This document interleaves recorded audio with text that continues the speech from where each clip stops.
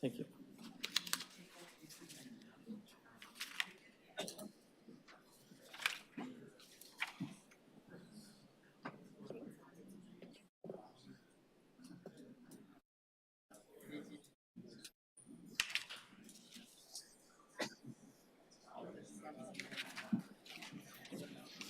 Anyone else can bring them up to Chief Hamill and he'll bring them over to us. Everyone all set? 3, 2, go. Good evening. I'll call this meeting to order. This is the August 8th, 2024 regular meeting of the Township Board of the Charter Township of Meridian. We'll begin this evening with our first agenda item, which is the Pledge of Allegiance. For all those who are able, would you please stand and join us in the pledge?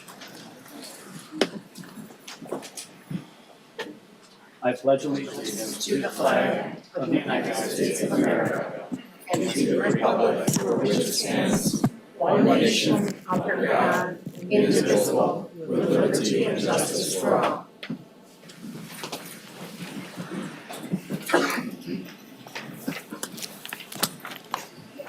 Everyone's names down. Thank you. Next on our agenda is a roll call. Will Clerk Guthrie please call the roll?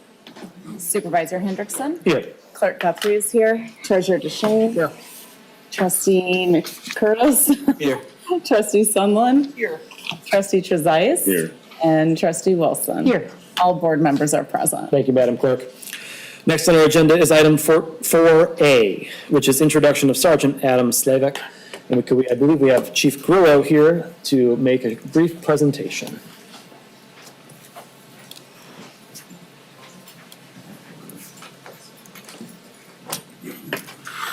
Good evening, everybody. Thank you for having me up here again. Today I come with Adam Slavek. Newly appointed Sergeant Slavek came to us from Canton Township, where he's from originally. He went to Michigan State, where he got his bachelor's degree, and in January of 2016, he began his employment with Meridian Township. He's shown very early in his career to be a very capable officer and was given many special assignments, including field training officer, which is probably one of the most important positions in the police department. He's been on our special response team for a number of years, and he did a fantastic job on the promotional, and we're very excited to have him as one of our newly appointed supervisors. He'll be taking the place of Sergeant Andrew McCready, who is scheduled to retire in early September. So we're very happy to have him. Welcome. Thank you. I just want to say thank you for the. I just want to say thank you for the opportunity and thank you for the support and trusting me. Thank you.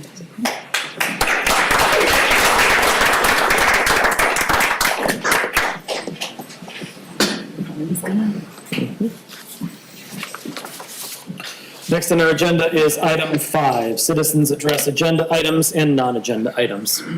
There will be several opportunities for public comment tonight, and members of the public who wish to address our agenda or any item not on our agenda have an opportunity to do so at the beginning of the meeting as well as at the end of the meeting. Those who wish to address the board must complete a green card, which are located on the table by the door, and present the card to the board or a member of the township staff, and I believe we have Chief Hamill, who's our designated volunteer card collector over there. When it's your turn, I will call you up to the podium, and I'll let the next speaker know that they're up after that to speak on the topic indicated. While it's not required, it is helpful for the sake of our meeting minutes if you can provide your name and address for the record at the beginning of your remarks. Citizens are required to limit comments to 3 minutes. An automated system will keep track of the time, and an indicator light and beep will alert you when your time has expired. Members of the board value public comment and input from our public, and the meeting format and rules, however, restrict board members from engaging in conversation with commenters or answering questions directly. Questions and concerns may be addressed by board members at a later time in the meeting, or they may be referred to a member of our township staff to follow up on. Please remember to address all comments to the board and or the board's chair and not to individual board members. Please do not address your remarks to others in the audience. And for those in the audience, please do refrain from outbursts, including applause, throughout the course of public comment, as it does slow down our meeting and make us less efficient. With that said, I do have a number of green cards here from members of the audience. We have Michael Sui and then Bob Baldori. You are on deck. Or Michael Chi, maybe? I'm not sure. Sorry. Please.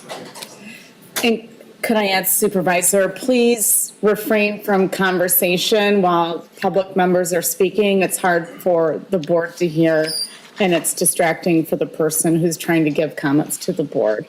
Thank you. Thank you, Clerk Guthrie. Sir. All right, so thanks for the opportunity. And my name is Michael Cui, and I live in Briarwood District. And I wanted to voice my strong objection for the proposed establishment of the recreational marijuana shop. So I want to give some numbers. So the first is that shop can increase the crime rates. So the research from the University Colorado Denver found that neighborhoods with marijuana dispensaries experience a significant increase in crime rates. The study reported that crime rates, including aggravated assault, burglary, and robbery, were 26 to 1,500% higher in neighborhoods with dispensaries compared to those without. So the other one is the decrease in property value in the local district. So a study by InSeed showed that the home with 0.36 miles of new marijuana dispensary experienced a decrease in value by 3 to 4%, translating to a drop of approximately $11,000 to $15,000 for the average home in Okemos area. So there is also impact on use. So increased accessibility to marijuana can lead to higher usage rates among adolescents, which can have adverse effect on their health and development. Studies indicate that neighborhoods with dispensaries may see an uptick in underage consumption and related health issues. So those are the voices as a member of the local community. I also wanted to talk as a dedicated member of the local church. So Lansing Chinese Christian Church, which is just 0.3 miles away from that store. So there are a few key reasons for my objection as a dedicated member of the church. So there's moral and ethical concerns. So our church upholds and promotes certain moral and ethical standards, including encouragement of drug-free lifestyle. The presence of marijuana shop in such close proximity to our church is contradictory to these values and undermines our efforts to guide our congregation towards healthy and positive choices. And also they have influence on congregation, especially youth. So our church is a gathering place for families, young people. The proximity of the marijuana shop can increase curiosity and a potential experimentation among the youth, which directly conflicts our mission to provide a safe and a nurturing environment for the young generation. And we strive to create a sense of community. Thank you. Thank you. Yeah. Bob Baldori, followed by Gene McDonald. Order, please, can you turn up the microphone, please? We'll see if our staff can increase the volume a little bit. Thank you. Mr. Baldori. Yep. Bob Baldori, I live at 2719 Mount Hope Road. I've lived there for 50 years. It's hard to believe, but half a century.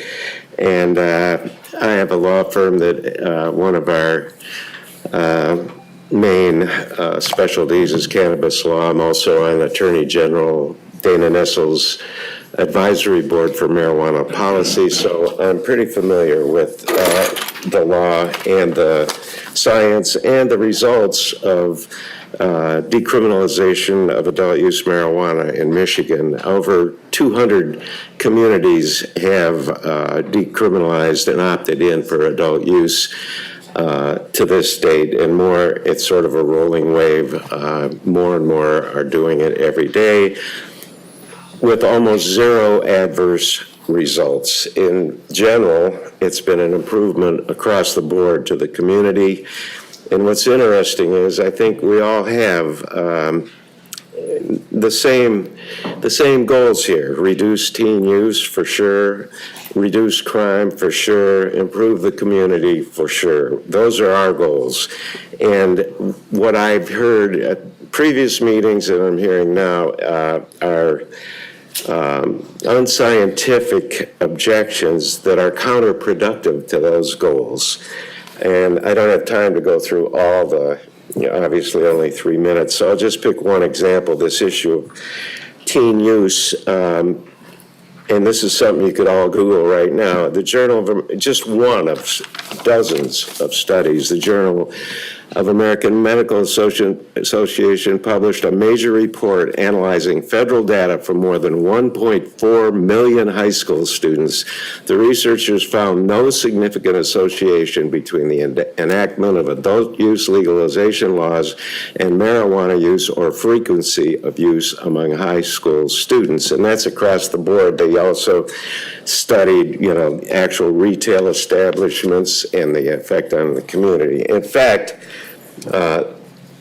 decriminalizing and having regulated outlets for this actually drives out black market use. If you don't have a place where people can go legally, in which you can't even get into if you're a teenager, then you create an environment for black market access to this stuff. So, again, I could cite and go through many studies, but like I said, you can Google that yourself. Also, data provided by the Centers for Disease Control and Prevention finds that the percentage of high schoolers who report using marijuana has fallen 30% over the past decade. Thank you. Yeah, I get it. And so anyway, I'm Gene supporting McDonald, the followed by request Peg for Fritsch. approval of pending application. Thank you, sir. Gene McDonald, followed by Peg Frisch.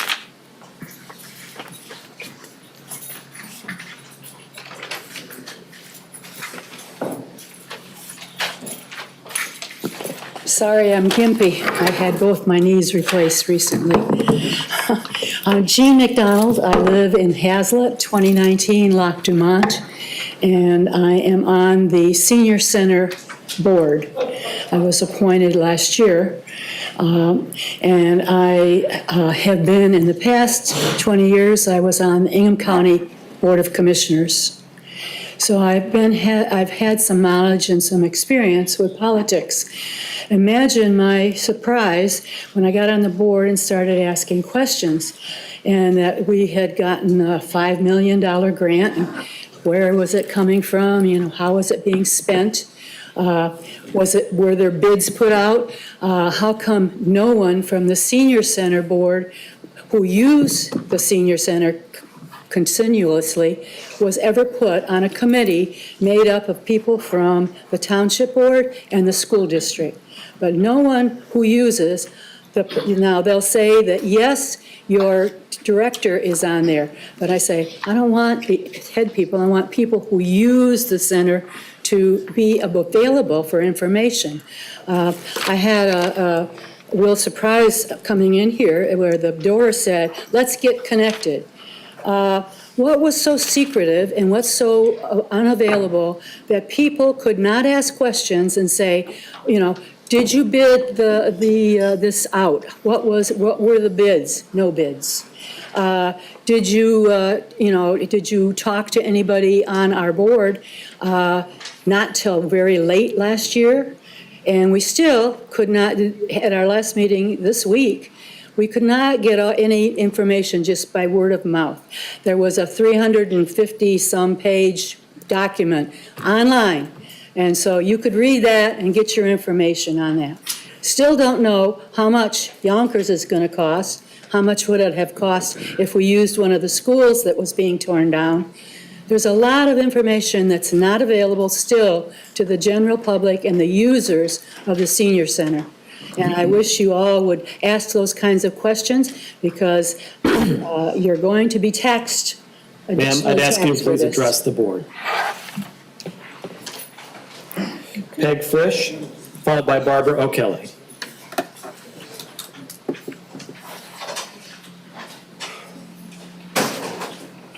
Hi, my name is Peggy Frisch. I'm president of the Senior Center Advisory Board. And we had some concerns, and I have concerns as a taxpayer in this township. It seems to me that this Yonkers building, which is much larger than we need for community and senior center, the Yonkers building is 82,000 square feet after you remove the second floor, and they propose using 44,000 square feet. But you still have to maintain the entire space. You have to maintain the parking lot. And if the two anchor stores, Penny's and Macy's, leave that mall, you'll be the last person standing there because it will just not be feasible as a mall. My thought was that there are many opportunities in the township for the services that this community center would be providing. There are exercise and pickleball and tennis and swimming, and I mean, we're very fortunate to live next to that large university, which provides us many options. And I had heard a talk that they were going to try to make this free for people who use the community center. Well, how can you do that? Where's the money going to come from that is going to pay salaries, maintain the building, fix the parking lot? I don't know.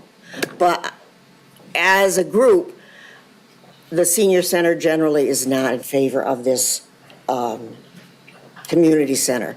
We enjoy being in the school, and we'd like to stay. Thank you. Thank you. Margaret O'Kelly, and then Sonia Borashevsky.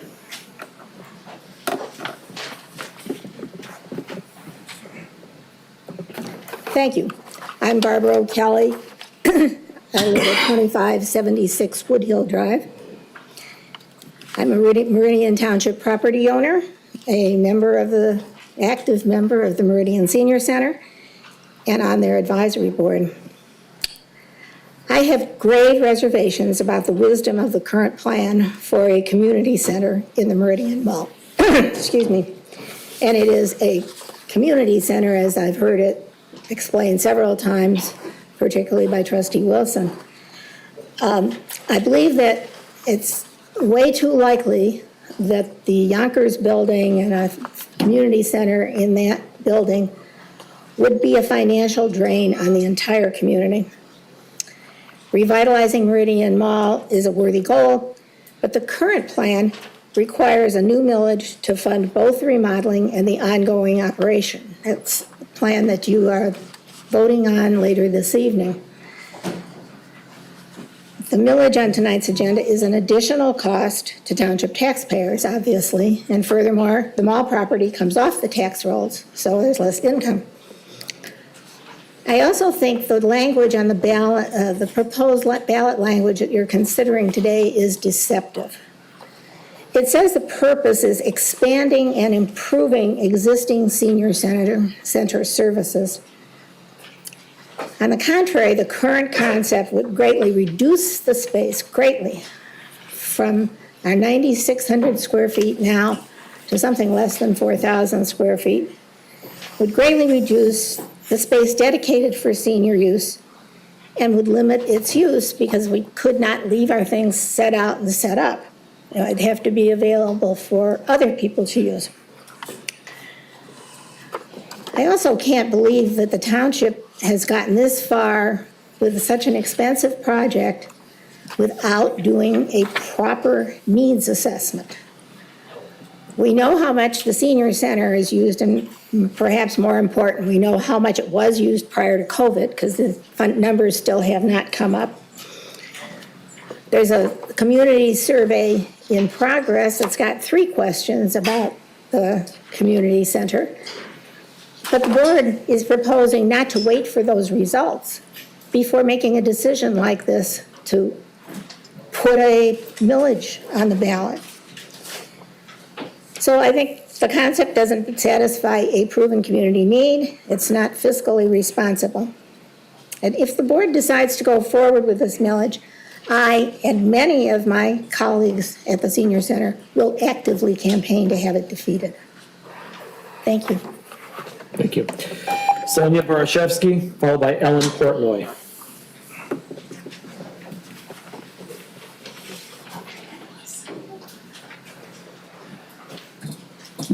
Hello, I'm Sonia Borashevsky. I reside in the Forest Hill subdivision. I oppose the current concept of the community center/senior center, and I would actively vote against it as well.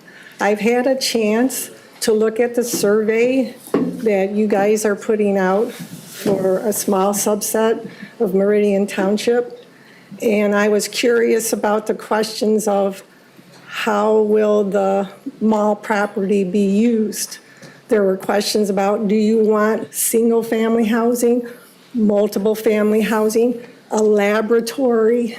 Where are these questions coming from if the mall is viable?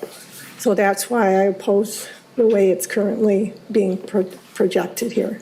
Thank you. Thank you. Ellen Portnoy, followed by Jamie Garmo.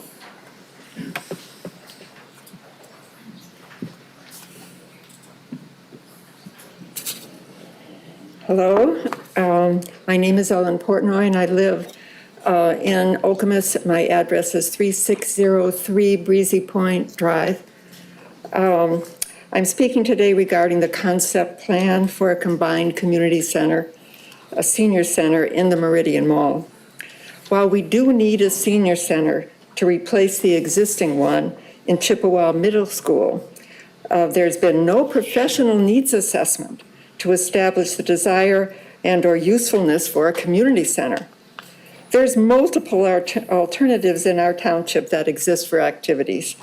These include the community center in Hazlet, a YMCA, the MAC, the Court One, the Planet Fitness in the mall, excellent activities through the school systems, as well as our library system, which has all kinds of things for all age groups.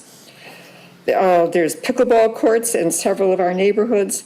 We have no idea if busy families are going to use a community center, much less want to pay for the increased millage and taxes to support it, because it will take money to do that.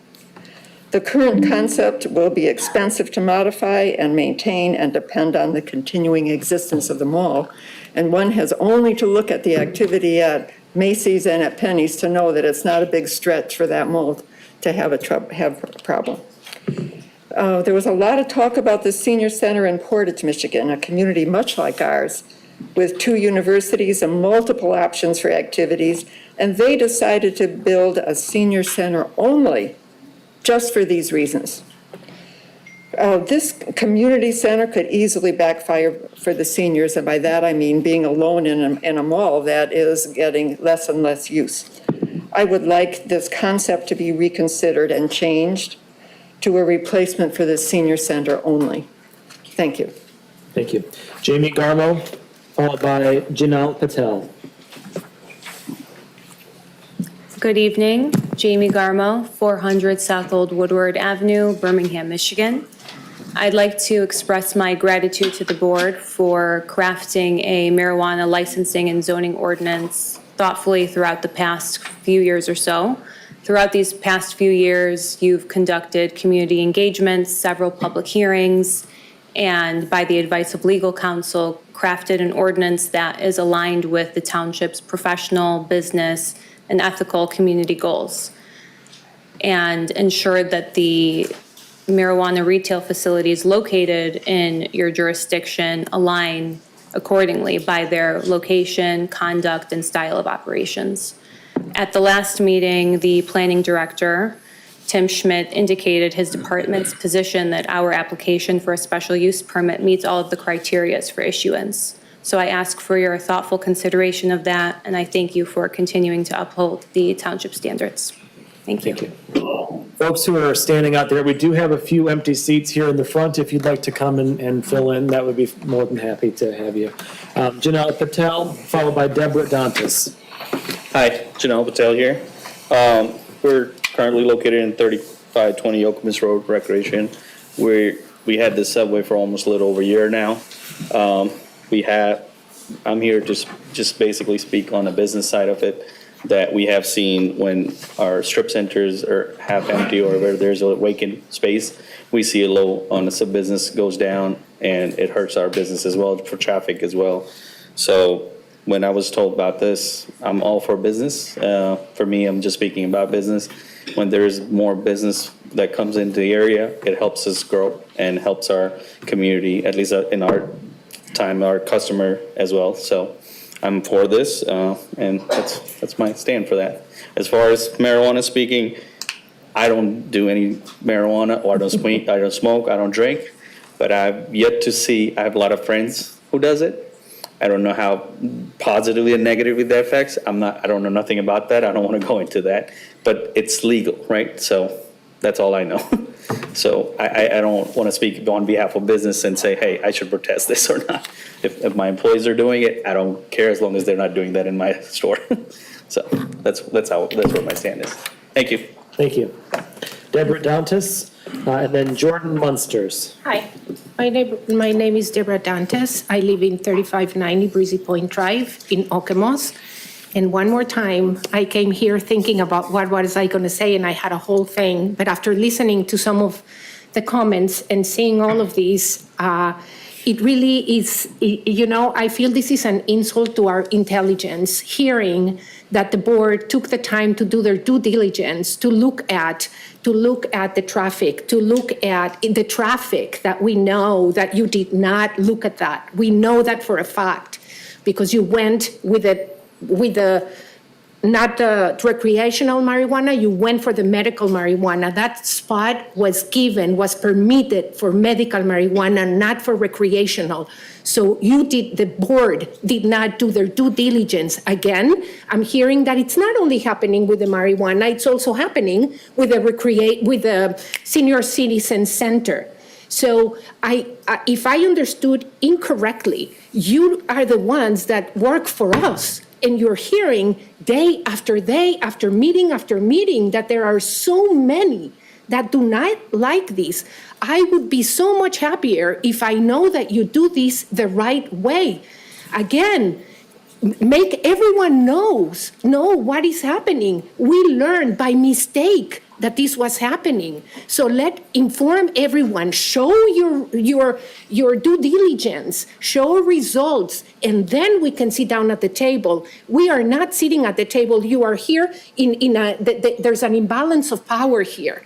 And it is not fair. It is not fair for us who live here. This person that came here and say, I know nothing, but it's legal, let's try. Let's do our due diligence. I do know about marijuana, and I do know the effects on children, on adults. I know that for a fact. So listen, please, to your people, to the people who are saying, let's do this the right way. If after everyone is informed and you do your due diligence and everyone votes for it, let's go for it.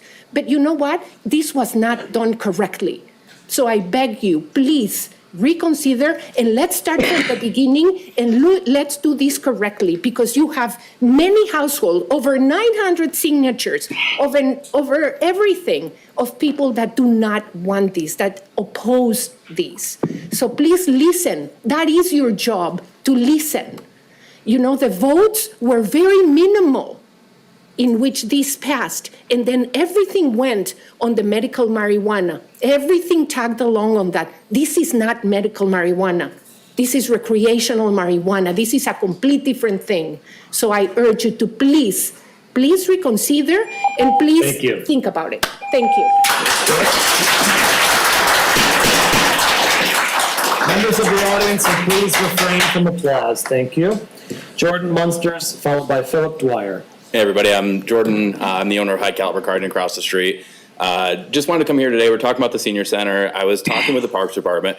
I don't really know much about the senior center. It's not my area. If we need it, great. The people that are using it, the ones that'll say something with it. But when I met with the Parks Department, we were trying to figure out what we can do more for the community. And one of the things that was brought up was the big need for that senior center was the meeting spaces for Rotary clubs and Boy Scouts, things like that. These groups that are looking for a place. And the reason I'm here today is I just want to make sure everybody's aware, we got a banquet space over there that seats 130. It's free to any community. Like anybody who has a group, anything you need, it's wide open. We're there for the community. That's what we met with the Parks Department before. If we're gonna spend $60 million on something for it, it's gonna take time to build that, it's gonna take a lot, but we're there, wide open, free, my whole team's ready for it. So it's the only purpose I'm here for today is to offer that for everybody, so thank you. Thank you.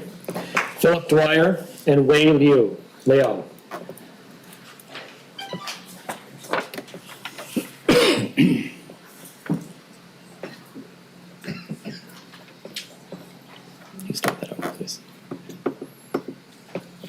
Hi, my name is Philip Dwyer. I'm here on behalf of myself on 2327 Hamilton Road, Okemos, Michigan. I'm happy to be here. I'm unhappy to be here based upon the fact that apparently, and I've heard this from a source that you people all know, which is the Meridian Township Board, that apparently tonight, without further ado, there might be a decision here that has the effect of spending $70 million over the length of this community service, senior service situation. It's my understanding that nothing else is going to spend $70 million today. Nothing else is going to spend $10 million today or $5 million today. It was brought up earlier by this nice lady who said, hey, you got to do your due diligence. You got to do your homework. What has been done to spend $70 million?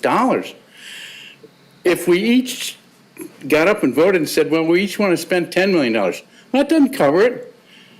$70 million over this 20-year time period or whatever the life of this thing is. You can't just willy-nilly stuff this down the taxpayers' throats. Taxpayers are here. Taxpayers know what you're doing. And the taxpayers know where the next election is. And the taxpayers can get you out as fast as you can come in. So I think it's important that you spend your time wisely. And the wisdom in this particular situation is to allow this procedure to go its fair way. You can't just throw $70 million or no $1 million out the window just because somebody brought it up and said, hey, listen, Meridian Township's a sucker for this kind of stuff. They'll spend $70 million in a heartbeat. And they've got all kinds of vacant property over there, all kinds of pieces of property in the mall. Let's just do this. Has anybody thought what it would take at the end of whatever this millage might be? What are you going to end up with? What are you going to spend $70 million on? Are you going to buy a $70 million car? Does everybody get to drive it for a day? I don't think so. What are you going to do with it at the end of this thing? I know what you're going to do with it. You're going to re-up the thing and say, well, we need to have another $70 million now that we spent the other $70 million. And we don't care because when we spent the $70 million, none of the people that were there are here today. So let's just spend it. I think I'm a little bit concerned that I'm following Bob Bell-Dory, a great man in our community, and he's been on Mount Hope for 50 years. And I've been on Hamilton Road for almost the same amount of time. Thank you very much. Thank you. Wei Liao and Tung Tung Lee, you're on deck.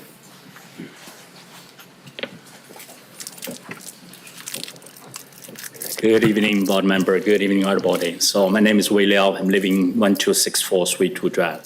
So I'm here to oppose these marijuana stores. So I don't want to give you those big statistics numbers a lot of people talk about in front. I just want to tell you a story. From the stories reflect two things. And I lived in the Washington State, inland, northwest, the Pullman areas, very quiet, small areas.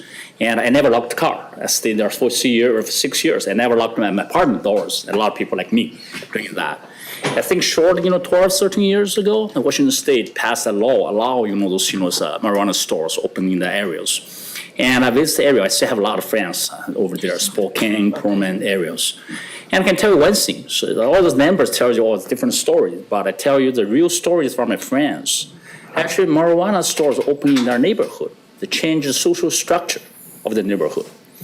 And people coming, I'm not saying, okay, all bad people. However, those, the people definitely is not the people we like to be, our neighbors. And moving to this neighborhood, causing a lot of homeless situations, and Idaho back then is not passed a law yet. So all the people going to that areas actually really ruin at those macro level, the structure like ours. Meridian, I've been here 17 years. I love our township and our neighborhood. I have 2 daughters. And they are, one still in the high school, right? We like this environment. If you look at these stores, we're gonna open next to the Hawassa and not too far from high school. And then actually the other 2 middle schools, kind of like 2 blocks away. So this is one thing, just those social structures, you look at big numbers, never reflect on those things. But we're living in our neighborhood. We are living with our neighbors. We want our neighborhoods as good as right now. We don't want those social structure changed. And we want to maintain that way. Second one is like my friend told me, although somebody mentioned the business and come in, but pay more attention. What kind of traffics you got? Yes, a lot of business come in. I can tell you again, Spokane's the story. People from Cold Lake going to that part. For what? Buying marijuanas, kind of enjoy those, the other bad things we considered, go to the kind of nightclubs and doing all those kind of, and there's stuff there, and there's robbery. There are some other things. You can read news in a couple of years there. So I this is my first time that you guys have a lot of discussion previously, right? And for me, I'm really surprised after this many rounds, we still kind of in that position to talk about this matter for our, small communities. And I'm a professor, but I do understand those statistics. But I'm not paying more attention on those statistics. I'm just paying attention on our township, Meridian Township. We're proud of these townships. We don't want this to change. We don't want this kind of things coming in, changing entirely our social structures and ruining our next generation or ruining our school systems. Our school, we have best school system in the state. Thank you very much. Tong Lee. Folks, please refrain from applause. Tong Lee, Jian Ren. Thank you for giving me this opportunity to speak here today. My dear fellow neighbors, I have been living in Okemos for more than 20 years, and I do love our neighborhood. I'm here to oppose the opening of this marijuana shop in our neighborhood. It is too close to our kids. It is too close to Hawassa Elementary School, our high school, Chippewa, and we need to be careful about what kind of people we're attracting here because of marijuana shop. Marijuana has negative impact on people's thinking capability, decision-making, and even driving skills. You're going to say the climbing of the crime rate, and you're going to say a lot of traffic accidents in that already very busy cross. And the location of the marijuana shop is right at the highway exit to Okemos. That's what people will first say about our neighborhood. Or those people they are taking marijuanas. Who is going to come here? And there has been a lot of research. I don't need to repeat the statistics about the decrease of the property value. Also, it is very important to notice that for Okemos, most of the township revenue came from the southern part of Okemos where we live, where I think because of large property values, as you can see, close to the place where marijuana shop will open. So, and people who approve it, most of them live in the northern part. But people from the southern part, us, we contribute tax, most of the tax, okay, to operate our townships. I really wish you can listen to our concerns and our opinions. And, well, okay, because of this location, it's very close to the main road as well. And also we need to notice that the medical marijuana is available just like 0.5 miles, within 0.5 miles So what is the purpose of open a recreational marijuana shop is just so close to the Spartan Emergency Center? As a mom and also a professor, and also, of course, a citizen in Okemos, I strongly oppose to the opening of this marijuana shop in our neighborhood. Thank you. you. Thanks. Please, John Wren, followed by Zachary Huang.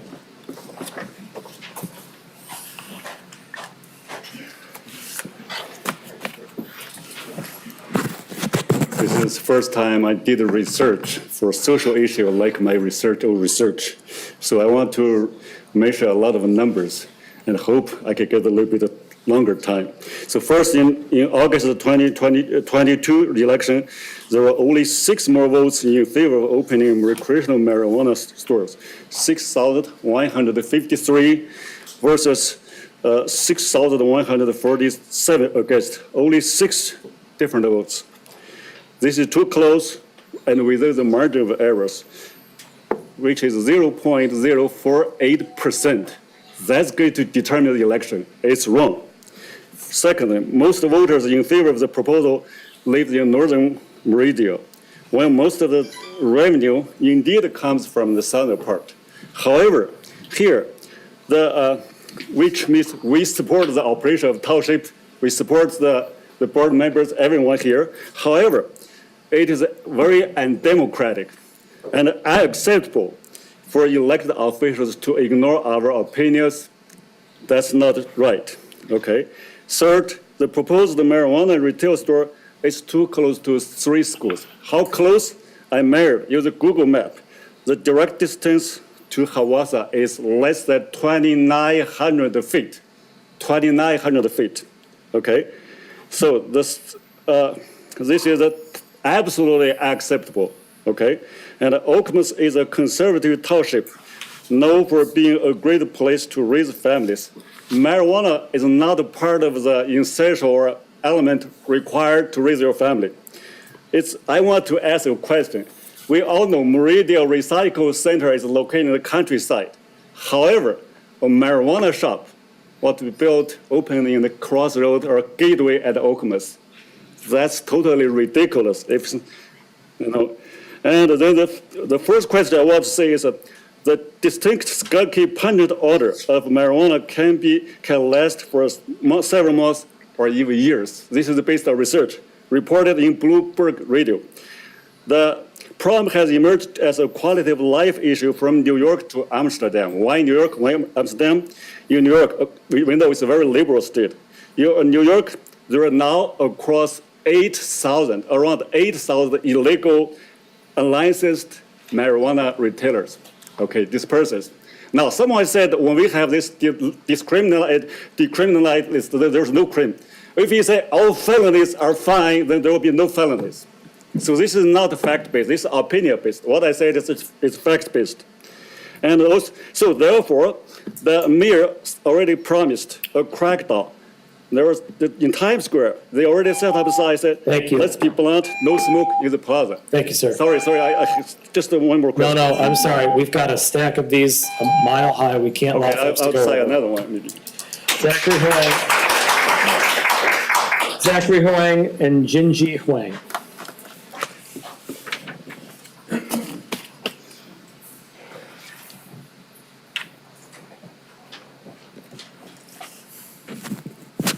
Hi, my name is Zachary Huang. I live in Okemos, 4287 Farm Meadows Court. I have been living in Okemos for 25 years, almost 26. Paying property taxes almost $6,000 a year, so I'm here to oppose the marijuana dispensary in Okemos. I feel that we should put kids' safety first, put the safety of the residents here first, before the convenience of the recreational users. So maybe it's good for them to be close to the traffic, to buy it easily, but it's not simply safe for the children. What if one get impaired after the use while driving in that busy intersection between Okemos and Jolly, where I drive every day, and it's so congested, even now. And so I ask the board to consider carefully that we should put our kids first, our residents' safety first, before the income generation for any users, whether it's medical or recreational. Especially for recreational use, it's not really a necessity. It's just a means of bringing business, having a tax from the income that you're considering. So I ask the board consider safety first, citizens first, and the income, the back at the back. I'm also a professor at Michigan State, studying biology here, so I know what marijuana could do, even though I never tried it. But I know what alcohol does to my brain if I drink too much. So thank you very much. Thank you. Jinji Wang and Rhonda, I'm sorry, I can't. Uki. Hi, I'm Guijie Wang. My English name is Joyce Wang. Hi, neighbors.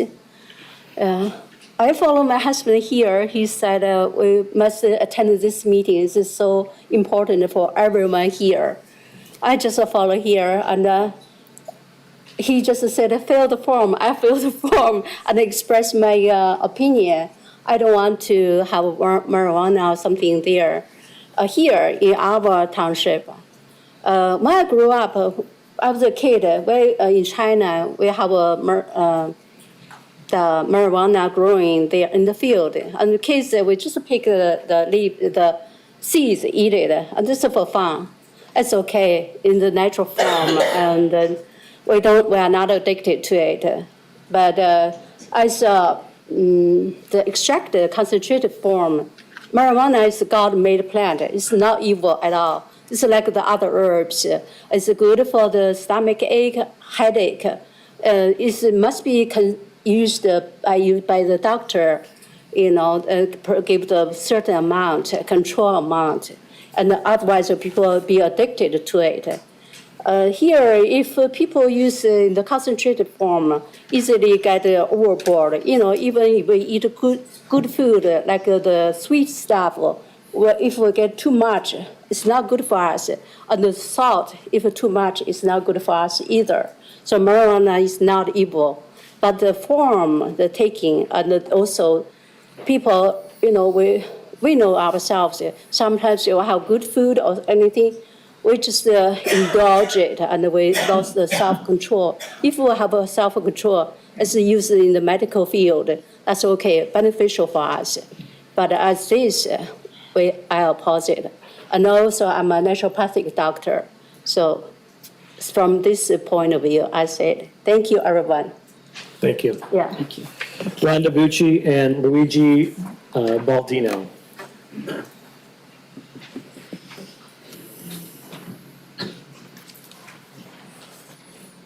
Good evening. I'm Rhonda Beakey. I live at 4126 Leeward Drive. Spoken here several times before in the past on several other topics besides this one, but also this one most recently. And I'm a nurse anesthetist and have a degree in public health. I'm very well aware of the effects of marijuana, and I've studied it, and I've read it recently, and it's not difficult to find information on it. It's not difficult to find how toxic it is at today's levels and how it's being tainted. It is not medical marijuana. It's not being controlled. And this is something that's totally different. It's not coming out of a pharmacy. It's totally different than what marijuana used to be. That's a fact. And that's what's very scary. That alone is very scary, but where we got to here today is also very frightening, because I feel that the Township Board took an oath of office to the residents of Meridian Township. And it's not an oath of office to a representative of our state or someone else or to yourself. It is supposed to be listening to the will of the people and doing service and good by the will of people, for the people, and the health of the community involved. I go back to I make reference to that because most recently we had a visit at the Meridian Township meeting by a representative who spoke to the effects of how she was for this sale in Meridian Township. And she also said that she gave money to the township, well, in her appropriations. Well, that's what representative is supposed to do, in my opinion. I don't know if that's, to me, that sounded a little odd. It was a little pressure. And I know in the past, there's been slates of candidates that have sat on this board, and presently so, who got in under some of that person's influence. And I feel are still beholden to that person's influence. And that's very frightening. And I've been here in the past before where the same sort of thing happened. And thank heavens the community spoke up. One of them was for the school board, against the school board, and got the school board to change their mind not to close Cornell School. And I know that there's a trustee here that was on the school board who still feels that Cornell School should have been closed. Well, I don't know too many people that think that we should have not closed Kenowa and Wardcliffe or not Kenowa, but Wardcliffe and Central and Edgewood. These are community schools that we need, and we came here and for the community schools. There's a lot of people came here for that reason and stayed here for that reason. Thank you. Thank you. Luigi Baldino and Barbara Curtis, you're on deck. Good evening. My name is Luigi Gino Baldino, and I have been a property owner in the Meridian Township for 38 years. My property is at 2119 Hazlitt Road, and I am in support of -2409. And just wanted to let people know that we have met all the requirements regarding that site. And I do disagree with some of the people because you have done a good job with doing your due diligence as far as over the last couple of years, and I've attended a lot of the meetings here, and you've gone through all the process as most of us have. So I thank you for that, and thank you for your consideration. Thank you. Barbara Curtis, and then David Paussat.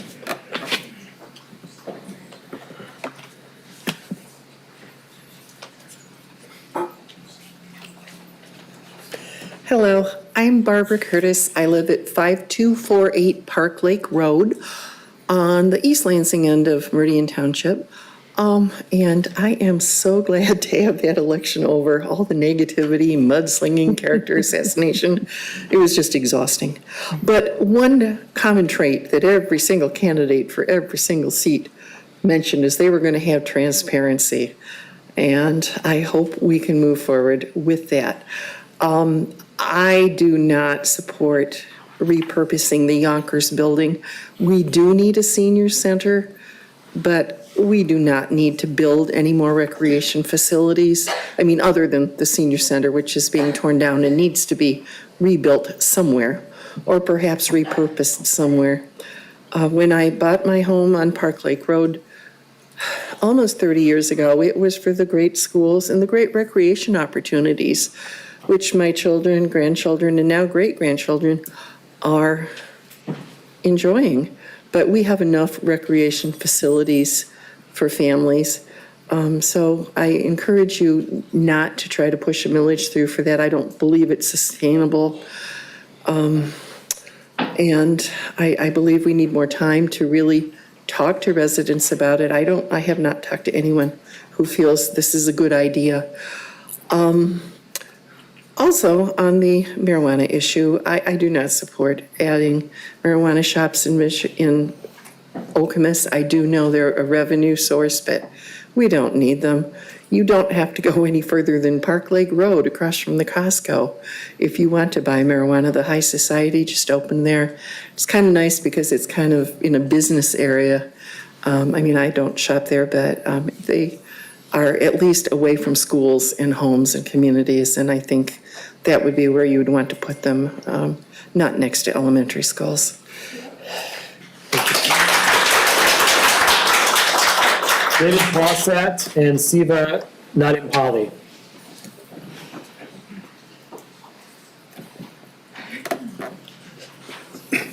Hi, my name's Dave Possett, and I just want to simply, as you can hear, the community is overwhelmingly, and they're waking up. They're starting to learn about this, and surprisingly, within 10 days, we were able to get 1,000 signatures, and this is the middle of the summer. So wait till the spring. Wait till fall when everyone comes back to school and they see this, and they learn that the community, what's been going on while they were gone. So the only thing I wanted to remind you of is that southern portion of Meridian Township voted overwhelmingly against this. But despite them voting overwhelmingly against this, the board ignored it. The board decided to zone it anyways. So they literally ignored the wishes of the voter. Remember, you guys work for us. We pay taxes. You're working for us. Your job is to listen to the wishes of the voter. That's your oath. That's the American way. Think about that.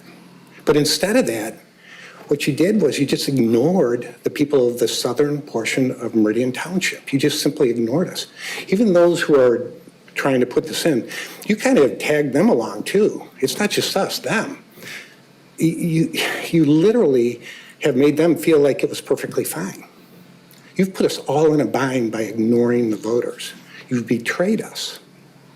And if you vote for this, if you think this is going to be politically good for you or personally good for you or whatever reason good for you, we're awake now. We want our township back. Just like the senior center. We're tired of paying massive taxes, now some bloated senior center. If it's going to be managed the way you've managed this, you work for us. Listen to us. We've been trying to have you listen to us and you're ignoring us. This is an ethical decision. It's an American decision on your part. Please do not betray the voters. You're hearing from us. We're real. We're out there. And there's going to be, every time we drive by this place, every time, thousands of people driving by it, we're going to be reminded that you betrayed the voters. We're all going to remember it. It's not going to go away. We're not going to go away once the vote happens, trust me. So please do the right thing. Have the courage to listen to the voters. If you think personally this is going to help you by voting for it, or politically, it isn't. So thank you.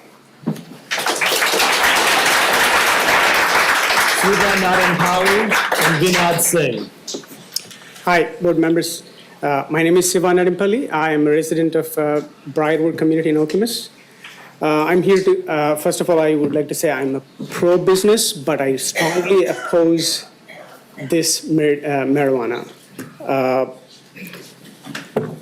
The reason is, as many of the previous residents said, there are a lot of reasons, like lack of due diligence in terms of traffic and other things, crime rate, increasing crime rate, safety, proximity to the schools and everything.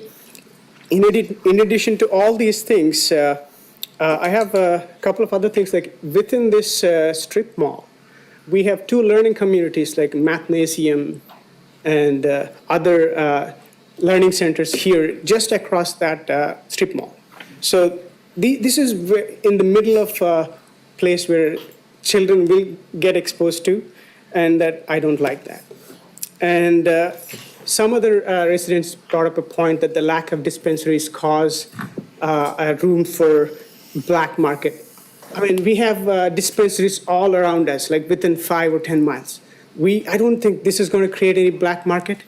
We don't need these things in Meridian Township. We already have a lot of them available for us. And and other statistics that they're bringing up to support these things, I don't think they are bringing statistics from a community like Meridian Township, which is very safe and sound, right? Whatever they're bringing up is from probably like a Chicago or other places. I don't think they're applicable here.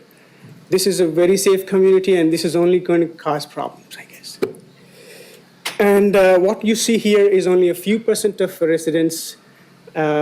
A lot more of them either unaware of this thing that's coming here, or they're all opposing, but they may not be here due to some unavoidable commitment. So please, you can choose to either ignore our voice, or you can create please create a better community by trying your best to oppose or prevent this marijuana dispensaries here. Thank you. Thank you. Vinod Singh, and then Venkata Banam.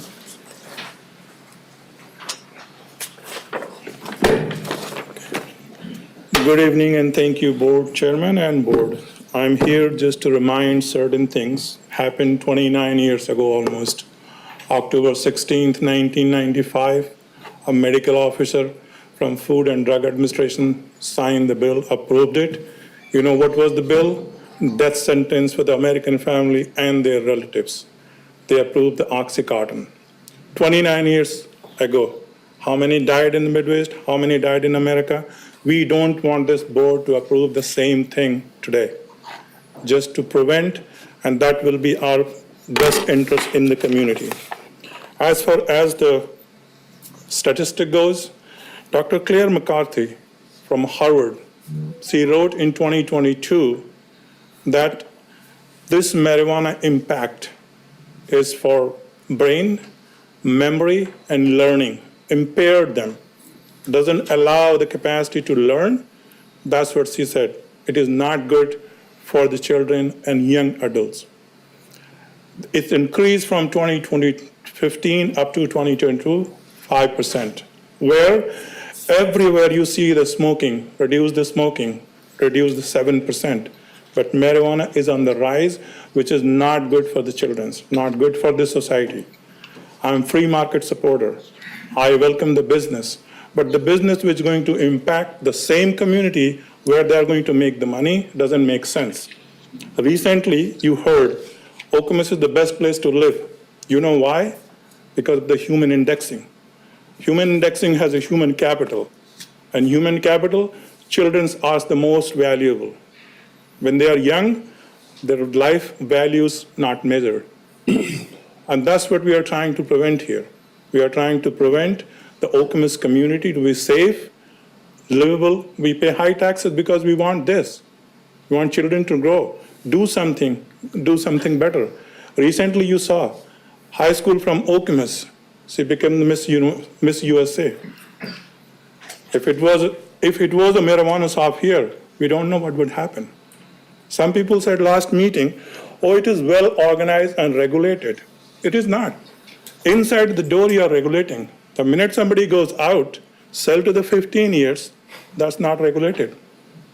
You read the news, somebody died in the car accident, the child was 15. If that was regulated? No, because somebody bought with their license, sell it to the third person, make the money. This practice is going to repeat here as well. If you look at Denver Post and other news, April 20th, 2019, this whole community made a mess in the Civic Park. It requires the entire law enforcement officer 3 days to clean it. Thank you. And one more thing I would like to mention. We've not let anyone go over their time tonight. Thank you. Venkata Banam, Sandeep Jain. Hi, this is Venkata Banam. I live in 2525 Lupine Court. Last time when I was here, someone was referring, we are all fearmongers. But not fearmongers. I went back and I checked all the data. There was one licensed, regulated, approved shop in Detroit, which was being closed 5 months ago because they are selling the drugs to the kids. And that news is in WXG TV, and if you permit, I can show. And all the other data I have, if time permits, I can share with you. So please consider all our requests and make sure that you take the right decision. Thank you. Sandeep Jain, and then Kara Aluru. Sandeep Jain.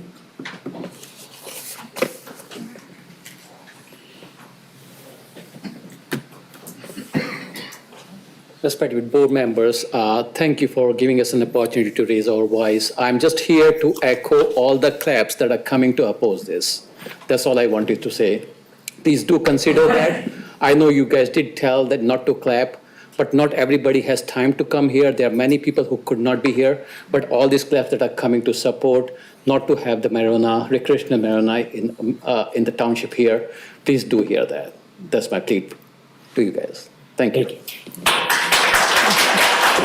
Venkata Aluru and Tamnu Aurora.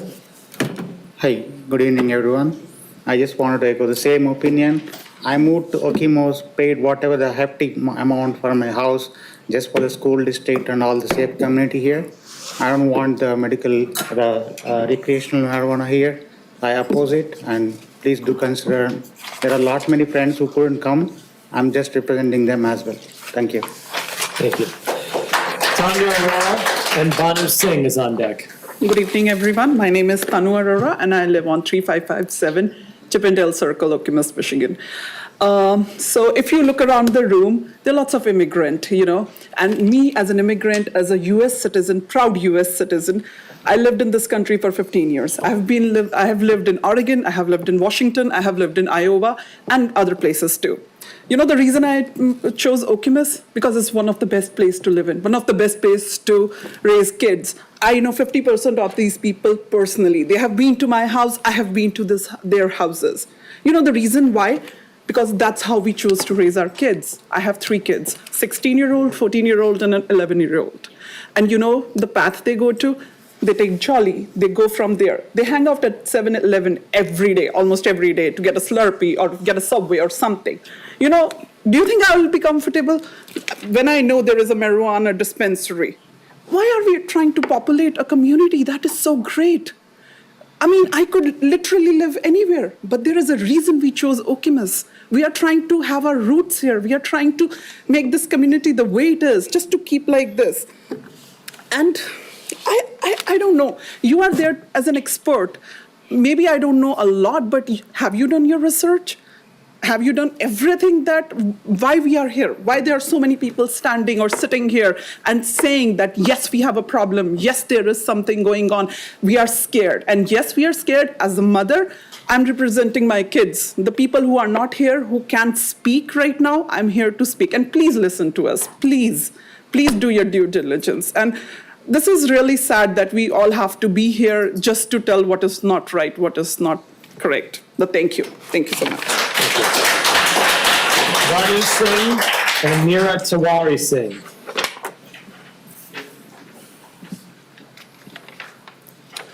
Good evening. Thank you for giving me this opportunity to talk about, and I'm here again to oppose the recreational marijuana in the Okemos Township. I live in the Meadows, 2739 Coreopsis Court. You heard all the reasons why we do not like this marijuana shop in our community. What I want to understand is either the leaders should listen to the people, or people have to adopt what you are going to do. If the leaders or the board members or whoever is going to take the decisions, at a time if they don't listen to the people, people will have to find other options what they can do. And definitely, as it was mentioned that people are awake. We went home by home by home. I mean, a lot of us tried to talk to the people. What I found personally is like a lot of people in the community even was not aware that this is happening. Yes, the whole voting percentage was only 6 votes, but the moment we were reaching out to the people, most of them are not even aware. Last time it was 10, 20, this time it is 100. It's not like this is only the people who are against this marijuana. We have a lot of people, they have concerns, some have the job, some has to look after the families and all. We are talking against all of those, which will have the majority at the end. And there are reasons, and reasons are given. Safety, medical problems, kids, schools, property value, why you're paying additional taxes. What we want is, I'm requesting that you should not rush towards this. If people have problem, why not listen to them? Or convince us that why this is right for us. This just cannot go silent. We are coming here, raising our concern. You are just listening to us and simply ignore. That's okay, because it was passed through some 6 votes. So there are no respect, no values to us coming here, raising our concern. And at the end of the day, the board is just going to decide what you already have pre-minded. And if this is what is the norm, in the way to do that, then there is no benefit of any of us to come here and talk about it. And if you're talking, somebody has to just explain, like, okay, why, after all these concerns, this decision was taken. Whose responsibility is us to convince us why something was done by the board was right or wrong? We need the answer because we live in this community. We pay taxes. We have concerns. And I believe we have the rights to know about it. So this is my humble request. Please, if you need time, take the time. Thank you. And listen to us. Thank you. Neera Tiwari Singh, and then Marlene Stover, you're on deck. Hello, good afternoon, everybody, and thank you again for giving me an opportunity to speak here. And to the sincere board members, we thank you for all your service, but this is an important issue that is being raised and people have been made aware of what's going on. And as Dr. Bhanu mentioned, that most of the people were not aware that the shop is coming up in the neighborhood. And I'm here to oppose it. I live in the neighborhood here in 3548 Estelby Drive in Okemos, and I moved here. I bought a house here very recently just because everybody mentions that this is such a great community. We want to be around here. But being a scientist, being a mom, and having read a lot of things what marijuana can do, from impairing cognitive abilities, reduction in IQs in kids, and not only that, but it can lead to long-term lung effects. No matter what kind of things you smoke, be it cigarettes, be it anything else. So long-term effects of marijuana are still being studied and researched, but there is all the evidence there that I read recently, which is I didn't work directly on marijuana and I did not go and research the whole thing, but recently I started reading its effects, what it is doing, and not only in terms of science, what is happening, but also in terms of crime and also in terms of how the downtown areas in many cities look due to the opening of marijuana shops. And I have experienced this myself in the downtown Denver. We used to go and walk around with kids we lived there for over 20 years. And just go to the downtown area there and just see what has the marijuana or recreation marijuana done to the town.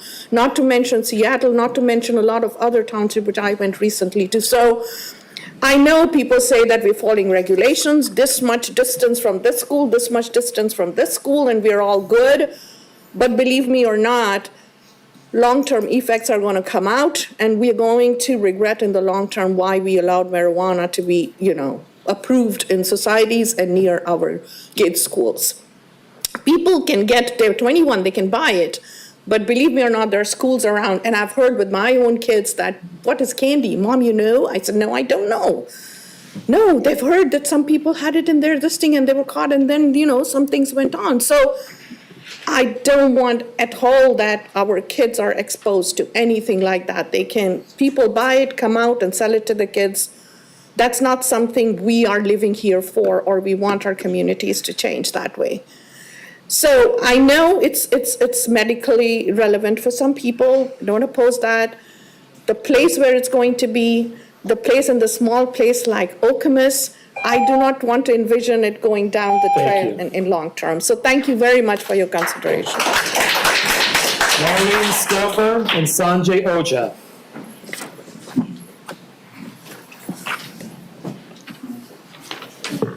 Good evening. Thank you for your time. I've lived in Okemos for 20 years. I live at 1851 Elk Lane. The biggest concentration of votes to ban were in the southeastern part of the township, while the highest concentrations not to ban were split between the northwest and northeast part of the township in Hazlet. So why is this going into the area that voted to ban recreational marijuana? You are the trustees, and we put our trust in you to listen to your constituents. In addition, 4 of the 5 dispensaries approved are in Okemos and not in Hazlet. So based on that vote, it doesn't make a lot of sense.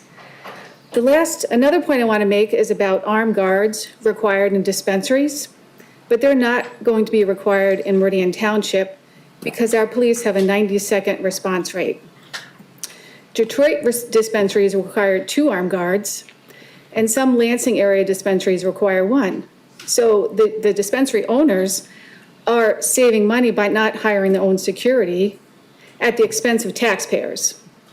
It's not fair to our police to be responsible for responding to robberies at this recreational marijuana facility.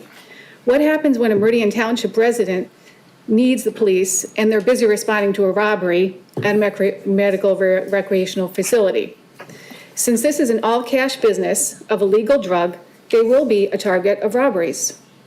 Children will be driving, walking, and biking past this location several times a day to and from the 3 schools mentioned. It's not safe for our children, and it's not the family-oriented type of business we want in our community. Okemos and Hazlet are ranked as the best place to live and raise a family. I'm not sure why you would jeopardize that ranking by bringing recreational marijuana into our community. Based on research, the majority of purchasers are 18 to 25 years old, and there is a low population of that demographic in this area. So most of the traffic will be coming off the highway. When the traffic study was done, it was based on medical marijuana dispensary in 2018-2019. Since then, there have been many more businesses at this intersection.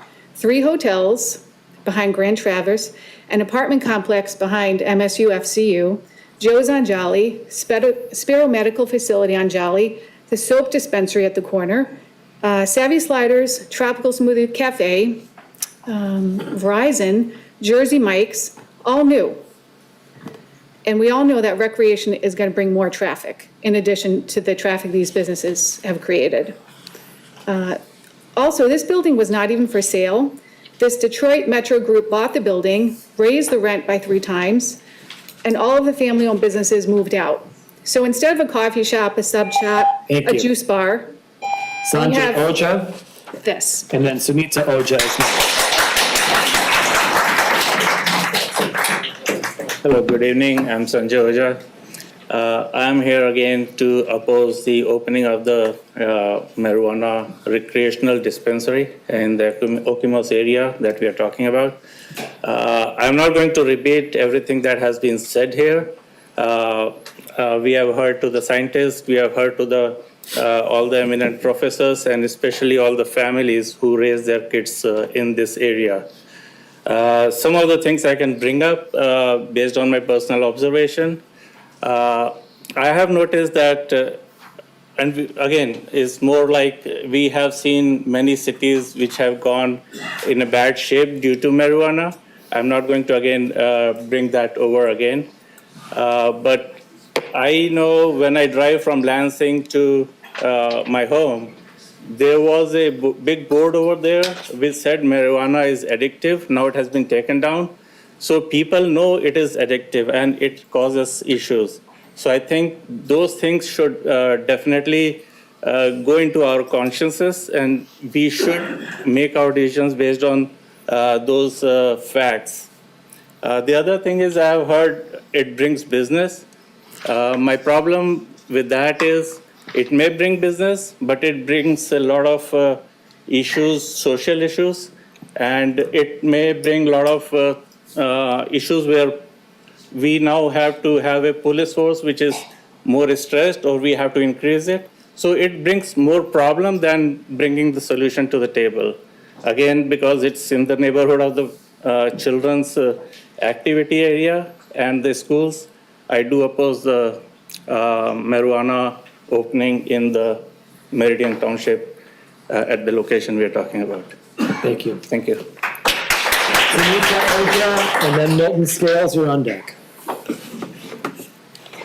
Hi, my name is Sunita Oja. I live in 3536 Hyacinth Street.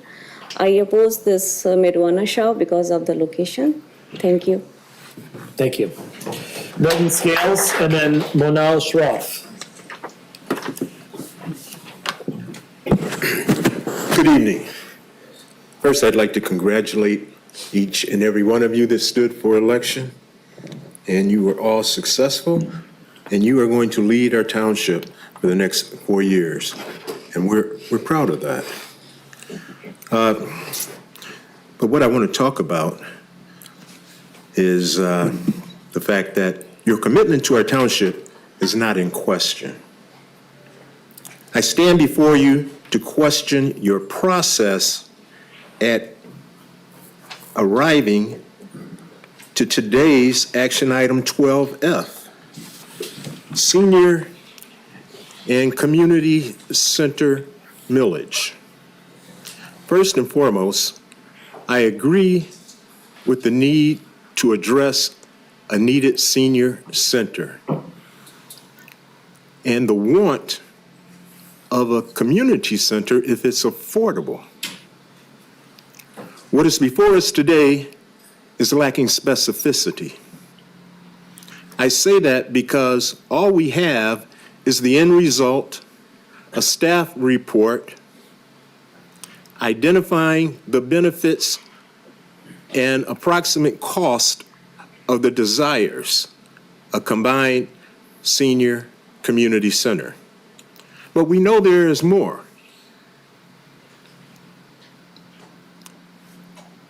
This body, the Township Board, commissioned a task force to explore the acquisition and/or building of a replacement for the soon-to-be demolished senior center and possibly a community center. We need the following. Number one, names of the task force members. Number two, minutes from the task force meetings to understand the deliberations, options explored, and rationale for dismissing options. Number three, task force report to this body, the Township Board, complete with the task force recommendations to the Township Board and the votes cast by each of the task force members supporting or denying the recommendation to the board. We don't have that information, but it must exist because you're going to sit here and deliberate whether or not to put this information you provided us on the ballot. But if you don't have the information that took place at the task force meetings, or maybe I should say we don't have it. Thank you very much. Mona Shroff, and then Graham Goebel. Hi, good evening. My name is Monal Shroff, and I live on 2735 Lupine Drive, Okemos. I'm just here to oppose the dispensary coming up in the Okemos location. And I echo all the arguments that have been provided so far. The only thing that I am here is I'm a public health scientist, and I have been studying substance use opioid data for the last 10 years in Michigan. And I have seen just no solution coming out. It's a cyclical cycle. It goes from treatment to recovery. And I would just really, urge the board to pay very close attention to the prevention, because prevention is very, very hard, and treatment is very easy, and recovery is hard. And it's just a cyclical cycle. Our population is going through a tremendous amount of mental health issues because of all this. And I would really urge that you please consider this, because this is just going to create another cyclical cycle for a new generation of children that's going to come through Michigan. So thank you very much. Thank you. Graham Goebel and John Jang.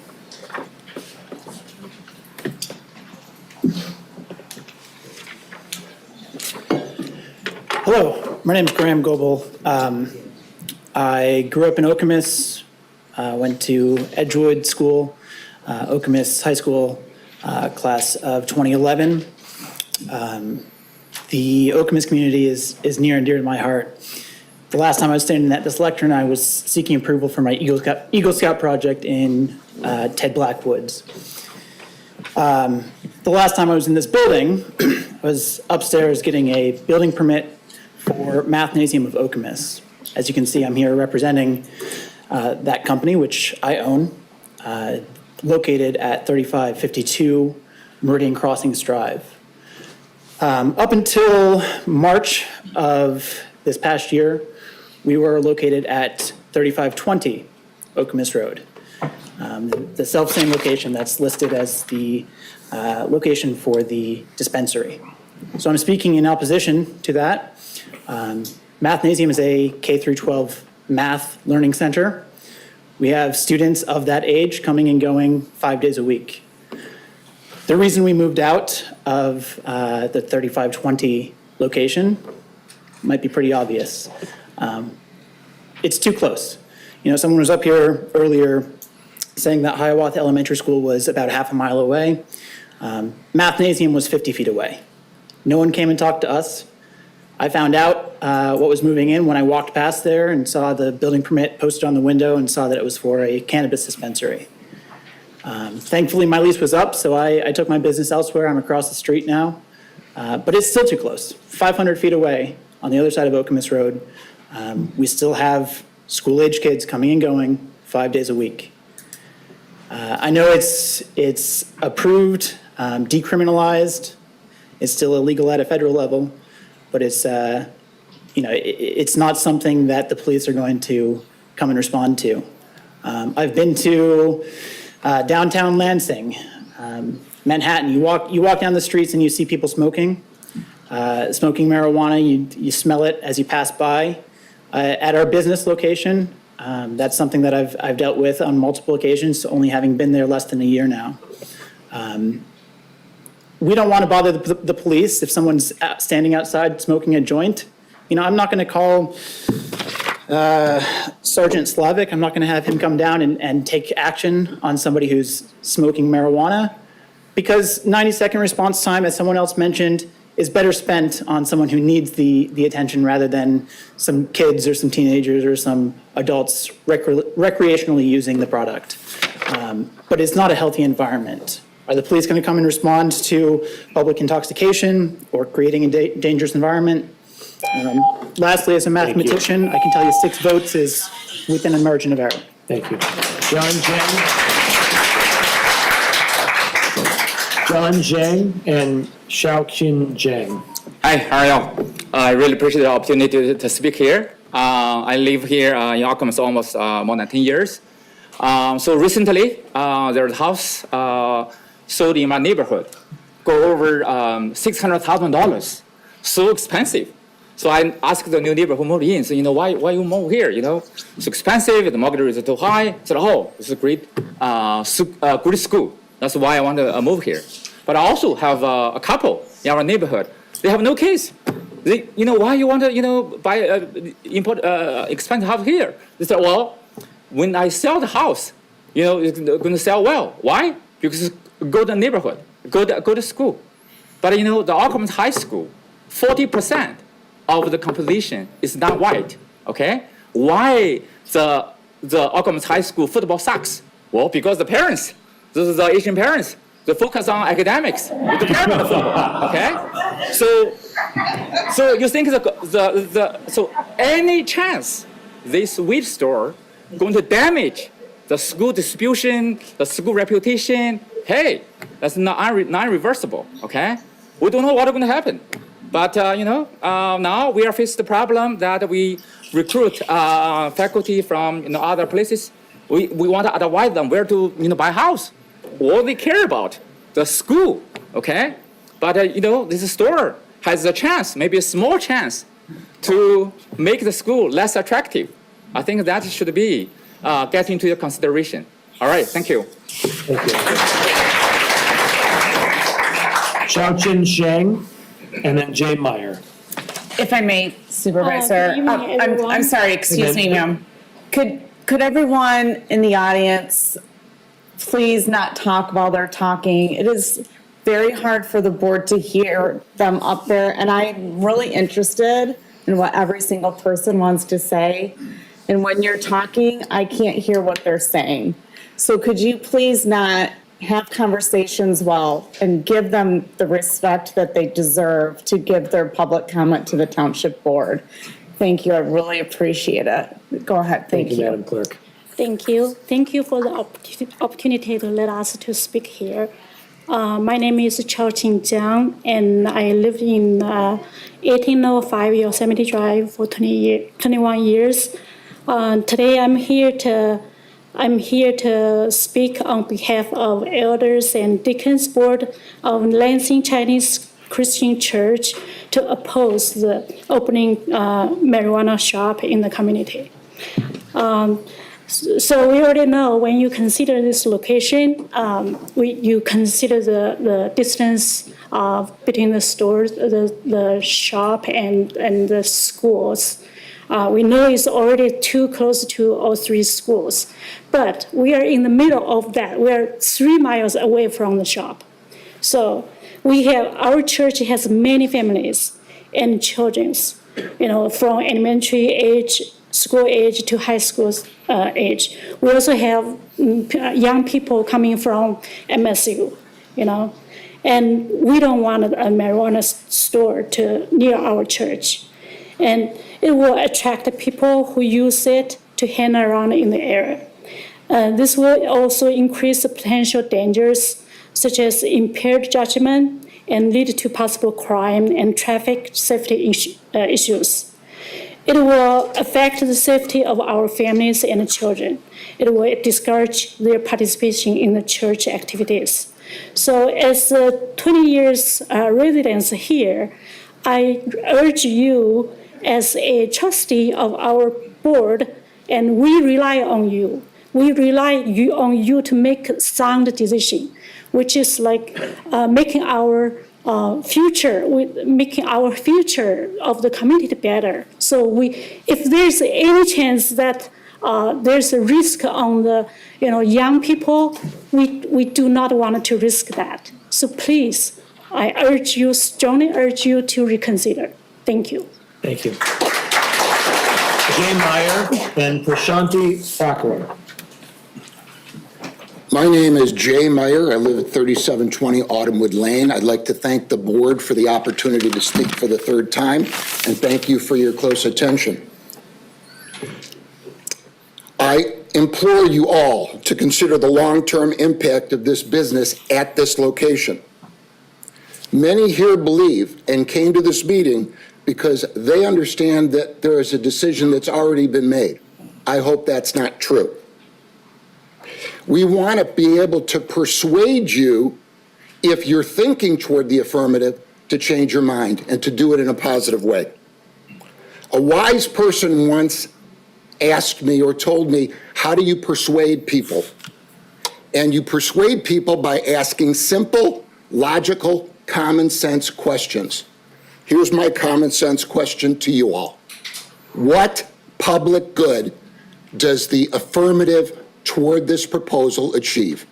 What public good having this dispensary at this location offer the citizens of this community? I say none. Listen to your community, listen to your constituents. Having this location on this corner is not okay. It's not okay with us. It will never be okay with us. We understand the law. We understand that this dispensary could be placed somewhere else. Please listen to us. Let us persuade you to the optimum. Thank you. Prashanti Thakur and Kalyani Vangala is up after that.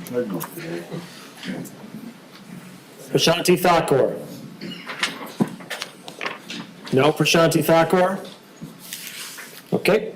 Kalyani Vangala, followed by Julie Lawton-Nessa.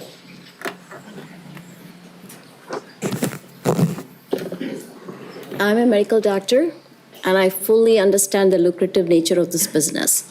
But day in and day out in my job, I see the effects of substance use, substance abuse, and poor decisions. I know that Americans are going to regret the decision to legalize marijuana in this country. We are not only going to pay for it in terms of cognitive problems, but further down the road, marijuana decreases fertility rates. Think about it. So the birth rate in this country that's already low is going to decline even further. Okay? So I shop in the strip mall where you propose this location. I shop at the 7-Eleven. I go to the dry cleaners, and I go to the Subway there. I don't want to be exposed to bus drivers. I don't want to be exposed to illegal activity. I passed by it the other day, and I saw that you're not even listening to your constituents. The shop is already under construction. There's a permit on the door. So whatever is happening, you're not making any efforts to stop that, and I'm very concerned. I'm very concerned that people can be high and that we'll be exposed to standing accidents in the strip mall and traffic accidents on that road.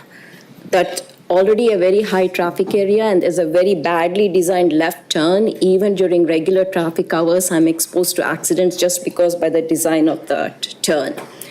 So there's large number of school-age kids that live here, that drive by this, and that are going to be exposed to the glamour and easy accessibility of this drug. Because let's call it a drug, okay? And I'm glad that my daughter is raised and gone, because I would not want to live in this location right now. I'm so sorry. Can you pause this for a moment? Thank you for listening. I've got a wasp here in front of me. It's the second one tonight. Make use of the hammer.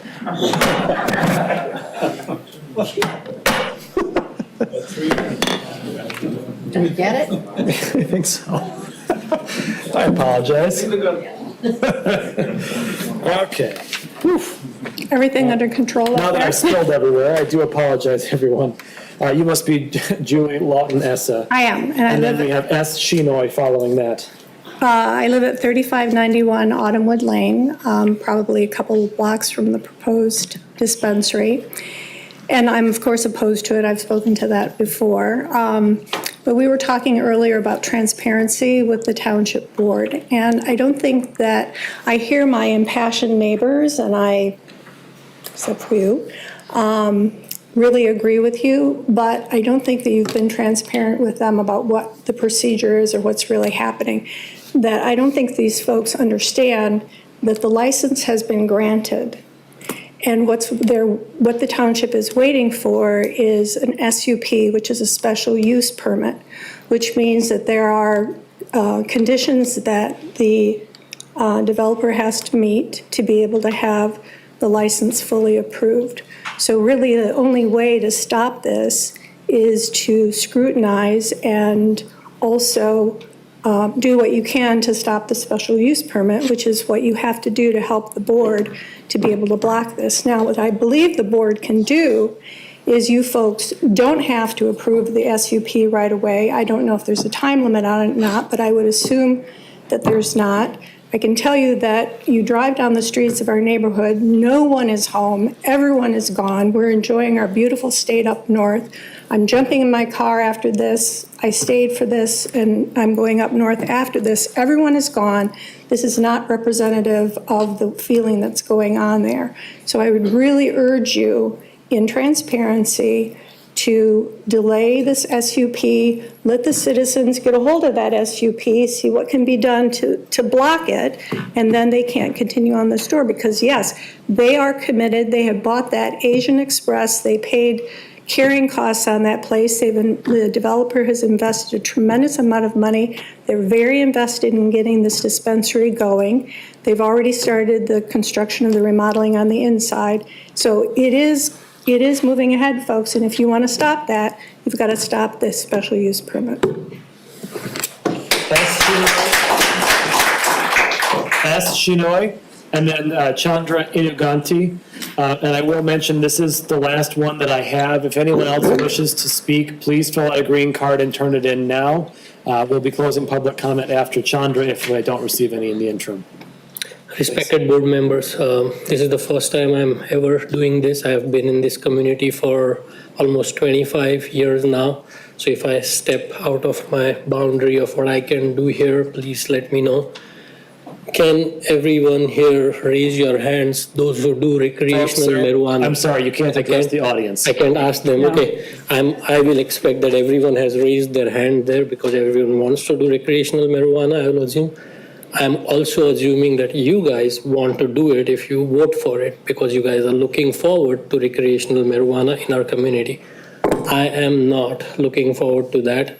Our community has survived without this marijuana or any such thing for a long time. If this is purely based on revenue being generated for the township or the taxes or whatever, then it is wrong. It's greed for money that is driving this. I think not, I would say most of the people in our township are not looking forward to going and buying marijuana for recreational purposes. I don't think that's what our community needs. So what kind of, who is this business for? We need to think about that.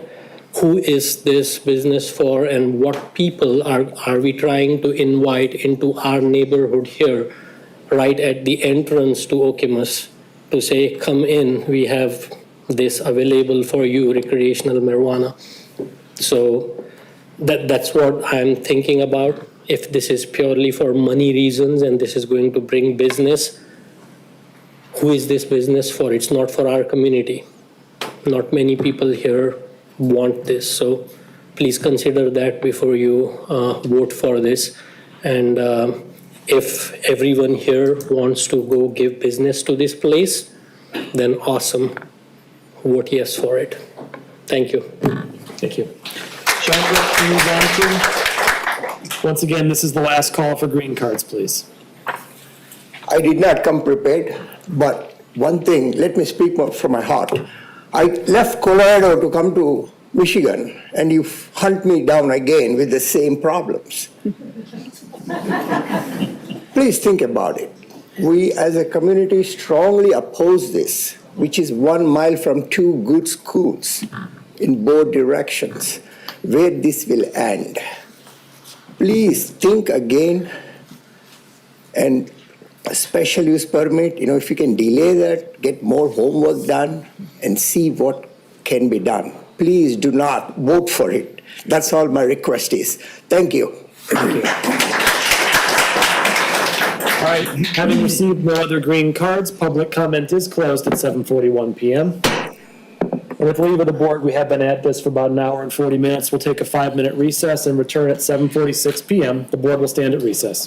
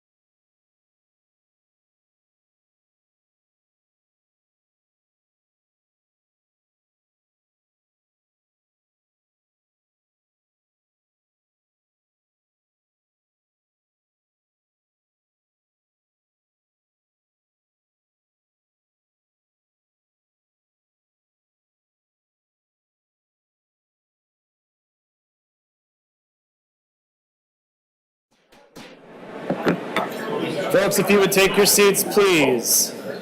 We'll call the meeting back to order at 7:52 PM.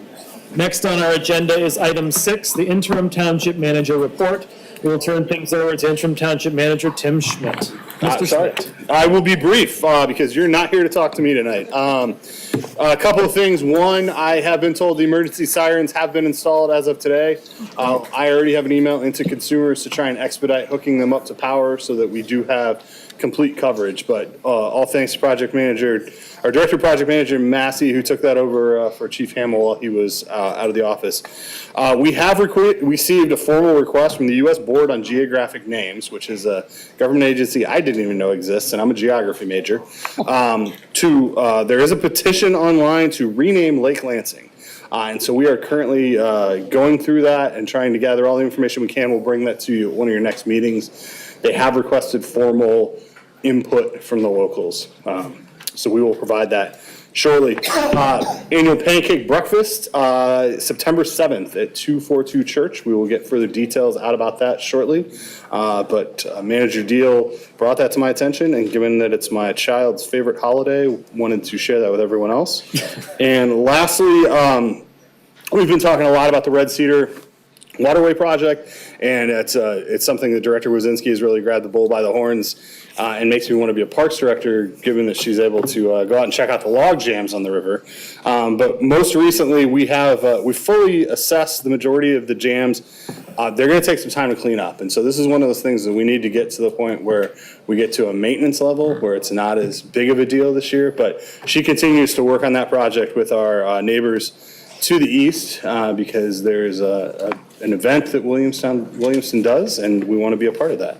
And again, we have approached the county about this from a funding perspective, and we will be continuing those conversations because the waterway projects in the state are very popular, and so we want to be a part of that going forward. That's all I have right now. I'd be happy to answer any questions. Questions for Manager Schmidt? Thank you very much. Next up is item 7, board member reports of activities and announcements. Do we have any board members with activities and announcements to offer? Trustee Sunland. Yes, I attended the Economic Development Corporation meeting on August 1st, and we hadn't met for a while, but we're looking into some annual economic development training to meet our criteria, and we talked about our association membership, and so it was kind of a brief meeting, and it was necessary, and everything went well.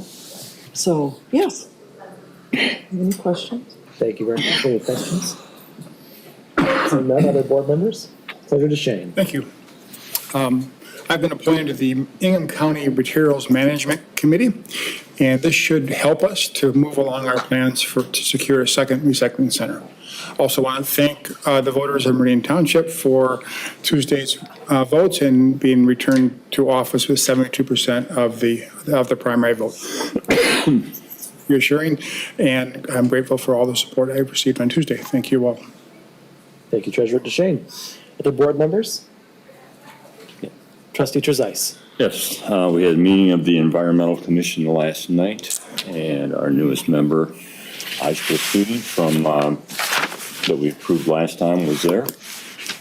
We did some discussion on further projects involved or possible under the money made available for sustainability grants. One of them had to do with an exploration of the feasibility of a green burial site in the township. And so it was left there to talk to the groups that are proposing that and bring back maybe a summary that we could bring to the board with what they're looking at doing. Realistically, the approval is not necessary from the board because the money's been appropriated to the Environmental Commission. But given the nature and the potential for concern in the community, we figured it was a better opportunity or a better choice to bring it to the board with some preliminary discussion before they move forward. announcement, I'd like to remind everybody of the Pride event this Saturday, 5 to 10:30 or 10. 10. At the Green. The, Marketplace on the Green. Yep. It's been a long meeting already. I'm sorry, guys.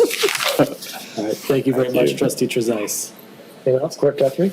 Thank you, Supervisor Hendrickson. Yes, we will be there volunteering this Saturday, so I hope to see everyone there. I know Marta will be there, Peter, myself. I don't know if any other board members are, but if you can, I know they still need volunteers, so I'm excited for another event at the Marketplace on the Green in the township.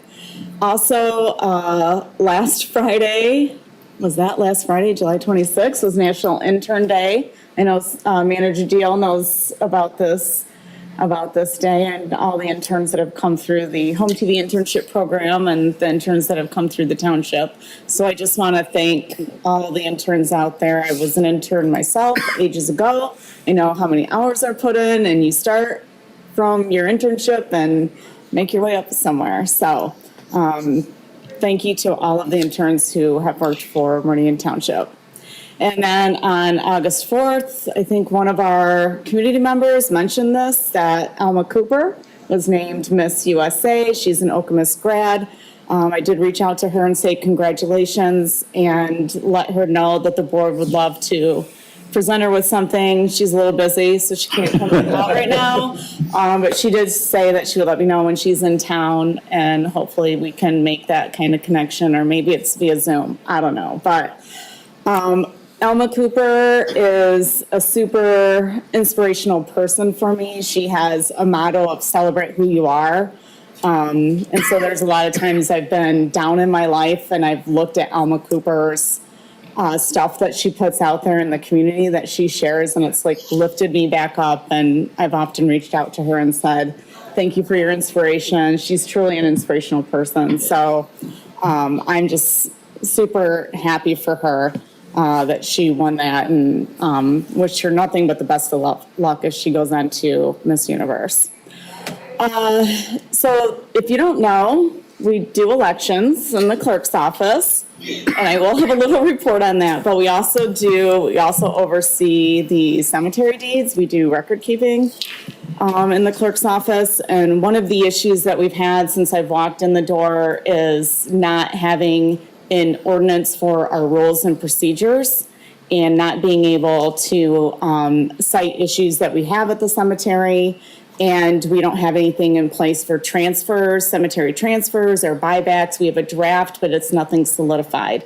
And so I've been working on these items with other staff members in the township, Deputy Opsimer, and our former deputy clerk, Robin Faust, worked extensively on creating a draft for how we can do deed transfers in Meridian Township. So at any rate, I'm working with the interim township manager right now on that, and we're receiving feedback from the attorneys so that we can actually have a cemetery ordinance in the township for the cemeteries that we have. So that's in the hopper. I'm hoping that can come before the board. All right, on to elections. Thank you so much to all the voters. I think we only had 3 unhappy voters who gave some pushback, but we have a fantastic community with fantastic voters and people, and we've had nothing but good experiences at our polling locations and at the clerk's office, and there's only been a few disgruntled people, and I guess you get that everywhere you go. So that's fine.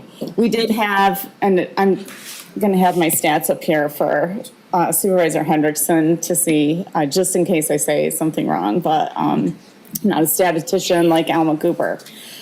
We have 30,000 registered voters, and we did have a 37% voter turnout. Most of them were absentee voters. We had over 9,000 absentee voters and early voters. We had 100 less early voters for the August primary than we did the presidential primary. So I was kind of surprised about that. We had 379 early voters. So we are open 9 days early voting prior to Election Day if people want to come out. I'm going to assume and make the prediction that we will have more people turn out for early voting for the general election in November. We had around 2,100 voters at the polls, and, you know, we have to have 3, 4, or 5 poll workers at each polling location. So if you want to give them something to do, please go out to a polling location on Election Day and vote. So, so that's basically my report on the elections. Oh, and congratulations to my fellow board members for winning the election. Sorry, I can't move on with you, but I'm very happy for you all. And, oh, the other thing, there is, coming up is an appointment to the Tri-County Regional Planning Commission, and I think my name is on that. And I'm super excited about it, and hope that everybody gives consent to approve me to serve on the commission. And one of our election workers, Summer Power, who's also our county commissioner, sits on the Tri-County Commission, Planning Commission, and she and I have already talked about things. So I'm very excited to serve. That's my report. Thank you so much. And thank you everyone tonight for coming out and speaking. I really appreciate the time that you took and all of your words and your concerns that you shared with the Township Board. I really appreciate it. Other board members? I'll offer a brief report. Since our last meeting, I did attend the second of 2 public community center discussion sessions. The second one was across the parking lot here at our Central Park Pavilion. We were able to get probably 25 or so folks out to come chat with us about that, and received a lot of good feedback from the public about things to add, things to remove, things to enhance, things to decrease. So thank you to everyone who came out and met with us on that topic. On Saturday, the 27th, I had a meeting with a young man named Suchir Nagasetti, who I have asked to come back to our next meeting, August 23rd, to make a presentation. He is seeking to create a new commission here in Meridian Township, the Youth Commission, which he hopes will be populated by young people from both Okemos and Hazlet High Schools. And we'll be able to add some more clarity and some more detail to that discussion once he's able to have that presentation next meeting.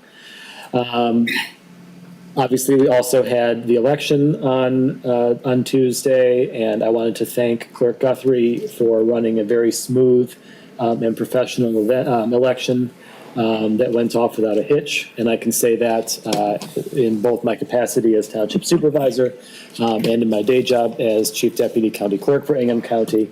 It's always a good day when you don't hear your town named as one of the ones that's having problems. And so we certainly appreciate that.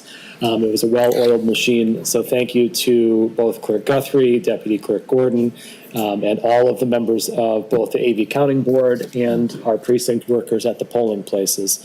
It takes a lot of people and a lot of teamwork to make these elections happen. And we're very pleased that when it goes well, and it certainly went well this time. I will pass that on. Thank you. Yes, thank you. Lastly, I will put in one more plug for our second annual Meridian Pride event this Saturday. We are going to be at the Marketplace on the Green from 5 p.m. to 10 p.m. And this event is terrific. It's relatively new to the township. This is our second year doing it. We'll be having food trucks. We'll have vendors. We've got a long list of vendors. I was really quite impressed by the number of vendors that are on the list this year. We've got musical acts. We've got a beer tent if that's what you're interested in. But it should be a great event celebrating Pride here in the community. So once again, that's at the Marketplace in the Green from 5 to 10 on Saturday. Any other reports or announcements? Seeing none, move on to our next agenda item, which is agenda item 8, approval of the agenda. Do we have a motion to approve the agenda this evening? So moved. Approved by Trustee Wilson. Do we have a support? Supported by Trustee Sinland. Any discussion on the agenda? Trustee McCurtis. I would like to propose that we move 2 items to the top of the action items. Given the interest of our public, the 12C and 12F to be the top 2 action items. Okay. I support that motion. Okay, supported by Treasurer DeShane. We'll have a vote on the amendment to the motion to approve the agenda. All those in favor of amending the agenda as presented, say aye. Aye. Any opposed? And the motion to amend has passed. All those in favor of the agenda as amended, please say aye. Aye. Any opposed? And the approval of the agenda has passed. So that makes what is on your printed agenda as 12C will become 12A. So I've got to make some notes or I will forget. And then item 12F on your agenda has become item 12B. And then everything else will shift down. Okay, next on the agenda is item 9, our consent agenda.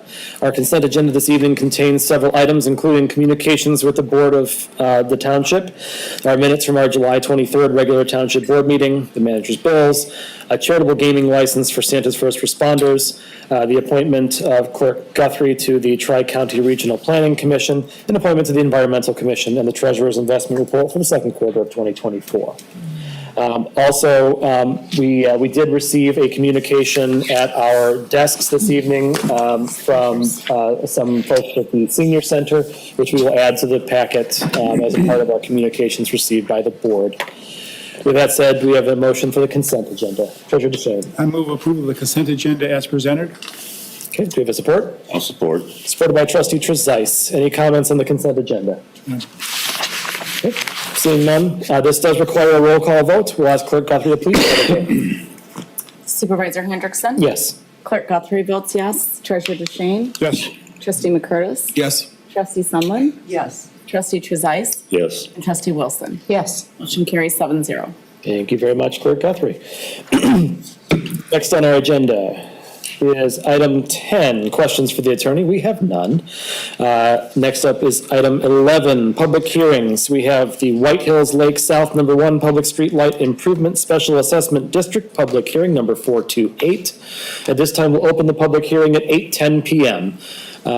As a brief introduction to this is a request by several residents in the White Hills Lake South neighborhood who are seeking to add several streetlights. It looks like 4 streetlights to their neighborhood. These public hearings are an opportunity for the public to speak to this topic and this topic only. If there's anyone here to speak in favor or in opposition to the White Hills Lakes South number 1 Public Streetlight Improvement Special Assessment District, now would be the time. Please approach the podium.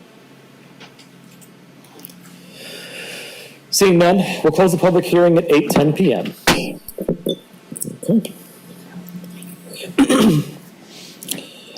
Next up on our agenda is the newly moved item 12A, special use permit number 2409, Sands Meridian LLC, 3520 Okemos Road, recreational marijuana retailer. And here to present to us this evening is our interim township manager and director of community planning and development, Tim Schmidt. Thank you, Mr. Supervisor. So this request was previously in front of the board at the last meeting.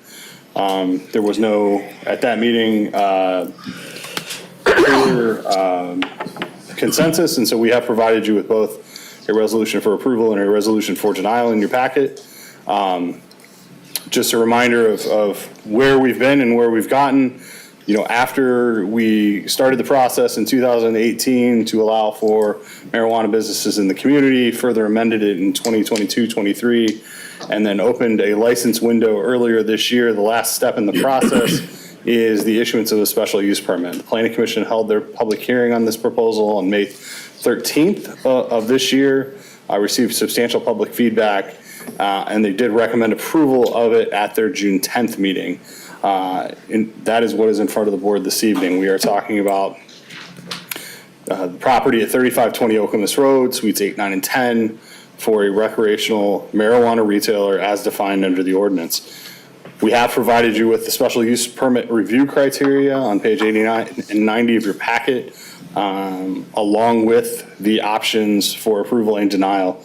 In either case, staff strongly recommends that the board articulate their reasons for approval or denial, if there are any beyond what is located in the resolution. At this time, staff continues to point out that we've identified no major concerns and would recommend approval at this time. The township attorney is here this evening to answer any questions, as well as myself. Thank you, Mr. Schmidt. At this point, we will open the floor for discussion from the board. Any board members wishing to have any questions of Mr. Schmidt or Mr. Kuschel, now would be the time to do so. Want to get started?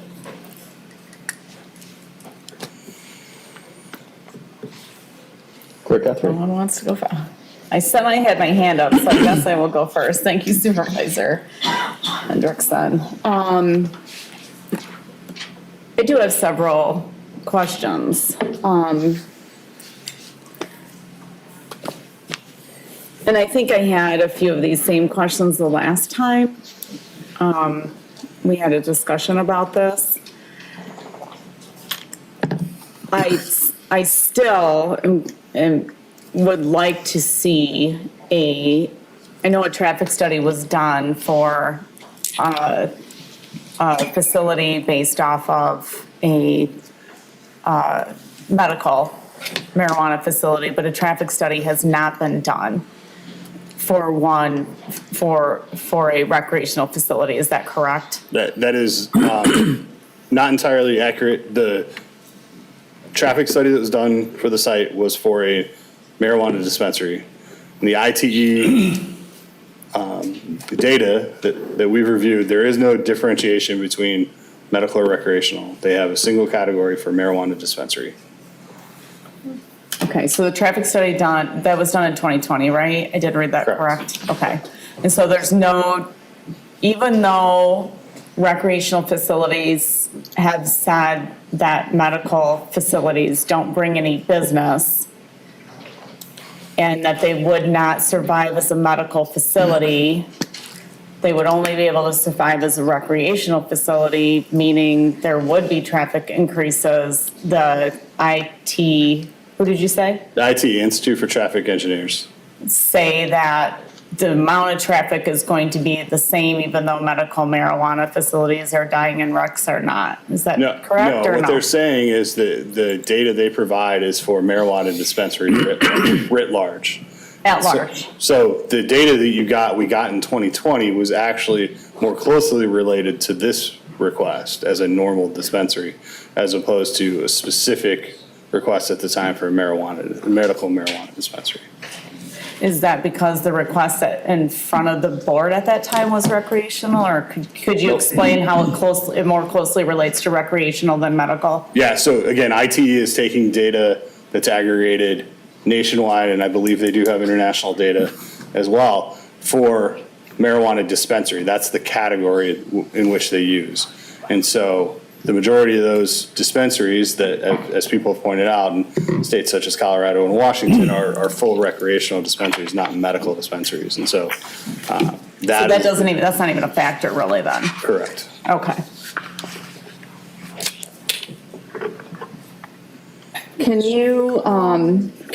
So the permit that was given to Sands, was this for a medical permit, originally a medical permit, and now it's morphed into a recreational permit? Is that correct, or could you? So we're talking about the special use permit or the building permit? Building permit. So building permit was granted at the time for the build out under the medical approval, which is still valid. And so they have done work legally under that permit that was originally issued in I believe it was issued in 2020 and extended in 2022, if I remember correctly.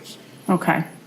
And so what they're doing in the building has nothing to do with recreational, it's based off of that original medical? Yeah, I mean, it translates, but it's based off of the original approval. Okay, thank you. And then for that strip mall, I see that there are some empty storefronts in there, and I've lived in the community over 40 years, so I know there's been struggle with that strip mall on and off. And there have been claims that the strip mall is, there's going to be detrimental effects to the strip mall because of this recreational facility.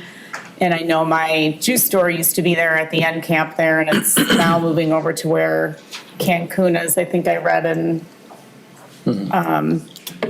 Director Clark's report for economic development in that EDC packet.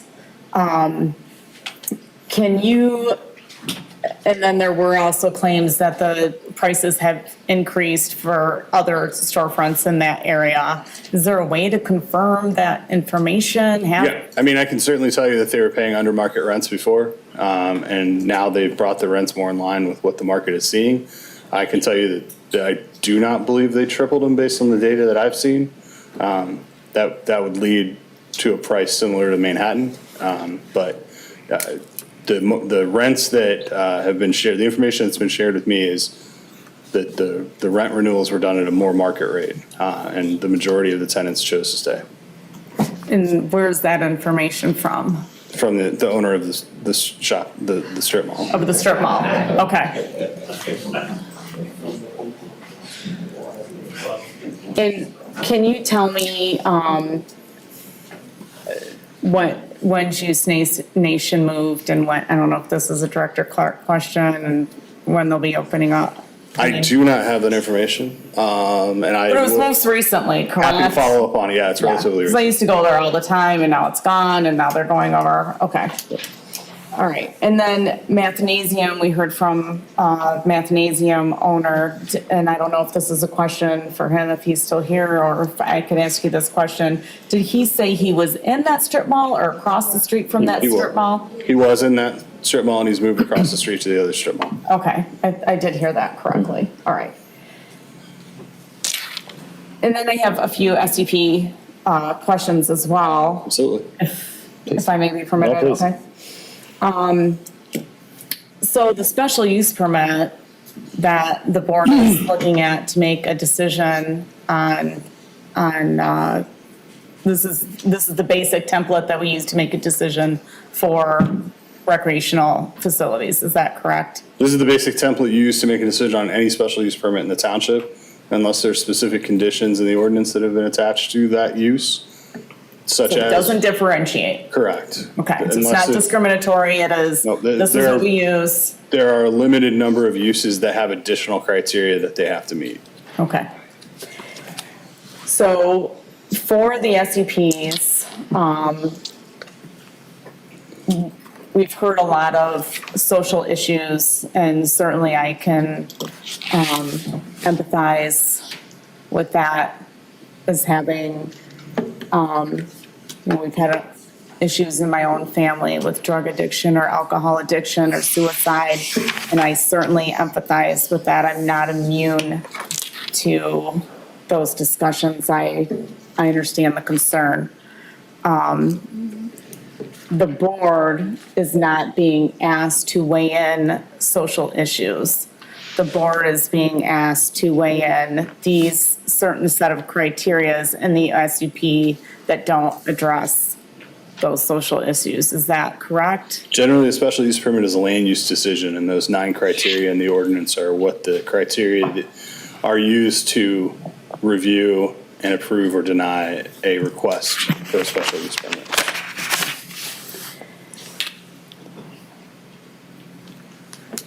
Give me 1 second, going through my questions here, I'm sorry. Take your time. So for the process of where we are at today, I would like just a short recap. I'm sorry to ask you to do this, but it was stated that the process wasn't done correctly. And I've only been on the board for 3.5 years. And so I think maybe this started in 2018 with the lottery or something like that a long time ago. So could you Could you just quickly go through the timeline of the process and if it was done correctly or not, and what the process is for this and where we're at today? Yeah, absolutely. So my understanding is the process started in 2018. It could have started a little earlier with discussions, but in earnest, it started in 2018. The decision was made by the board at that time to only accept medical marijuana applications. My understanding was it was an attempt to, test the waters, see how it went.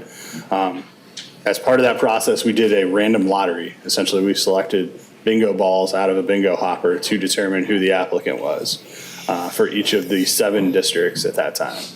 We did not receive an applicant for one of those districts. Another one of those districts essentially fell apart due to an easement issue with the surrounding township.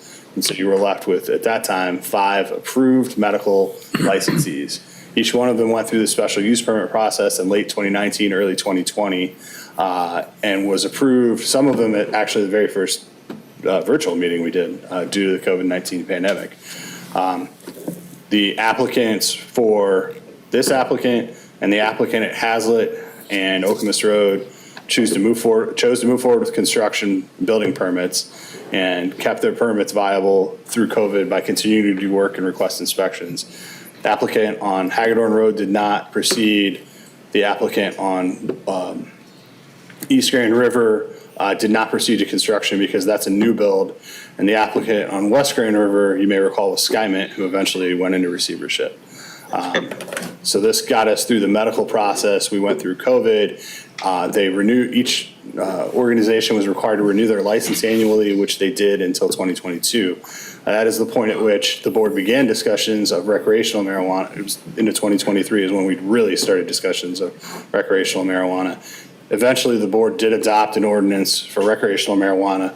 It eliminated 2 of the original districts, the district on Dawn Avenue and the district on Towner Road, and it shrunk the districts along West Grand River Avenue, the district at Okemos and Jolly Road. The board then opened a window consistent with the ordinance in January of 2024, and we received a total of 5 applications, 3 of which were in their own districts. None were received for the West Grand River District, and 2 were received for the East Grand River District. Each of those 5 applications was then referred to the subcommittee that was established by the board and the ordinance of staff to analyze and bring forward a recommendation on the license. In 3 of the districts, obviously the license there was only a single entity. They were still reviewed against the application criteria to ensure that there was compliance. And as the board may recall, we did have some concerns with the one on Hagedorn Road, which they eventually did bring forward additional information. The East Grand River application, 2 applications then went through a competitive review that was started with staff, and then the board asked the township attorneys to take a further review of it, brought that back, and eventually issued it to one of the 2 groups. After the issuance of each of those licenses, within 60 days per ordinance, the applicant was required to submit for special use permit review. Each of them did submit, some of them within minutes of the 60th day, but each of them did submit within 60 days. Public hearing was then held at the Planning Commission thus far for 2 of them. The 3rd one is coming. The 3rd and 4th one are coming. And then the board has kept within the zoning ordinance on this specific item the final approval of the special use permit, which is why we're here this evening.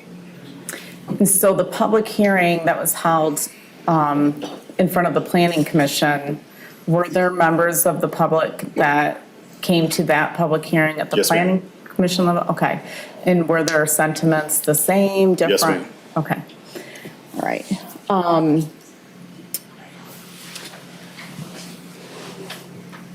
Sorry, thanks, Supervisor.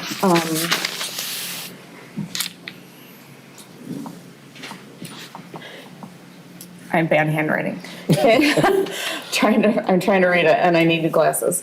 Can you? Someone had mentioned armed guards. Can you speak to requirement or not, need or not, of armed guards with recreational or medical marijuana facilities? Yeah, so that security plan was an item that was reviewed as part of the licensing review earlier this year. Their licensing plan was reviewed by the police department. The police department was pleased with the level of security at this facility. Our ordinance does not specifically require anything.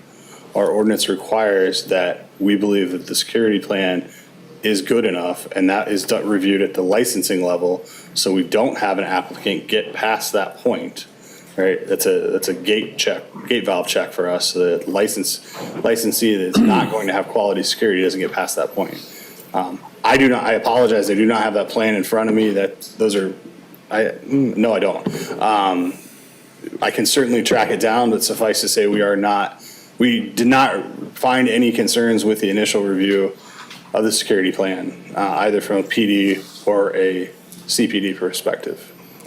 Was there a review or is there a review of additional security that's needed for facilities or additional recreational facilities or additional police that's needed for recreational facilities? Is that part of the requirement? No, and in fact, I would not recommend an application to you that would require additional police presence specifically, because that's not an effective use of our general fund resources. We expect that the security in this facility will be able to stand alone, and the police will respond just like any other retail facility in the township, of which we have many. Okay.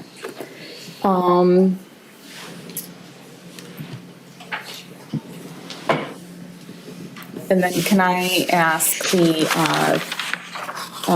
chief of police one question? May I ask?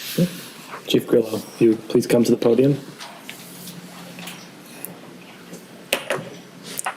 Sorry to put you off guard. That's okay. Yes, ma'am. Thank you. I appreciate in advance your response. Could you speak to, I know this township board worked hard with the previous township manager and the police department on increasing our police force and our presence in the township, as we did with the fire department and the fire chief as well. And we're still making strides not only in those two departments, but in other departments as well.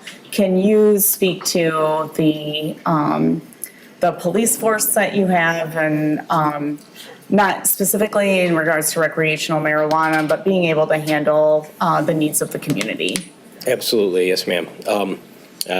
My opinion may be a little biased, but I think we do have the best police department in the area with the best officers in the area.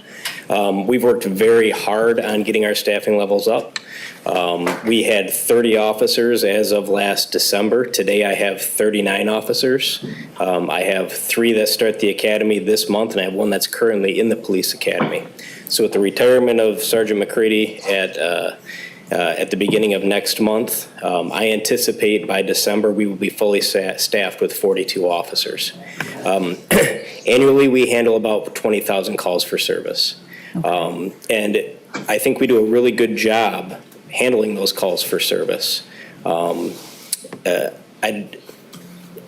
Businesses come, businesses go, and I think that as we've progressed, through this year, especially training our officers, our response time has gotten better. Our ability to do investigations as they come in for, maybe not like the top tier type crimes, but maybe the quality of life type stuff, that has improved as well.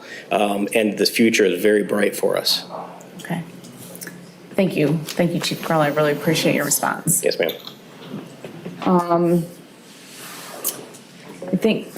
I think those are all of my questions. If I need to, We'll if come I may back. be permitted Yeah, of course. to ask a few more, I don't want to take up all the questions that everyone else may have, so thank you. Other board members wishing to make some discussion. Trustee McCurtis.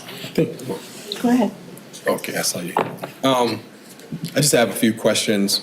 Hopefully they won't take too long. But the voter referendum, do you remember what year that was? Because you were going down the list of like the process. I know that wasn't part of the voter referendum. It was 22, right? August of 22. August of 22, thank you. You talked about the criteria. So it's the criteria that came before us last week. Is that the same criteria for all SUPs? So it's the same base criteria for all SUPs. There are certain uses in our zoning ordinance that have a higher standard review. The one that jumps off the top of my head is actually car dealerships. But there are a couple of uses, and self-storage facilities actually has a fairly substantial list. But the base is those 9 criteria that you find in your packet. The 2 criteria, which was even at the last meeting that kind of tripped me up, were numbers 4 and 5, where it says the project will not adversely affect or be hazardous to existing neighboring uses. That's number 4. And then number 5, the project will not be detrimental to the economic welfare of the surrounding properties or the community. What type of data or what type of what do you base that on, before you bring it to the board? Yeah, so looking at something like, to make it substantial, you know what I mean? Okay. Yeah, so to start with, we'll bring any application forward. I'm not gonna hold something back just because I don't like it or I don't agree with it, right? I just want to make that clear. But so like for number 4, something that's gonna adversely affect or be hazardous to neighboring uses. Previously in my career, I've dealt with a wide variety of things, and the one that most notably jumps to mind, we had a car crushing facility that was proposed directly, reasonably adjacent to a residential treatment facility. That became a very long discussion of how do we mitigate the impacts from noise, from dust, from chemicals being released by the crushing and getting in particulates in the air, things like that. And so that would be sort of a negative externality that we would have some concerns with and have had some concerns with. And so what you try to do through the process is either find a way to mitigate it or you recommend denial. And so it's going to be something like that.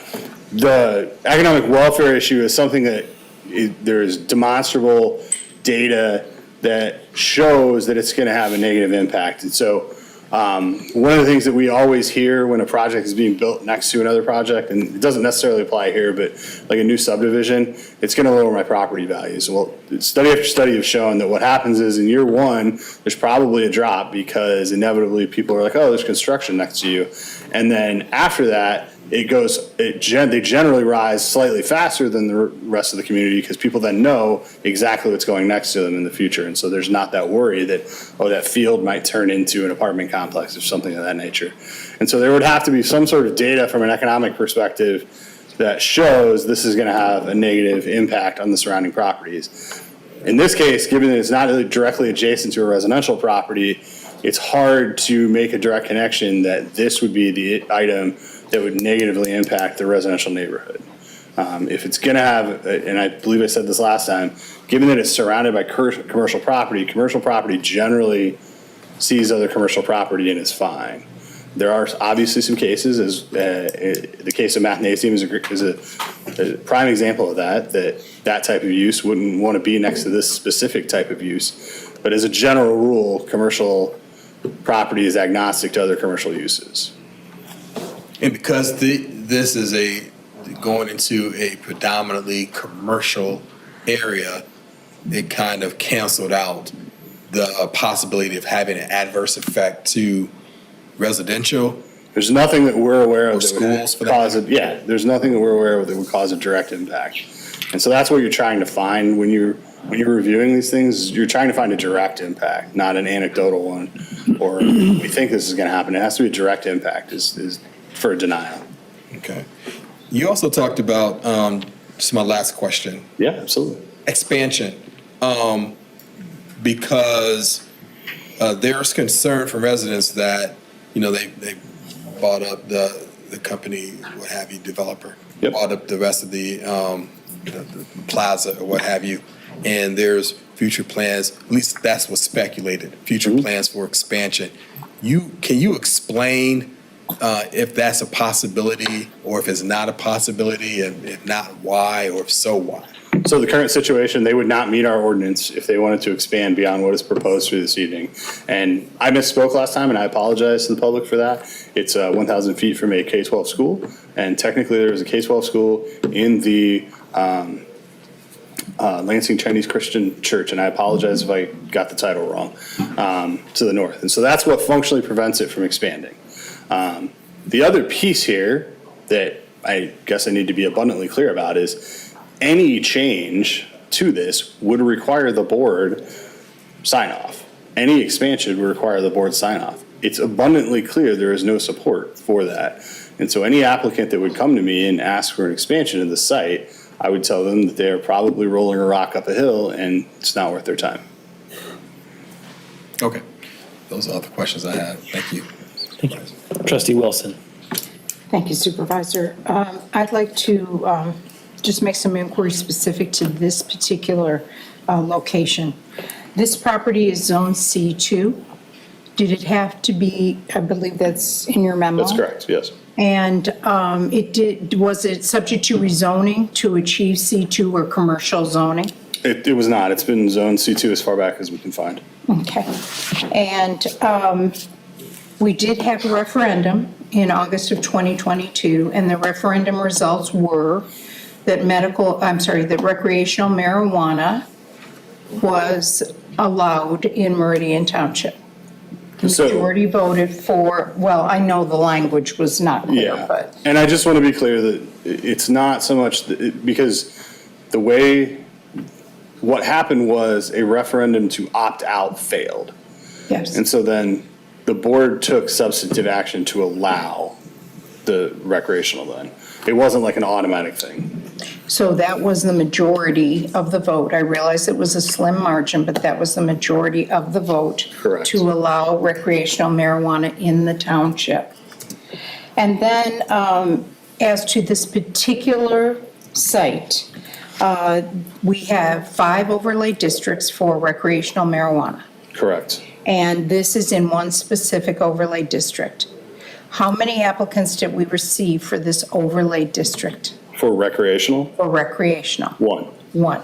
And that is the applicant who's before us tonight? Correct. Okay. The applicant then went through a process of approval, to get approval and get to this stage that we are in right now. And the first step of that is that they applied for a permit, correct? So they applied for license. A license. Yes, ma'am. And then they were granted that license. I'm sorry, Trustee Wilson. Could we have folks please silence their phones just so we can have an uninterrupted meeting? Thank you. So the license, so they applied. It was reviewed. It was a complete application. It was then reviewed by the subcommittee. The subcommittee determined that it met the criteria of the competitive review, even though it didn't need to.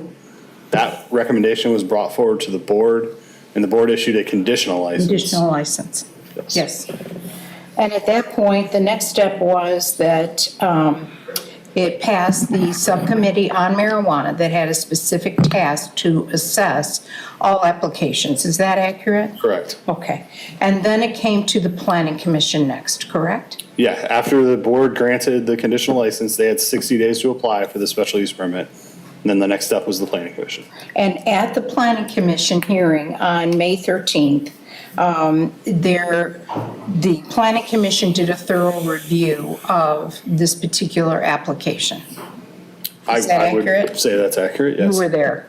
Okay. And then on 6/10, on June 10th, they approved it, They did. and their rationale primarily was? That it met the criteria outlined in section 86-136. I apologize if I got my quote wrong. 126. 126, thank you. Okay. And then it came to the board subsequent to that with a recommendation for approval from the planning commission. Yes, ma'am. All right, and that is what is before us today. Correct.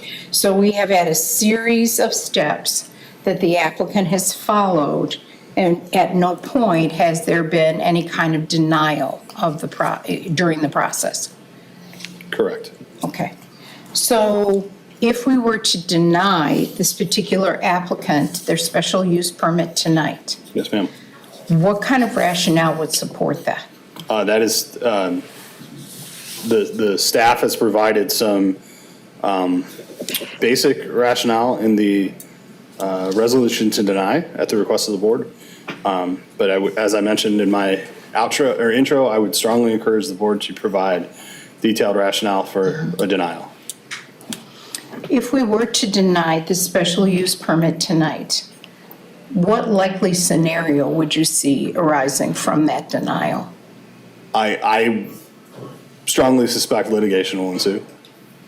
And litigation would be for, Denial of the special use permit. all right, and that then would cause our attorneys to get involved Absolutely. and would result in litigation costs to the township. Correct.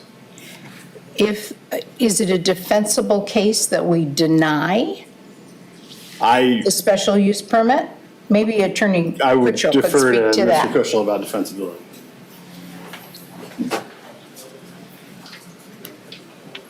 Thank you, Trustee Wilson and Interim Manager Schmidt. We certainly would vigorously defend the township. When we look at zoning approvals, the review is on substantial, competent, and material evidence on the whole record.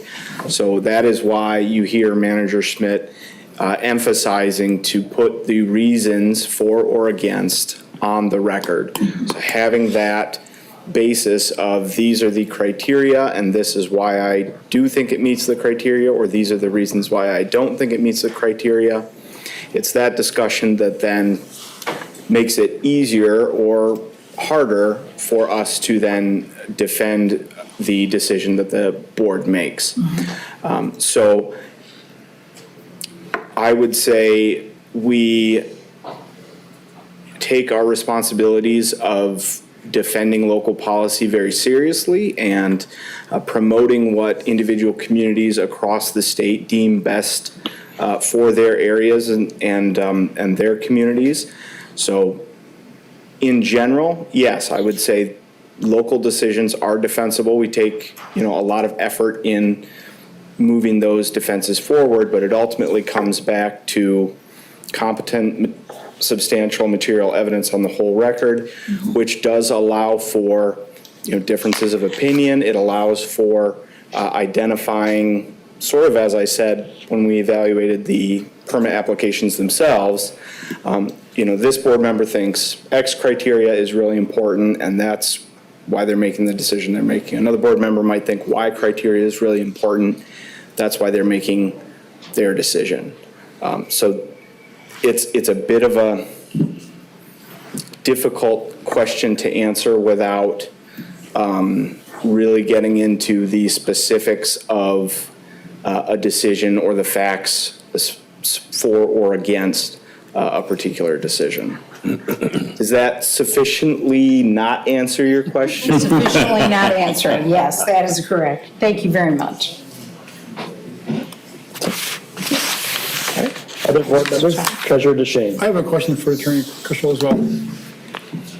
So regarding these reasons for denial, we've been presented with lots of information from many of our residents here with research that shows that increased access to marijuana through the form of stores can lead to increased usage by teenagers, juveniles, and which can then lead to bad outcomes for those that youth that were impacted by the availability of marijuana. Would research like that be enough data that the special use permit could be denied? Yes, it provides a data point to come back to the criteria. So the criteria do look at the character of the general vicinity, whether it's harmonious and appropriate there, will not adversely affect the neighboring uses, as well as promoting the intent and purpose and the comprehensive development plan. So there are broad pieces of the SUP that are considered, and then when a township, any municipality, receives information from the public, they can utilize that information in their deliberations and their decision-making. So there is case law stating that the comments from the public are a justifiable basis on which a municipality can make land use decisions. So,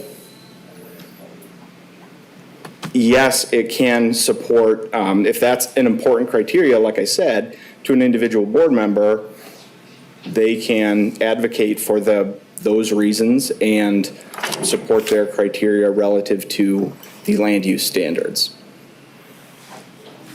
That data is available as a reason for denying it.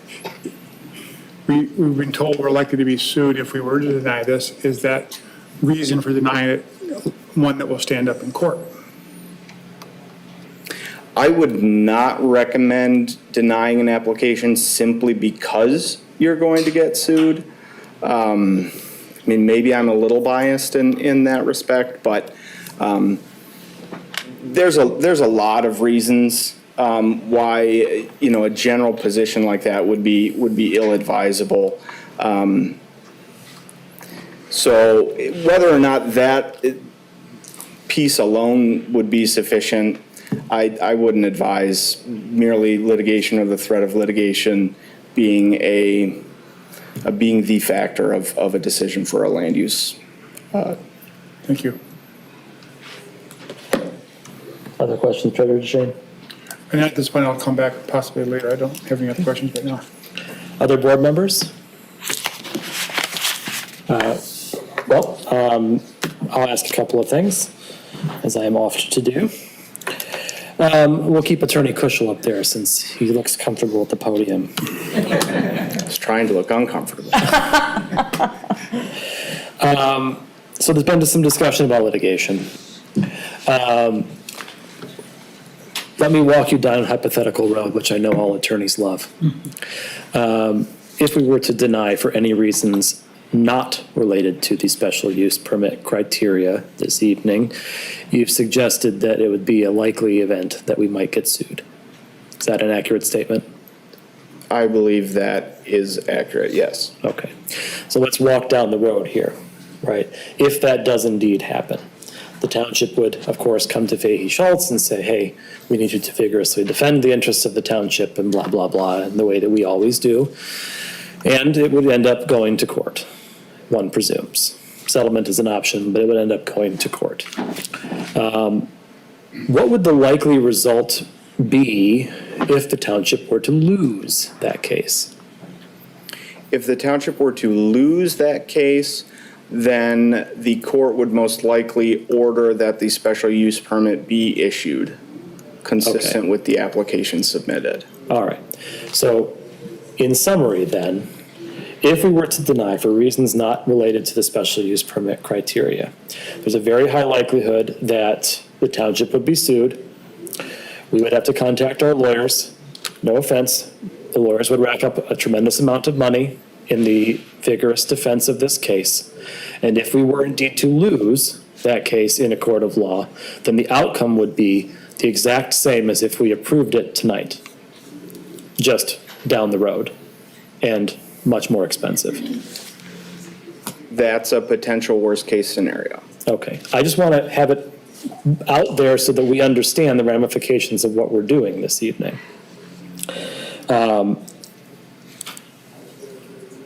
Now, I'll let you go for a minute.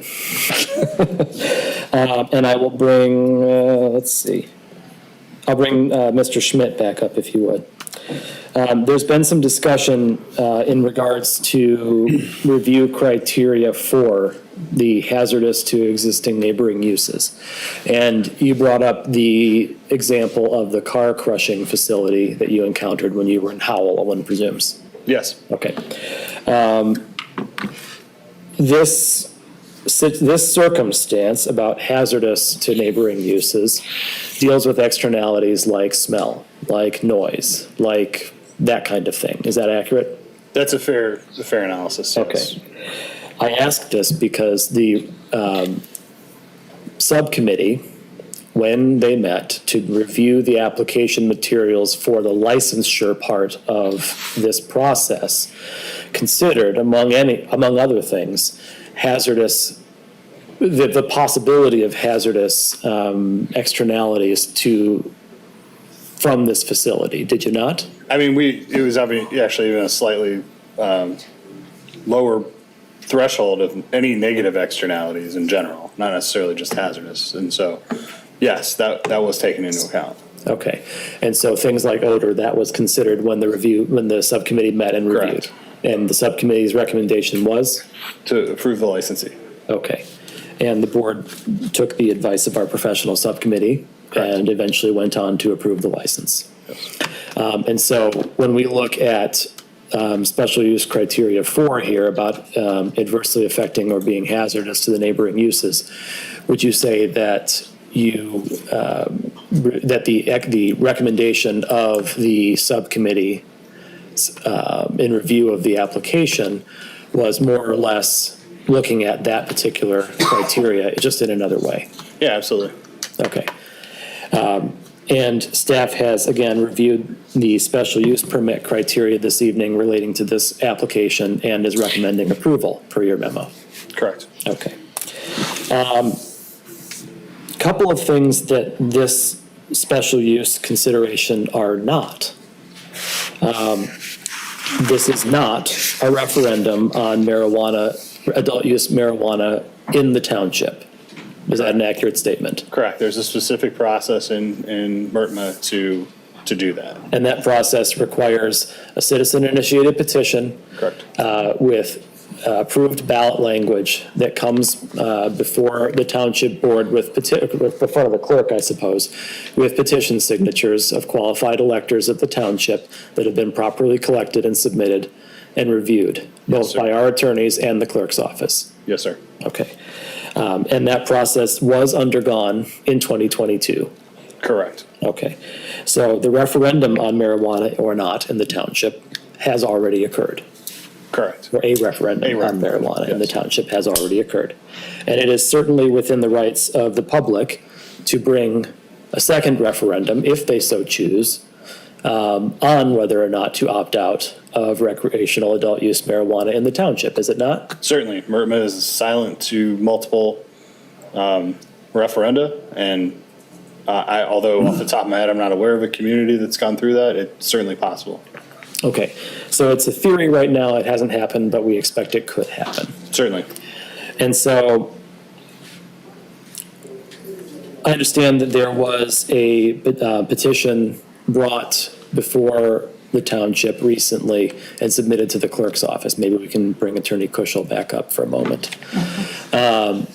With a number of our residents here in the audience who likely signed and were a part of that process. Can you please, and I know that, there was a letter sent to the main submitter of those.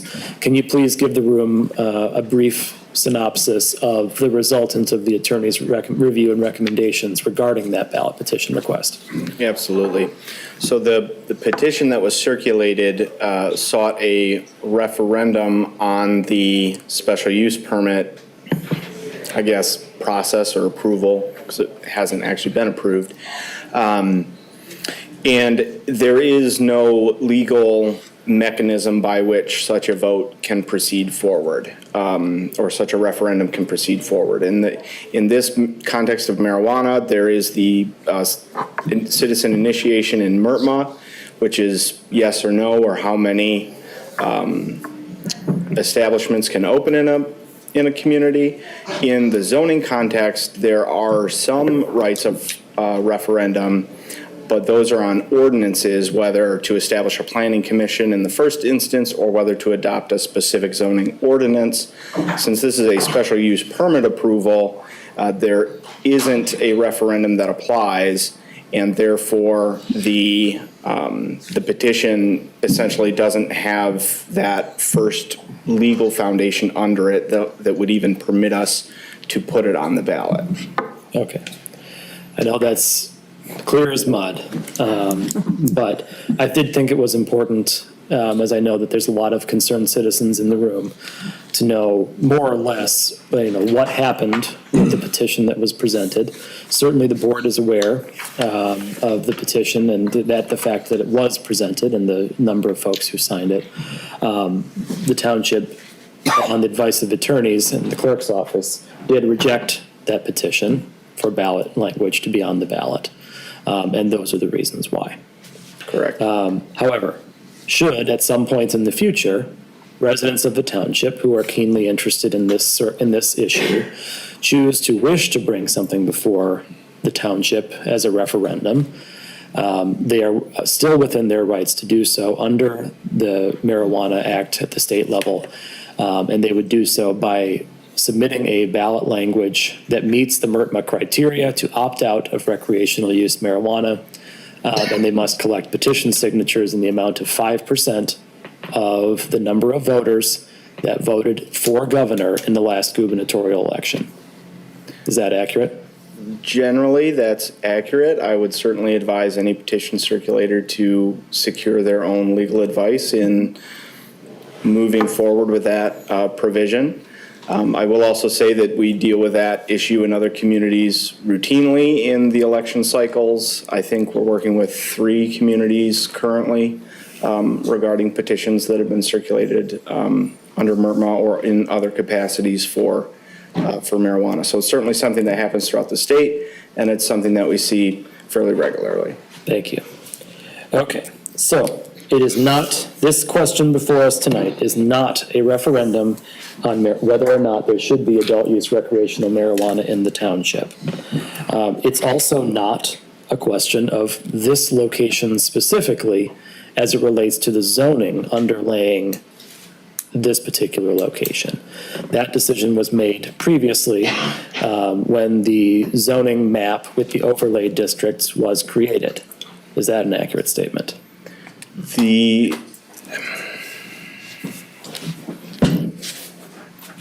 general zoning, yes. But since it is a special use permit, sure.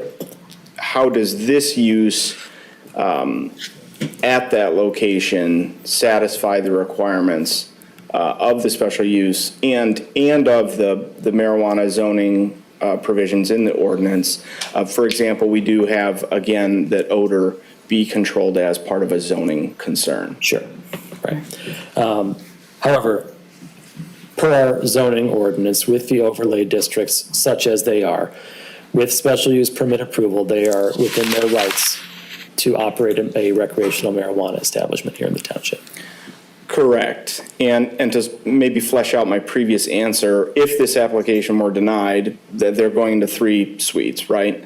A different applicant could come forward and locate in 1 suite. And if that was a way to address the concerns that had led to the denial, that could potentially be approved without any other zoning change occurring within the township zoning ordinance or zoning map. Okay. Last question, because I know this is from me for now anyway, because I know this has been an issue that we've heard a lot about. There's been a lot of discussion about the purchase of the building and the rent as it relates to the other occupants of said building. We've already discussed the fact that it is not possible to expand beyond what is currently being presented in front of us. However, the continued discussion over the rent of the neighboring uses leads me to say that that is a question of their business operations as a landlord. Is it not it is not related to their operation of a recreational use marijuana facility? Correct. It's up to the business owner to establish their rents. Okay. So whether or not they charge whatever they charge is unrelated to this particular application. Correct. Thank you. All right. That is all I've got for now. Treasurer DeShane. If we could come back to this demonstrable data, was that your term or Director Schmidt's term?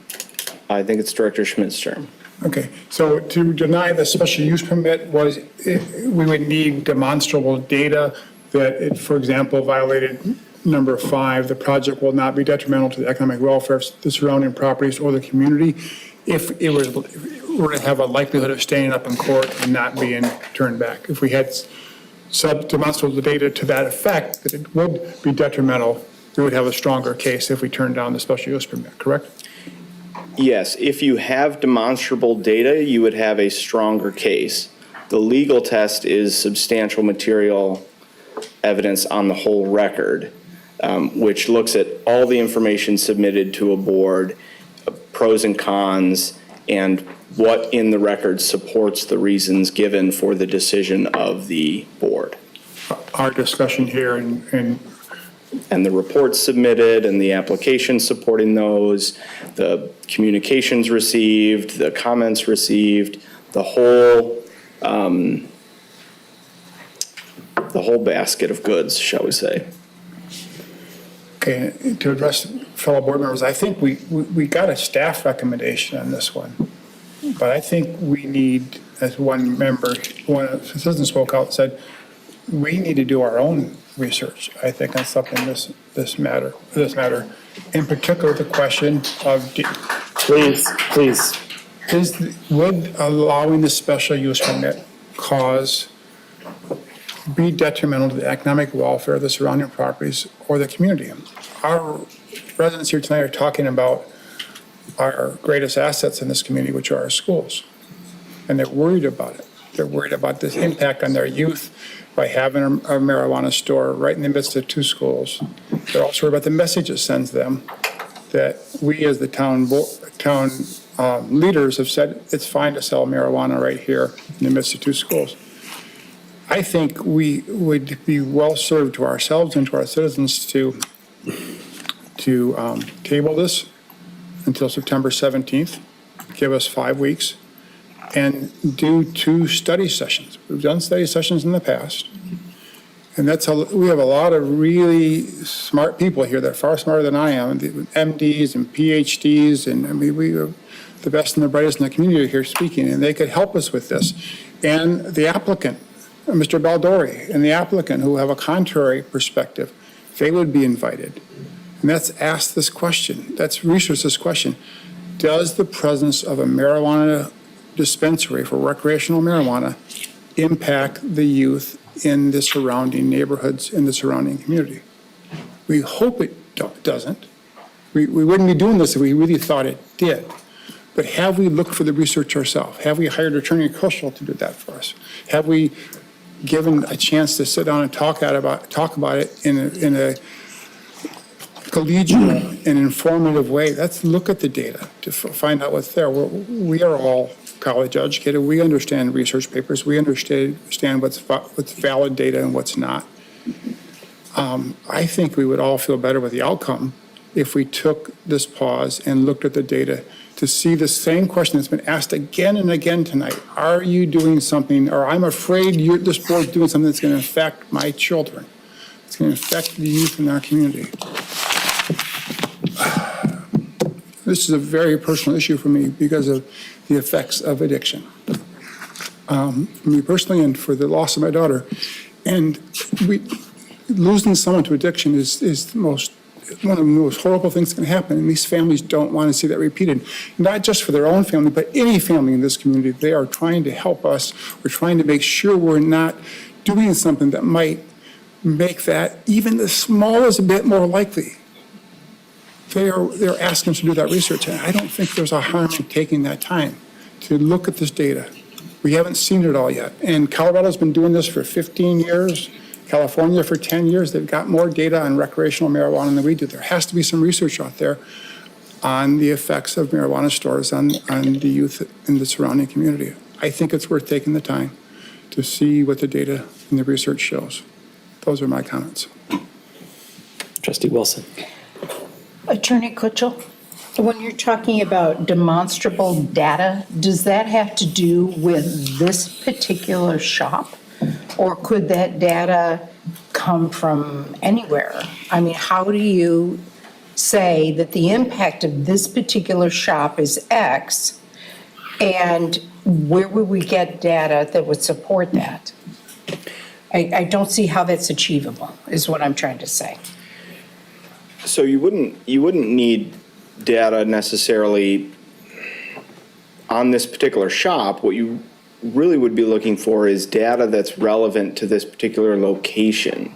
And some data that's generalized, like traffic study data at other locations, can be assumed to be generalized to the location. And then you can offset again, thinking about traffic, well, the general data is X, but we have, X and we have A and B that ameliorate the data concerns in the normal data set, right? Or we don't have, curb and gutter in a community, which this data set assumes that that's there in terms of traffic infrastructure, for example. So it would be, how does the data that's available from other locations, how does that translate to what we have here? And does it make an impact under the special use criteria in this ordinance?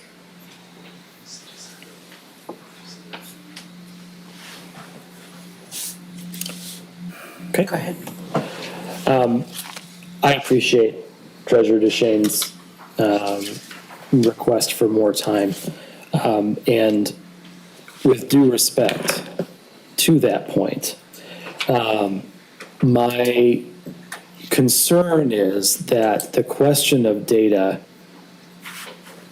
is one that we have, we've been talking about recreational marijuana in the township, as we've heard, for now almost 2 years. And we did hold a study session, February 28th of 2023, when we were looking at crafting this ordinance. There was a lot of discussion had. We met for several hours. And we talked through in an informal setting, along with both members of the public and members of this board. I believe Attorney Kuschel may have been present as well. Certainly Director Schmidt was in his capacity of Community and Planning and Development Director. And, we did talk through many of the discussion points that we've been having this evening. That's why we had such a robust licensure process that our applicant this evening has gone through. And at the end of that process, this board unanimously passed the ordinance that we are all sitting and administering today. I know some of us were not on the board at that time, but the board at the time unanimously approved that ordinance. And so I don't know that another 5 weeks is going to gain us anything that the 2 years preceding our conversation this evening hasn't already. Certainly I understand that the public is here in greater numbers than they have been. But the reality of the underlying question has not fundamentally changed in that time period. And so I would not suggest delaying this vote any further. I would suggest that we really need to make a motion this evening and take action on this item. Treasurer DeShane. Thank you. We did hold that meeting then. We also learned something that in the past almost a year, we've learned that listening sessions are very valuable because they bring these issues before the community and they let them know we're discussing them, like the community center and senior center, community center idea, which we've gotten feedback on because we took the ideas to the community. We did 6 of those last year, 3 of those this year. I think we would have been well served to have done those on the marijuana issue. We didn't have any experience and they were new to us as of last summer. So that's what was I think lacking perhaps in the first time we did a study session. A lot of the community didn't know we were discussing this, and you can say, well, they got notice. It was on the webpage, and it was. But most families in our township, their number one priority isn't checking this week what's on the board agenda. They've got families to raise. They've got demanding jobs. They're researchers, they're teachers, they're professors. That they've got a much bigger universe than what this board is discussing. So I think doing it again would show good faith with the community that we're willing to do it one more time just to make sure that there is no data that supports this concern that's been brought up tonight, that this dispensary could negatively impact the youth in our community. And also, that's 18 months ago, there may be new research. Marijuana is one of the least researched drugs in the world because it's a federal class 1 drug. And as such, the federal government never allowed research of it because they didn't see any need for it. This is the worst of the drugs they classified it. Now, you can claim that was way overreach by their part, but the fact is there's not a lot of research on marijuana. There's probably more of it since many states have now decriminalized it and allow for the sale of it. We don't know that. Let's take some time. Let's take just 5 weeks and see what research is out there for it. You can argue that it delays a decision that we could make tonight, but you could also argue it shows that we really do care what the answer is to this question. Will this marijuana store in this location possibly negatively impact our residents, our youth in that area? I think it wouldn't hurt us to take the extra time to make sure the answer to that is no before we approve this. Members of the audience will refrain from applause, please. Thank you. Trustee Trezise. I appreciate what Mr. McShane said, but we are looking at an SUP for a land use, not a analysis of whether we should repeal the ordinance allowing recreational marijuana or even medical marijuana. I can see a study, a community involvement to determine whether that decision that was made was correct. But I don't see how at this point that impacts the criteria we have to follow for the SUP. We have to look at whether this fits within the zoning as approved by this board, the overlays, the statute, the process, and determine whether there is anything on these 7 or 9, whatever they are, criteria that would authorize or information that would justify saying they don't meet that criteria. And I think that's not going to change in 6 weeks because by investigating something that has nothing to do with the criteria in the land use itself. And I wish we had the time to do that.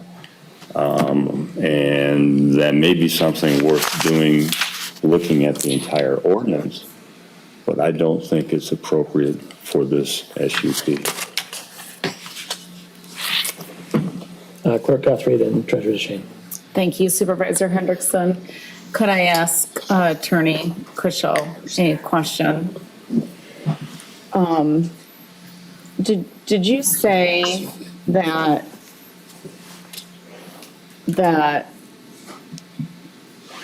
we look, how does this use at that location satisfy the requirements? Is that what I heard you say, that we're looking at, for this SUP, we're not looking at the ordinance that was passed, we're not looking blanket at the township that was passed, we're not looking at that. The purpose of the SUP, as I'm understanding you explaining it to the board, is how does this use at this location satisfy the requirement? Is that correct? Correct. Okay. And then you also earlier, and I did not write it down, and I apologize because I'm going to ask you to repeat yourself.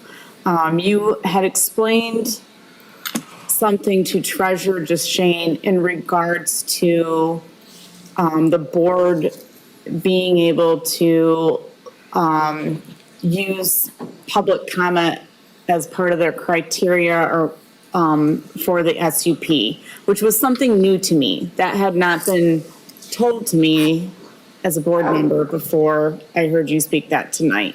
Could you re-explain that to me, and I will actually take notes this time? What you Certainly. said. If I'm not taking notes, I'm not listening. So Okay. I understand the struggle. Yeah. It's not criteria, but it's part of the evidence before the board. So you have the whole basket of material and evidence that's submitted and brought forward with the application, the staff reviews, the different studies that are involved, the drawings, et cetera. And then the reports that are generated, all the documents that come in the packet. That's part of the material before the board.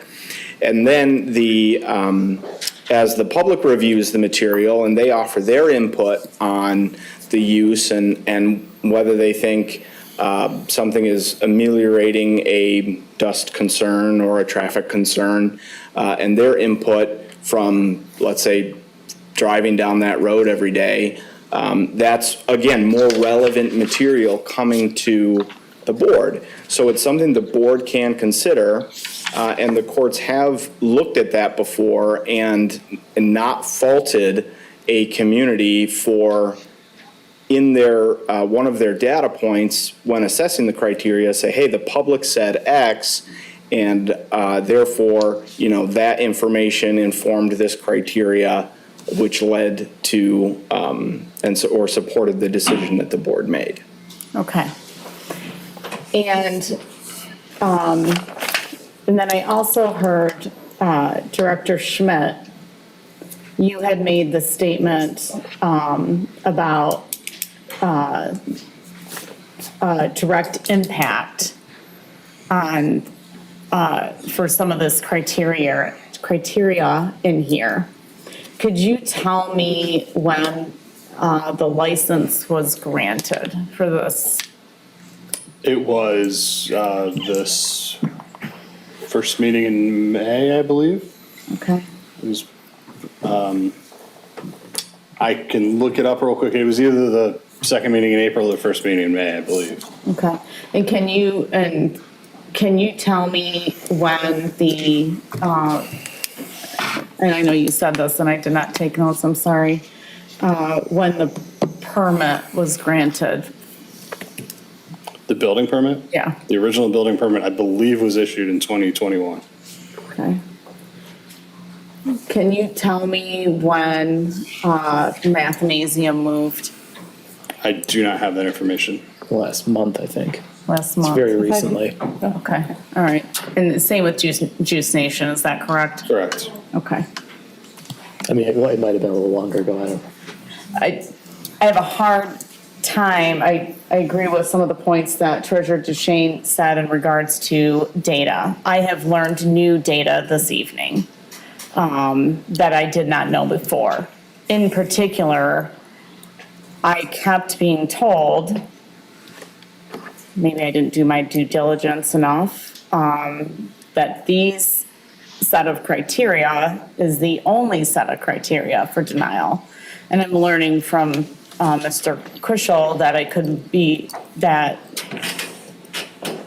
please correct me if I'm wrong too, Attorney Kuschel, that what we hear from community members could be a basis for denial of some of the set of the criteria based off of the information that we learn. Is that correct? So the public input is part of the evidence that's before the board on which a board member can base their vote. The criteria to assess the SUP, those 9 factors are the 9 factors, are the 9 criteria that need to be satisfied. And the public comment is evidence as to whether they've satisfied those 9 criteria. Okay, so correct me if I'm wrong. I'm going to say something. So tonight, we heard from Mathnasium that they moved out of the strip area, the strip mall, because it would have a detrimental effect on their business because they appeal to children and children would be coming into their store and that would have a negative impact on their business. Therefore, they moved out of the strip mall. And so that specifically ties to number 5. Which is the economic Yes, conditions. the economic welfare of the surrounding properties. I'm tracking that logic, and that's a logical flow of the evidence. Thank you. And just to clarify, it was the second meeting in April, not the first meeting in May. Thank you. Treasurer Duchesne, then Trustee McCurtis. I defer to Trustee McCurtis. Thank you. Just for clarification, the 9 criteria and the evidence that you're talking about with input from the public, along with Mathnasium, right? Those are separate. We don't bring those together. I mean, That's what we have to do today is based on the 9 criteria, and that's it. It's separate from the public input. No. The public input informs the 9 criteria. So the board has to have more than a scintilla, more than some nitpicky reason to deny an application. They need substantial material, compliant evidence on the whole record to support the decision they make. Part of the evidence on the record are the statements and concerns from the public as to how a land use may impact the character of the surrounding neighborhood, for example. Or in this specific case, a specific business member discussing their economic input. In the one case, but you have more than one public member as well. Again, right, when I evaluate a land use case for defense purposes, I'm gonna grab all the evidence and I'm gonna, make the strongest case possible. Okay, thank you. Okay, other board members?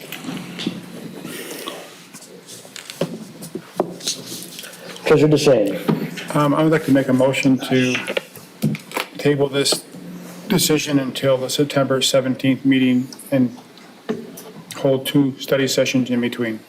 Support. It's been moved and supported. Any discussion on the motion to table the resolution? Trustee Wilson. And what are we going to then do in those study sessions? What's the purpose of The them? purpose of the session, as I stated earlier, Trustee Wilson, is to determine if there is data that supports the concerns of many of the residents here that the presence of this marijuana store between 2 schools could negatively impact the youth in the community. So if there is data, is the question then? Correct. Is there research? Is it fear or is there data that supports that assertion? And you think you're going to be able to ascertain that in 2 study sessions? We can certainly give it a good try. There's a lot of research out there. We're all very capable people to look into this question. How will our staff be able to assist us if we do that?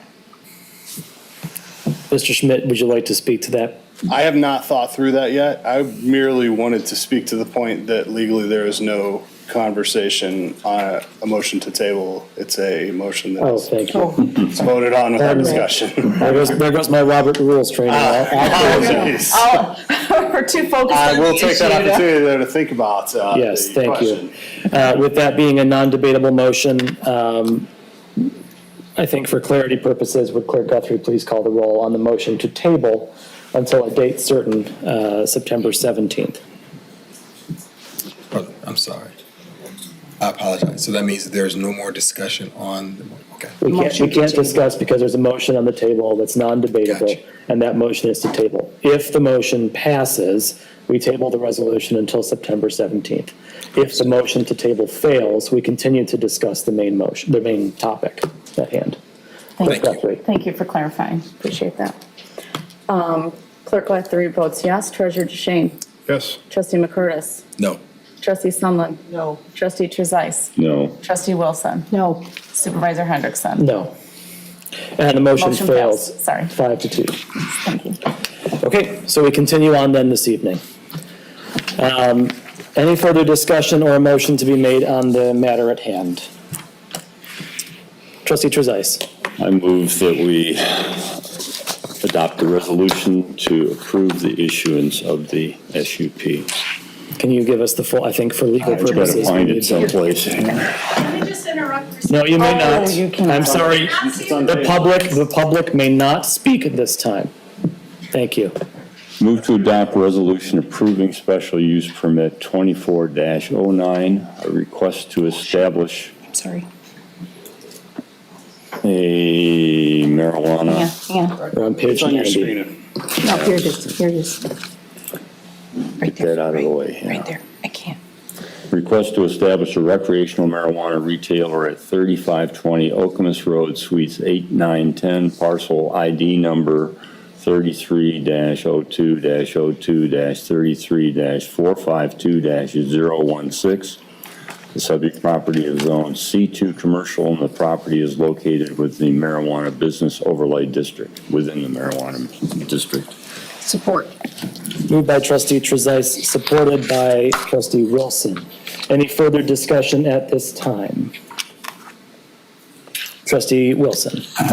The reason I'm supporting this motion to approve is because there's a lot of emotion around this. I beg your pardon.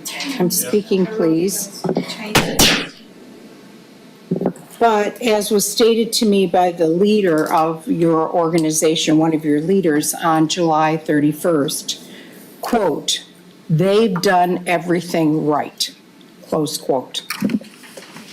So we acknowledge that the applicant has followed the proper procedures, that they have brought, that has gone through a number of review stages here at the township, and that we have a lot of anecdotal information from you, and I appreciate your passion about marijuana is bad, but we can't vote on marijuana is bad.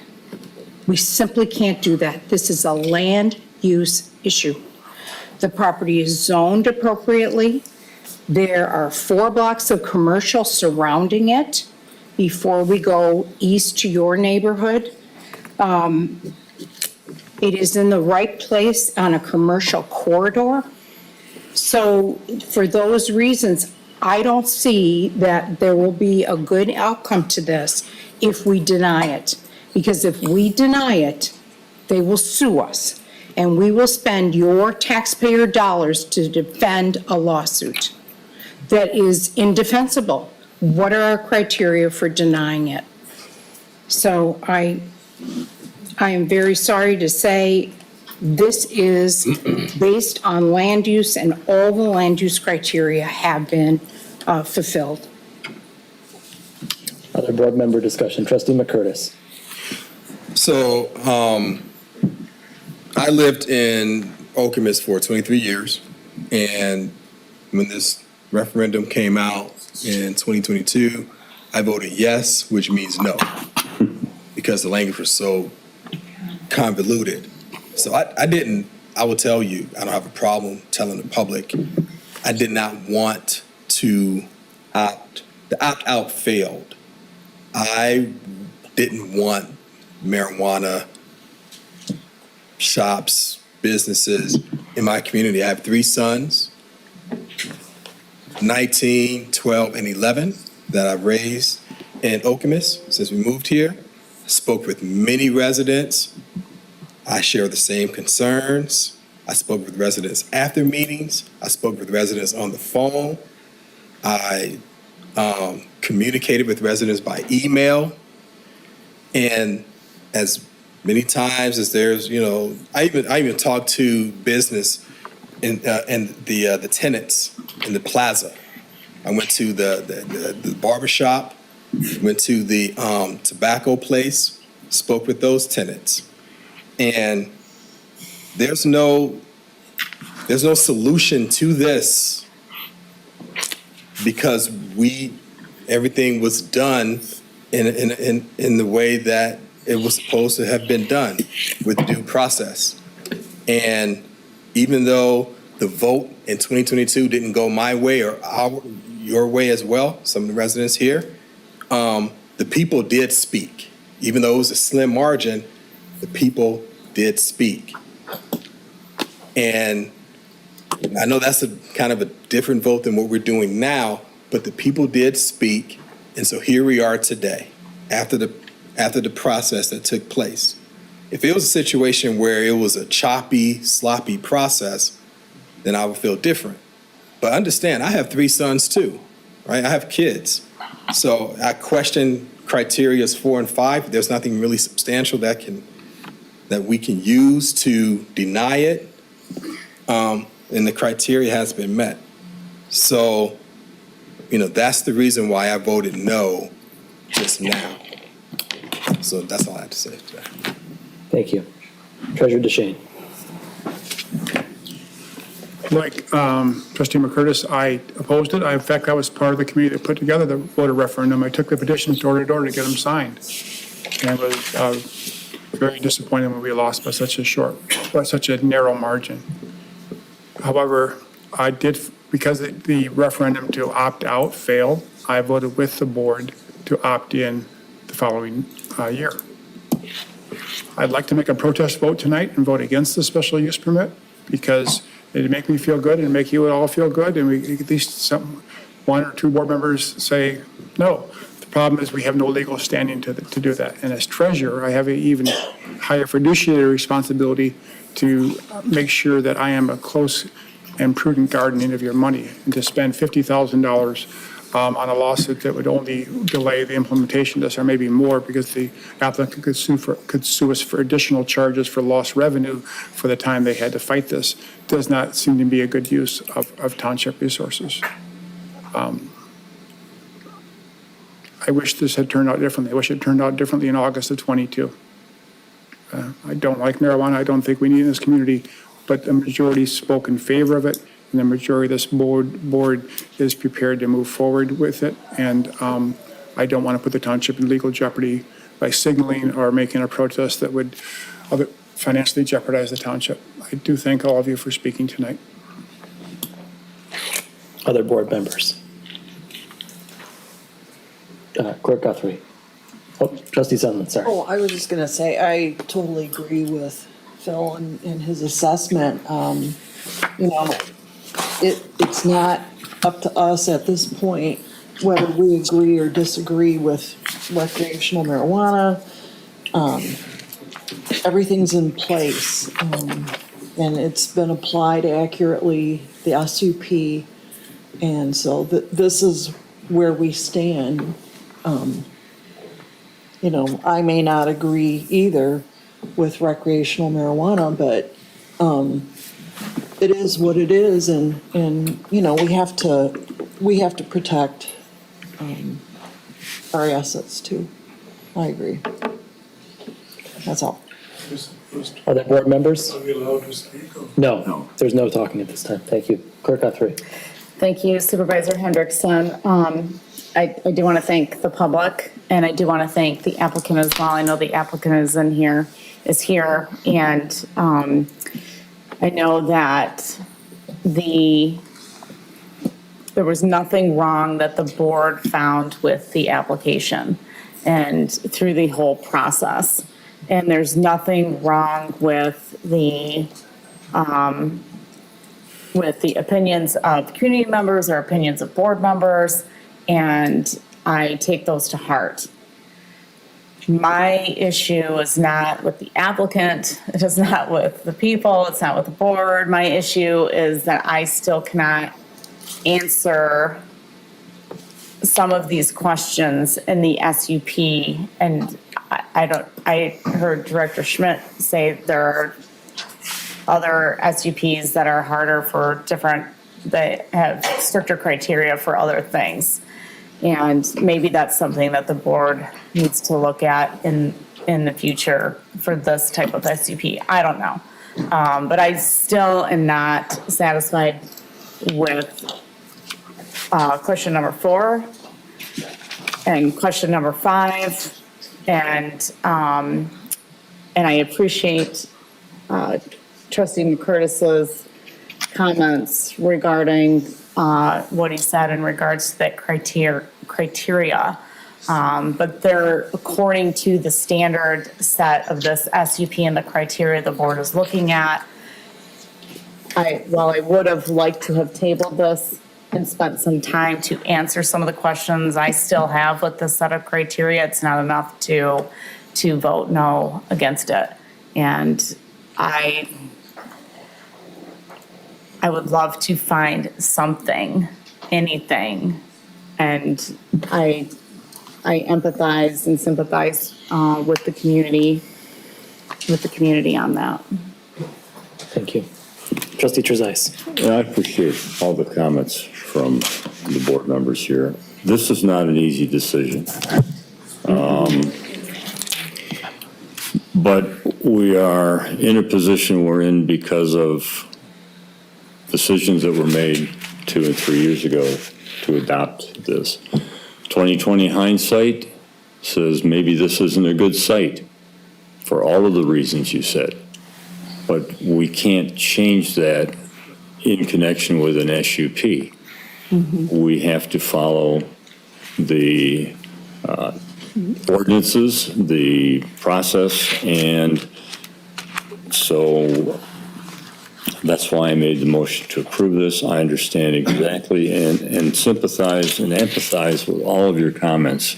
And I truly believe what you said is of personal importance to you. And I've been on a lot of boards, and I've never had one where I didn't accept the comments from the public, whether I agreed with them or disagreed with them, without recognizing that they are legitimate feelings, comments, and arguments from the public. So I appreciate your time here. I did hear you all. I do understand where you're coming from. I don't even disagree with where you're coming from. But I don't have a legal basis to change what's going on. So one of the criteria. So I'm sorry. There's no speaking from the public at this time. No, you may not. Data. If you continue to do so, you will be removed. That's fine, I can go. Sir, this is not the time for public comment. There's public comment at the end of the meeting if you wish to speak again. End of the meeting. There's no point of Sir. meeting when you decided already. It is very private. No, it's a waste of time. All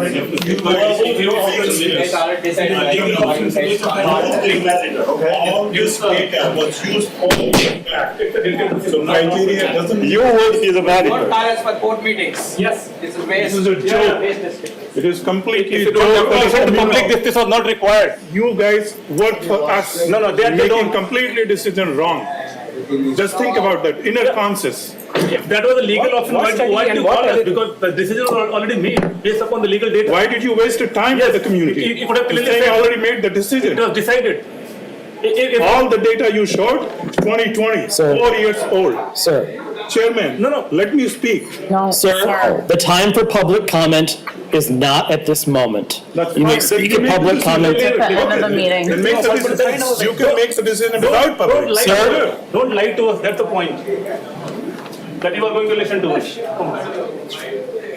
Good to know that board make the decision without public consent. They say go public out. Sir. We are going to There is make one the- thing called election. Yes. We will make a meeting for that. Definitely. Yes. You're basing your decision on 4 years old data?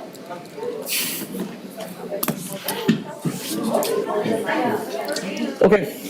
Any other board member discussion? Should probably close the door. I will simply say,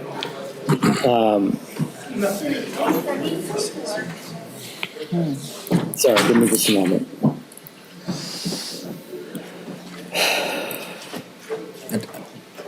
I do have one. Trustee McCurtis. Well, I just wanted to say for the record too, that I wish that our township wasn't in this position. We can't go back and change things. I truly wish we weren't in this position. It's no one's fault.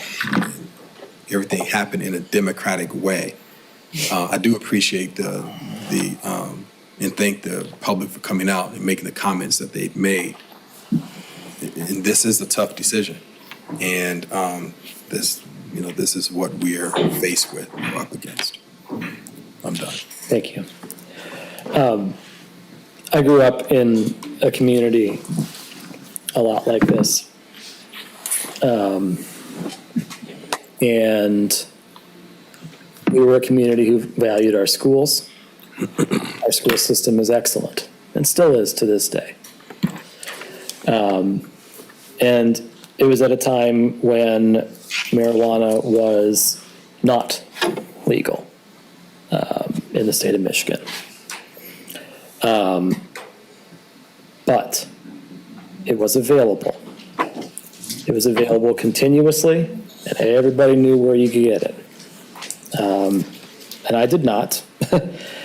in part because I was sat down early and often by my parents and given the talk. And, you know, that was the biggest factor in my decision all along the way. And it didn't matter that it was available. I had made a choice for myself, with the help of my family, not to do so. Today, we are talking about legal marijuana, recreational adult use marijuana, which is, by the way, and we've lost this in this discussion, only available to those who are 21 and up in the same way that one would buy liquor. And we know that that's not always a barrier to young people finding their way to it. But the reality of the situation is it's in our neighbors. It's in East Lansing, it's in Williamston, it's in Lansing. It's within mere miles of the facility that we're talking about today.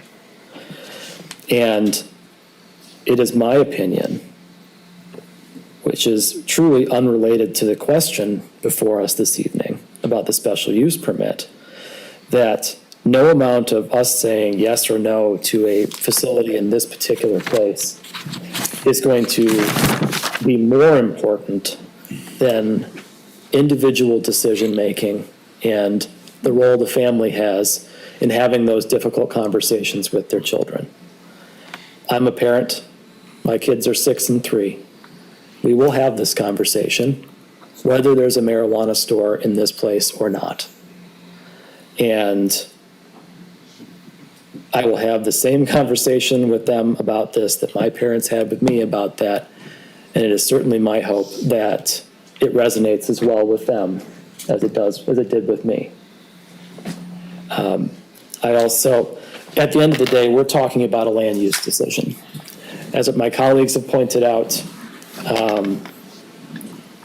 you know, this is a question of legality. This is a question of whether or not the application before us meets the criteria that are outlined in our ordinance. And I'll be honest with you, I came into this room with my mind not made up. And had I been convinced through a preponderance of the evidence that for some reason this application did not meet these criteria, I could have voted either way tonight. Mm-hmm. I heard a lot of discussion about not this location or not marijuana. And those are two things that are not up for debate with this action item. So I'll be supporting it as we take a vote momentarily. I do just want to take a moment to also thank Treasurer DeShane. I know that this is an incredibly difficult topic, and I know it's especially challenging for you. And I appreciate your bravery and your willingness to debate it in good faith with us all throughout this process. And I want you to know that your story has been very meaningful to me. And so I thank you for sharing that and for speaking your truth honestly and openly with all of us throughout this entire process. Thank you. Seeing no other discussion, the clerk will call the roll. Treasurer DeShane. Yes. Trustee McCurtis. Yes. Trustee Sumlin. Yes. Trustee Trezise. Yes. Trustee Wilson. Yes. Supervisor Hendrickson. Yes. And Clerk Guthrie votes yes. Motion carries 7-0. Thank you. We've been at this for a further 2 hours. We'll call a 5-minute recess and be back at 9:50. The board will stand at recess at the call of the chair.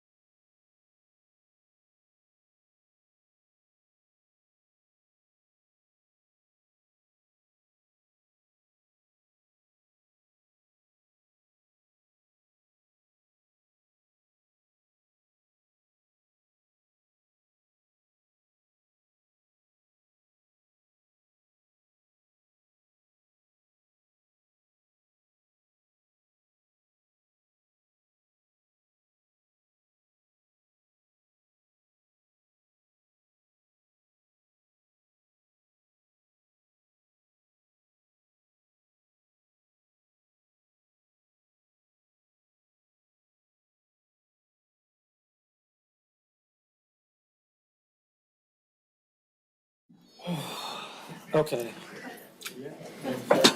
Are we doing the lighting district? Oh, We're going to senior center. You know, on top of the. Bob, sorry, we picked a bad minute. Okay. We will call the meeting back to order at 9:53 PM. One note to everyone involved here. We've got a board rule that we're going to have to suspend relatively soon, as we are not technically permitted by our board rules to take up action items after 10. Now, I, for one, would prefer not to punt things in a meeting for the rest of our agenda. So in a moment, I'll ask someone to make a motion to suspend our rules to take up the remaining items on our agenda after 10 PM.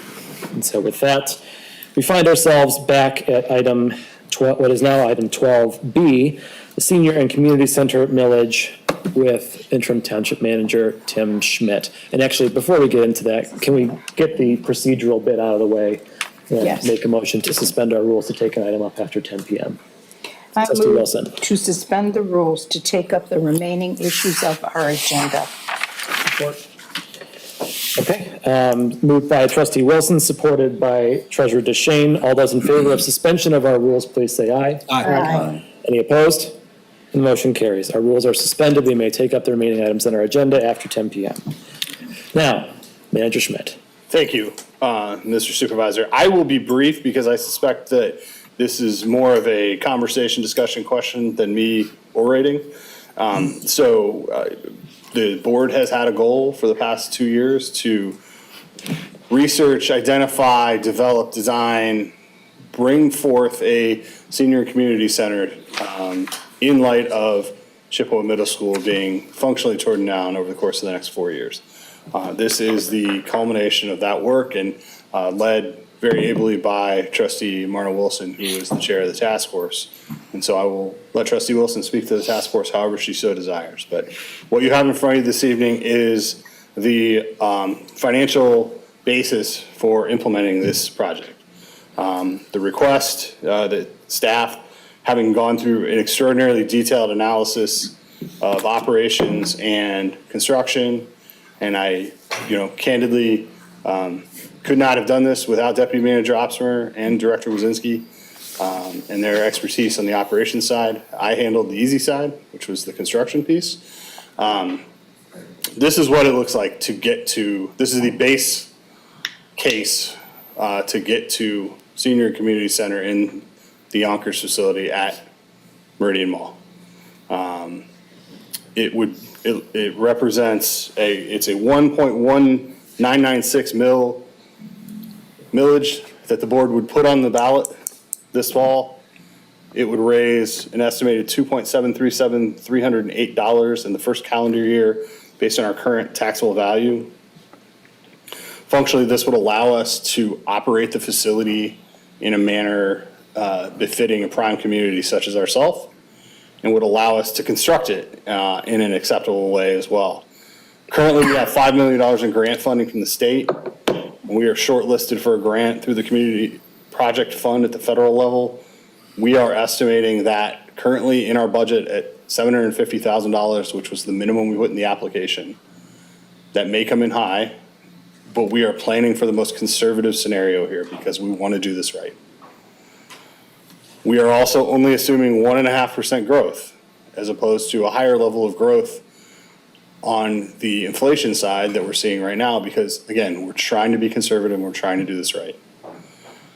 This will require about $6.5 million of either general fund or donation or other grants that we are still going to need to sort out. I would simply say that if the entirety of that comes out of the general fund, we can do it. It will be a heavy ask, but we can do it. So this is the base case in front of you this evening. Acquisition and construction currently about $22 to $25 million, depending on how you account for escalation, how you account for your contingency, how you account for prevailing wage. We have been working through a it's not a purchase agreement yet. It is it's a Option. letter of intent to purchase the space from the mall. And it's the current asking price is $2.75 million, which is about half of what they originally proposed. This will provide for about 1.9 million of operations to start, which is what we anticipate to need. And I'll let Director Wazinski and Deputy Manager Opsimer speak further to the operations should the board choose to get into that detail at this time. The resolution is attached outlining the specific millages and amounts that would be collected. If the board does wish to do a different millage number, we will need a couple of minutes just to run and recalculate real quick to make sure that we have the right number.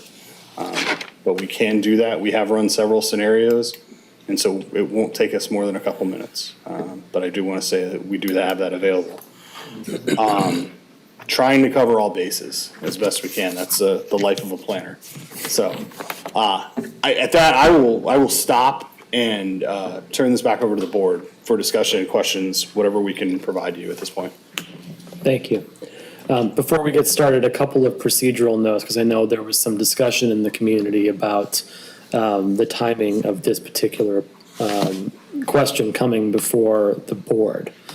And I will soon be asking for a suspension of the rules for consideration of this item on tonight's agenda, as opposed to the typical two-hop procedure that we take forward with all items that come before our agenda. So the reason why is that we had an opportunity over the last several months to hold several meetings with the current occupants of the senior center. We did so at their facility.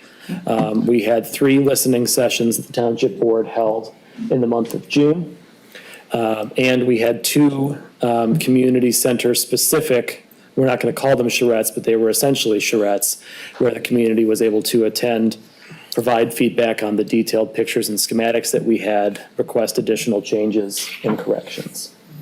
All of that to say that our last community session that we were able to schedule was July 24th, which was after our last board meeting. We wanted to take the feedback from those meetings, go back to our architect and get updated cost estimates so that we would know in detail what it would cost to complete this project in full and later operate the senior and community center over the next 20 years. So it took a lot of public effort, a lot of meetings that we had with the public on this topic. And here we are. The reason why it's coming before us now with 1 hop instead of 2 is because there is a deadline in state law for a ballot initiative to be placed on the ballot in front of the voters for November. That deadline is August 13th, which is before our next board meeting.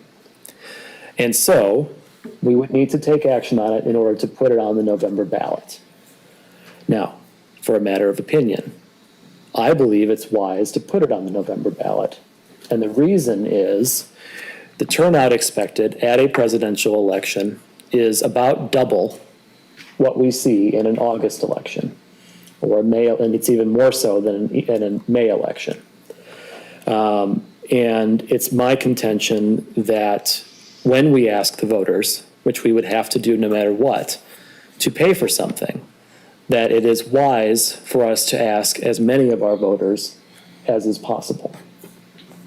And I believe that the November 2024 ballot is the best opportunity we will have for the next 4 years to get the most public input on this millage question. I will also say that for my part, I will respect the will of the voters. And if they return a rejection of this millage in November, if we choose to put it on tonight, then I understand that that is the will of our community, and that they do not wish to support a project like this.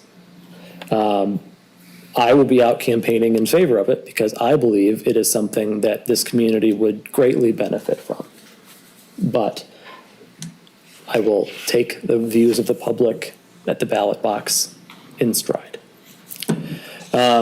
I think it would be prudent for our discussion this evening to hear from both Deputy Manager Opsimer and Parks Director Wazinski, who have done a detailed analysis of the operations. They can answer any questions we have on how they reached the $1.9 million number that they presented in the 1.19. Correct. I'm sorry, $1.9 for the operating costs, 1.19 for the millage. They can talk to both of those things. And so if the board has any questions, I would urge us to reach out to have them come up and speak to what operations will look like. And yeah, I guess I'll open it up to the rest of the board for any questions that they may have before we continue on here. Trustee Sunland. Thank you, Supervisor Henderson.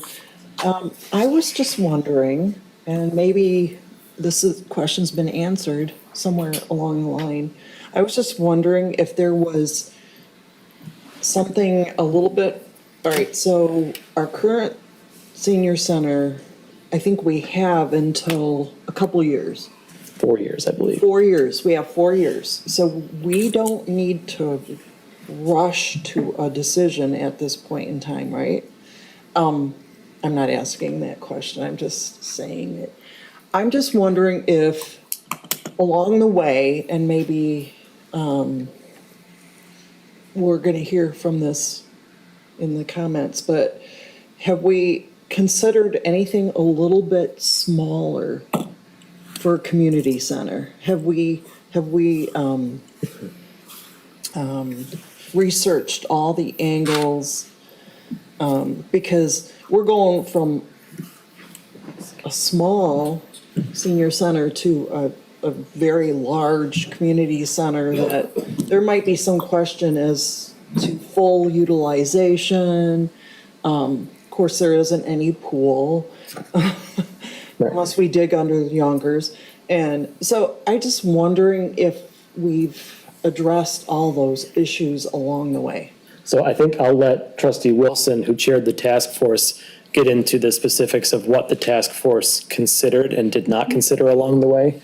I will point out that it does take several years to build out a facility like this. And we wouldn't be able to start doing that until after any millage question that is before the voters occurs. And so if we do delay, there may be an overlapping period where there is no senior center. And so I just want to point that out in terms of scheduling, since that was the first part of your question. And for the what did we consider, I'll turn things over to Trustee Wilson, who can give you more detail about that. Thank you, Supervisor. So the task force was formed in February of 2023. So it has been more than 18 months that the task force has been meeting. The stakeholders at the task force have been all along the coordinator of the senior center, so because it was really important to us that the information we were learning would be relayed back to the members of the current senior center. Our then current Parks Director, Luann Maisner, followed by our now current Parks Director, Courtney Wazinski, and actually both women have been participating in our meetings. We have had, at the time we had Manager Frank Walsh involved. We had Community Development Director Tim Schmidt. We had Phil DeShane as a board member. We had Pat Herring-Jackson as our supervisor, and me. Have I missed anybody? I think that's our group. So we had township staff. We had the coordinator of the senior center, and we had 3 interested board members. When Pat retired from the board, she was not replaced with someone else. So what we did is we looked at what was in front of us, and that was that the senior center is a part of our Parks and Recreation Department. It is a township-run entity located in a school at Chippewa Middle School. The The schools, it's the oddest arrangement you can imagine. We actually pay the salary of the coordinator and the assistant with township dollars that are given to the school to pay those two individuals, 1.5 individuals. They are actually school employees. And so this is how it's gotten to be kind of an interesting arrangement. We knew that the senior center was going to go away because the Chippewa Middle School was going to be demolished. And I'm hearing varying times, it's between 3 and 4 years. So we knew we had to take some action fairly quickly. We started out by looking at where we might locate a senior center. But then we received a grant from the state of Michigan for $5 million because our state legislators provided that. And then, and in that language, it said community center and senior center. So we had, with that $5 million grant, we had an opportunity to look broader than just a senior center. So we started looking at what we could offer to this community as a multi-generational entity that would serve every member of our community. And what I like to say is every age and ability. So we could serve young children, preschool, we could serve our Sporties for Shorties program, we could serve our teenagers, our adults, and our senior citizens. And the more we thought about that concept and did the literature search on what other centers are doing, this multi-generational approach is exactly where senior centers are even going. And we look to East Lansing, which is a combined facility. We look to a facility in Howell that is new, was built in 2021, and incorporates the same kind of philosophy of multi-generational. So then we started looking at where might this be located. And we looked at our municipal complex because we know there is land available in our municipal complex. So we looked at the Nokomis site, for instance. We looked at the soccer fields right out here to our west. We looked at over by the senior center. We looked at 2 different properties over, by the service center. And then we looked at a parcel that's between the central fire station and the Okemos post office. Several of these were eliminated because there wasn't enough buildable area. There were too many wetlands, too close to the railroad tracks, too much in use, like our soccer fields over here, and it's also very wet over there. So it came down to one area where we could potentially build this. And that area was between the post office and the central fire station. We had it evaluated with a wetlands evaluation, and there was no wetland on that property. And we could build a 40,000 square foot community center on that property. However, we would have to take down 300 trees in order to do that. And we look to our environmental perspective of how we try to act in this township and preserve our tree cover and preserve our wetlands. And we said, this is not going to fly because it's 300 trees that we would have to take down and not replace because the entire pad would be covered with the building and the parking.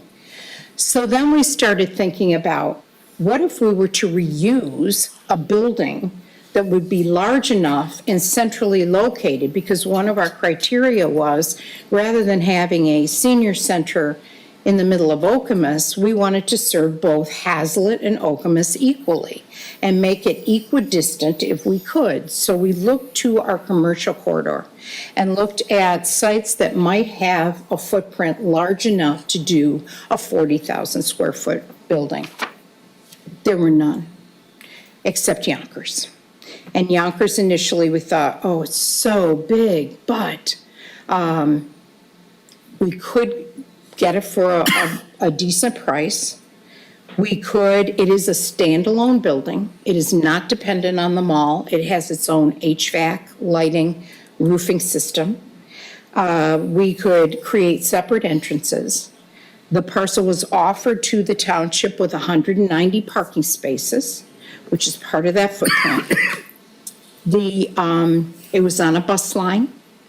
So it checked a lot of boxes, and we started talking to the folks over at the mall. It's not only CBE, I believe is the name, Tim? CBL, who actually owns the mall itself, but it's the property owner that underlays it who owns the land. And we came to a price that was feasible to repurpose the building. We engaged a company called Progressive, now Progressive, was Progressive AE, but they changed their name to Progressive, with principals in that firm in both construction, marketing, business development, and a long, long history of working with municipalities. They were part of an RFP process. We looked at 9 different companies that we could potentially bring in to partner with us to help us understand usage and design. We actually interviewed 5 companies and came to the conclusion that Progressive AE was the best fit for our group. And they have been with us since February of 2024. They've offered the expert advice that you see out in the hallway, the design of the property based on the needs that we saw that would meet, again, all multi-generational ages. And they came up with a design with a drawing that was refined and refined and refined, how much lighting needed to be in the building, what kind of structure we would need and structural improvements if we were to build a regulation-sized gym, youth area, dedicated senior area, and auditorium, warming kitchen, and of course this very large gym that could be used for volleyball, pickleball, badminton, and basketball. Voting. And voting. Thank you. Warming centers. This requires a generator. So what we wanted to look at was a building that could have full utility for all the hours that it would be open. And realizing that our seniors did want a dedicated space that no one else could get into and use, where they could store their materials and have their table tennis, table tennis tables, and also their billiards tables, and those would be transported, there are 2 of each, from the current senior center over to the center, and that would be in the area dedicated to seniors. During the day, there are additional areas that would be dedicated for the use of seniors, and they would have first dibs to those rooms. And they are meeting rooms that immediately are adjacent to the senior center itself. The access to the senior center would be controlled with a fob system, as would be the whole building, including the entrance to the mall, because security is a very high priority for this type of facility. We would also have the offices for staff, part of the staff, but a good portion of the staff from Parks and Recreation, and also a senior coordinator to be in the building during the day. So we have located those offices so that there's direct line of sight into the dedicated senior center.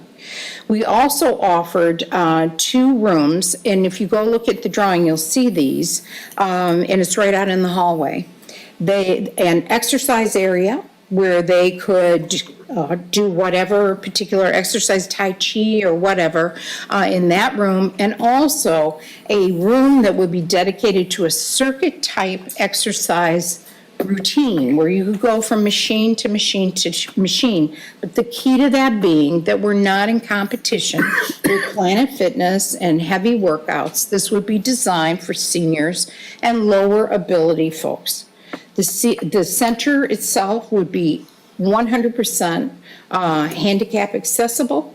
and would have whatever amenities are needed. We talked to the Alzheimer's Association about people who have limited abilities would need in a center, and how things like a black rug will stop an Alzheimer patient from walking across it. So we've done a lot of work with community partners to determine what best we should have in this center. Then, as part of this, we also looked to funding. We knew we had $5 million from the state of Michigan in a grant form. We knew that the township wanted to make a commitment to the project. We knew that we had gone out for a federal grant that will be decided in December, and we don't know for sure what the value of that is going to be, but we will hear in December. But in the meantime, we wanted to move ahead. We are looking at private-public partnerships. We have reached out to large donors to see if they would have interest in naming rights to rooms or to the building itself, because that could bring in additional monies. And that's why this is crafted as a ballot proposal up to, because we continue to work on finding those additional resources to fund this, this facility. What are we going to do for now? We would build out the first floor, which is 42,000 square feet. We could do everything that we want to do with the first floor. But there is access to the upstairs. A portion of the upstairs, about 60%, will have to be removed, which requires some structural changes to the east side of the building, so that we can have the basketball court. We have to have 35 linear feet to have the 2 regulation size basketball courts. But that leaves us substantial room, 24,000 square feet, that is accessible via elevators and stairways to go upstairs. And this is building for future growth. As our community grows, as interest in the center grows, we want to be able to accommodate as many people as we possibly can. And one of the big thrusts for adults is having gathering space. We became so isolated in COVID, and there are a lot of folks who are very isolated in their homes. And we thought about how important it was to have gathering space for people to have a meal, have a meeting, have a conference. We have a very large auditorium with a raised stage in it that we can use for Meals on Wheels on a periodic basis, because it will seat 120 people at tables and chairs. But we can also take those tables out and arrange up to 190 seats to have a lecture or a film or whatever else the community would like to have there. And in addition... Point of order, it is 10 o'clock or 10:20. You've been discussing this for about 20 minutes. I think you should yield the floor to someone else that wants to discuss this. We've all heard this presentation before. It's an exciting proposal. Our public has not heard it. And I just want to bring forward the process that we have gone through, because I've been asked to tell you the process. I think you did a very good job explaining that process. Thank you. Thank you both very much. I think that was informative. Both to the members of the public who may not have heard of this before, and also to hopefully to Trustee Sundlund, who had asked the original question. So thank you both. Any further discussion or questions at this time? Treasurer DeShane. Thank you. Many of us on the board have had some time to meet one-on-one with staff to discuss this proposal in specifics that we don't have for the public tonight. And here's what I've gathered, and it's pretty much all backed up by the memo here. The initial cost for this would start at about $78.4 million with construction, operation, interest, and bonding costs for those 20 years. And that would require $6.5 million of our $11 million in our reserve funds that we've worked so hard for to be empty. So that would leave us with $4.5 million in a reserve fund. I mean, which is probably below the numbers we had set earlier. I haven't checked it, but it's dangerously close to that. I've served on the Senior Task Force Committee, and this proposal did not come from the Senior Task Force Committee, which former Trustee Scales asked about. That task force has not met in nearly 2 months. There was no recommendation from the task force. If there, none whatsoever. It hasn't met, so we couldn't recommend it. I am strongly opposed to this millage for a new community center for these 5 reasons. 1, it's just too expensive. 2, it lacks strong community support. 3, it's fiscally irresponsible to use a large portion of reserve funds to pay for it. 4, we don't have had any chance to understand the costs that we're taking on by acquiring this very large property that will be ours in perpetuity. And 5th, I think, the more I thought about this, I think this whole project needs to be redesigned.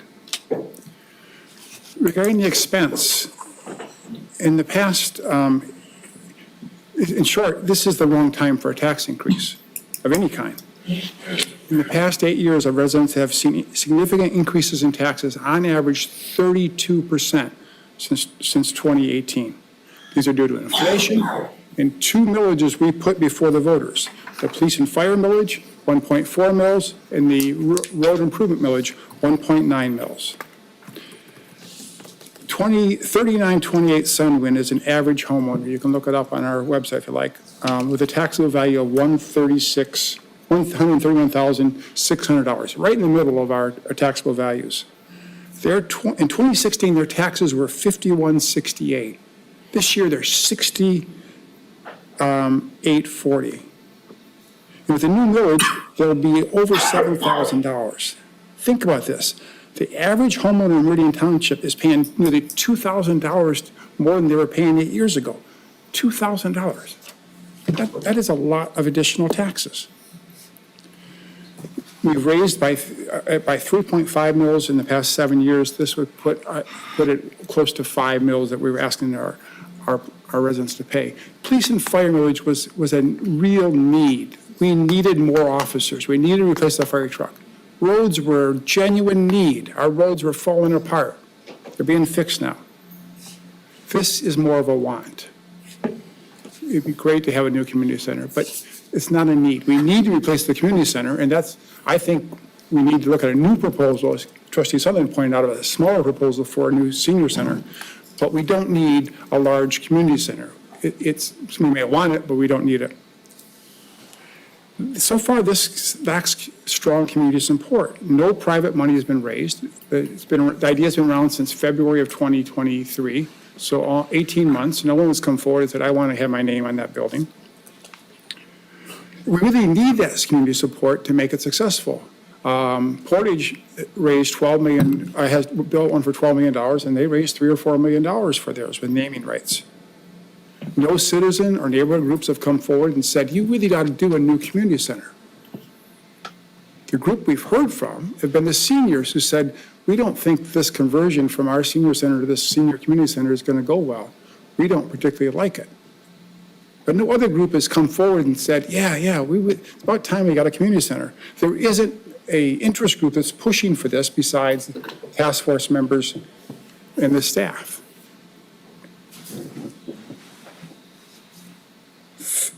Next, the board is rushing to act on this millage proposal with virtually no public input on cost. Our deliberations on the cost of the center have been eliminated in order to get this on the November ballot. I've been to the 3 community meetings and 2 of the charrette meetings, and I got asked again and again, what's this going to cost? And our answer was, we have no idea what the cost is. Only this week have we announced the millage amount and what it would take to fund it. The community hasn't had any chance to respond to these costs. Does the community want to take on a $2 million a year cost for a community center? They haven't had a chance until, 10 o'clock on this meeting. I'm really concerned that the community center would require us to spend $6 million of our $6.5 million of our $11 million on reserve funds to pay the $25 million to construct it. Now, we have other essential expenses coming up we don't know the cost of. The new dormitory for the fire station. We don't know how we have a lemon of a fire truck's got to be replaced. That could be $1 million right there. We don't know how that litigation is going to turn out. Yet we're using our reserve funds so that if we need more, there won't be more to get because there's a certain baseline of a reserve fund we've got to keep. And taking more than half of it for this community center is fiscally irresponsible. This community center will be 85,000 square feet that the township will have to maintain the day we buy it forever. Currently, all township properties are 50,000 square feet. So we're taking on 170% more square footage that we've got to maintain, we've got to heat, we've got to cool, we've got to insure, we've got to do the roof on, we've got to make sure fire suppression is there, we've got to provide safety on. It's ours then. It comes off the tax roll, so we're not getting taxes for it, and now it becomes our expense. Lastly, I fear this design is flawed. I'll say, I liked it initially, but the more I thought about it and what we're getting here, we're not getting much for this money. The seniors upset because they have fewer dedicated square footage than they have in the community center. They get close to 10,000 if you use the shared space. But that begs the question of, will it work in the future? Because we have about 200 members now at the community center. Portage has 1,000. If we had 1,000 members, 500 members, we would be obsolete the day we opened up. We don't have room for 500 seniors in that facility. We would probably have room for our current membership. There's really there's no growth. We're already at the ceiling for what carrying capacity. And as for the community center, it's not quite there yet. We have a big gym with pickleball courts and basketball court. That's good. We have some meeting space. That's good. Youth room is just an empty shell. Nothing more right now. A community center, I think, is a little bit more than that, than meeting rooms and a big gym. And this leads to this fear that becoming a money pit. This center doesn't include a backup generator, this price, doesn't include solar panels, doesn't really include infrastructure for voting place. And there's really no development of the second story planned. So future boards are going to want to solarize it. We have a commitment to solarize all of our properties by 2030, so that one's got to be solarized. Deborah's talking about needing it for a voting center. We want to use it as a heating center. Well, we're going to have to get a backup generator to allow for a power outage. All that are what will be millions of dollars in years to come to make this center what we hoped it will be. And we are, by taking this step, we're leading future boards so that their hands are tied. They've got to maintain this. This project could easily cost $85 to $90 million by the time these additional items are added in. My fear is by putting this on the ballot, we are recommending it. And we all know, and Tim, the survey results you showed us, the township residents are very good at passing referendum, especially if it has a sexy name like community center, senior center. Then they'll come in the next year and give me an earful about their taxes going up again. They don't really connect the two very well. We are recommending this to the citizens by putting it on the ballot. The idea that we're just let them choose, no, they're counting on us to put good proposals before them, like the police and fire millage, like the road millage. And I think to put it on there is to say, we all think this is a great idea, and I don't think this is a great idea. I think it's fiscally irresponsible to put this on the ballot, and I think it's a design that has to be reworked and possibly give strong consideration to doing a senior-only center to begin with. That community support build for a community center, that we could build a community center right next to it, behind it, whatsoever. Our task now is to replace the community center without draining our township reserve funds, and hopefully with no debt at all. And with the $5 million from the state and $1 million from Slotkin, and maybe a couple million from our reserve funds, we could build a decent-sized senior center with no new debt. And for staffing, use the existing staffing and partner up with Okemos Schools. They put a senior center on the ballot. Let them pony up now. Where's your staff? You advertised in your millage bond you were going to provide a senior center. Let's see what that is. And that's going to have it involved. The new superintendent might be very interested in providing some resources to it. We shouldn't take this whole thing on ourselves. It's too expensive. And it's going to impact future boards for years and years to come. This is a huge fiscal responsibility, and I think a very limited return for this huge financial risk. Those are my comments. Thank you. Thank you. I'd like to talk to a couple of those. Sure. Because I understand that there's certainly concerns that some of our residents will have as well. East Lansing has a community center. Pretty nice one. Williamston has a community center. Delhi Township has a community center and senior center. Lansing has 4 community centers. Bath Township has a community center and a senior center. We are the only community for 10 miles that doesn't. It's remarkable. This question is coming up out of necessity because our senior center will cease to exist in a matter of years, be it 3 or 4. It will cease to exist if this board does nothing. We have to do something. You know, we've heard from a lot of our seniors who were out this evening to talk about this. And I think that while I may disagree with them about a number of the things that were said during public comment, one thing that we can all agree with is that we cannot simply do nothing and let the senior center cease to exist. I believe that we have an opportunity to create a new asset to the community. And a community center would be a new asset for the community. You talked about growth as one of your rationales for why you may not want to support this. Certainly understand that. The senior center has only a few hundred members. And I hope, as I think most of us do, that we see that usage increase and do so quickly. Certainly by putting it central to the township, we open it up to an entire population of Hazlet residents who may not wish to drive all the way down to Chippewa Middle School. That's why we have the entire second floor available for future growth expansion. It's available to us. That's part of the virtue of having a facility of this size. You talked about whether this was popular. Polling shows that that 2 millages that were tested by an independent firm are 63% popular. We had that information shared with us in advance of this meeting. 63% of our community residents support this. I think that's pretty popular. You talked about the cost analysis of it and the use of our general fund dollars that we have.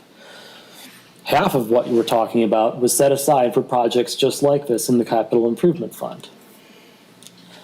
And the $6 million number that was quoted this evening is a worst-case scenario, assuming that we get $0 from philanthropic donors. And I'm here to tell you that we expect that we will get money from philanthropic donors, both individuals and corporate donors, as naming rights will go quickly for these rooms. We also talked about taxes, and it's interesting that you mentioned the house on Sunwind at 160, 130 something. 131,000 131,000. is taxable value. Right. I bought my home in 2016 also, December of 2015. And my taxable value was 135. And so I am your average voter when it comes to property values. And what I can tell you is that in the time that my taxes went from 5,000 to possibly 7,000, my home value also doubled in price, thanks to a recent assessment that I just got from my realtor. So it's not that these things happened in a vacuum, right? Yes, the taxes are increasing, but the home values are also increasing.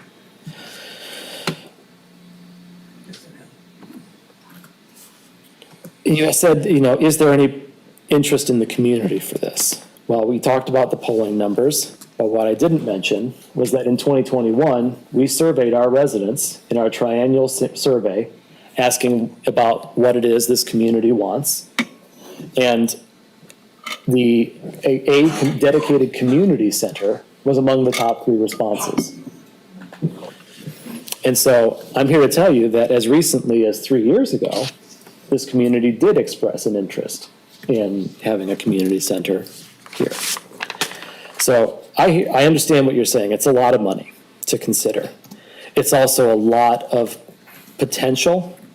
It's a lot that a lot of exciting things that we could see. And as I said before, what we're doing is putting something on the ballot. and gathering the public's opinion on this proposal. The voters are going to make their decision, well, you know, regardless of what we say at this table. And I think that this is a good idea. Like I said, I'll be out stumping for it. And you're welcome to go out stumping against it if you like as well. But I think we have a good proposal in front of us, one that we can put in front of the voters, and that's why I'll be supporting it this evening. Trustee McCurtis. Yeah, the thing that the first thing that comes to mind is I do agree that senior center is an asset that we would love to have in Meridian Township, and something that, you know, you named all the different communities that have a senior center. But we have to look at our community and what is feasible and what's doable and affordable for us. First thing I think about is the old Rolling Stones song, "Time is on our side." And the reason why I say that is because the current senior center, it's going to be there for another 4 years, if I'm not mistaken.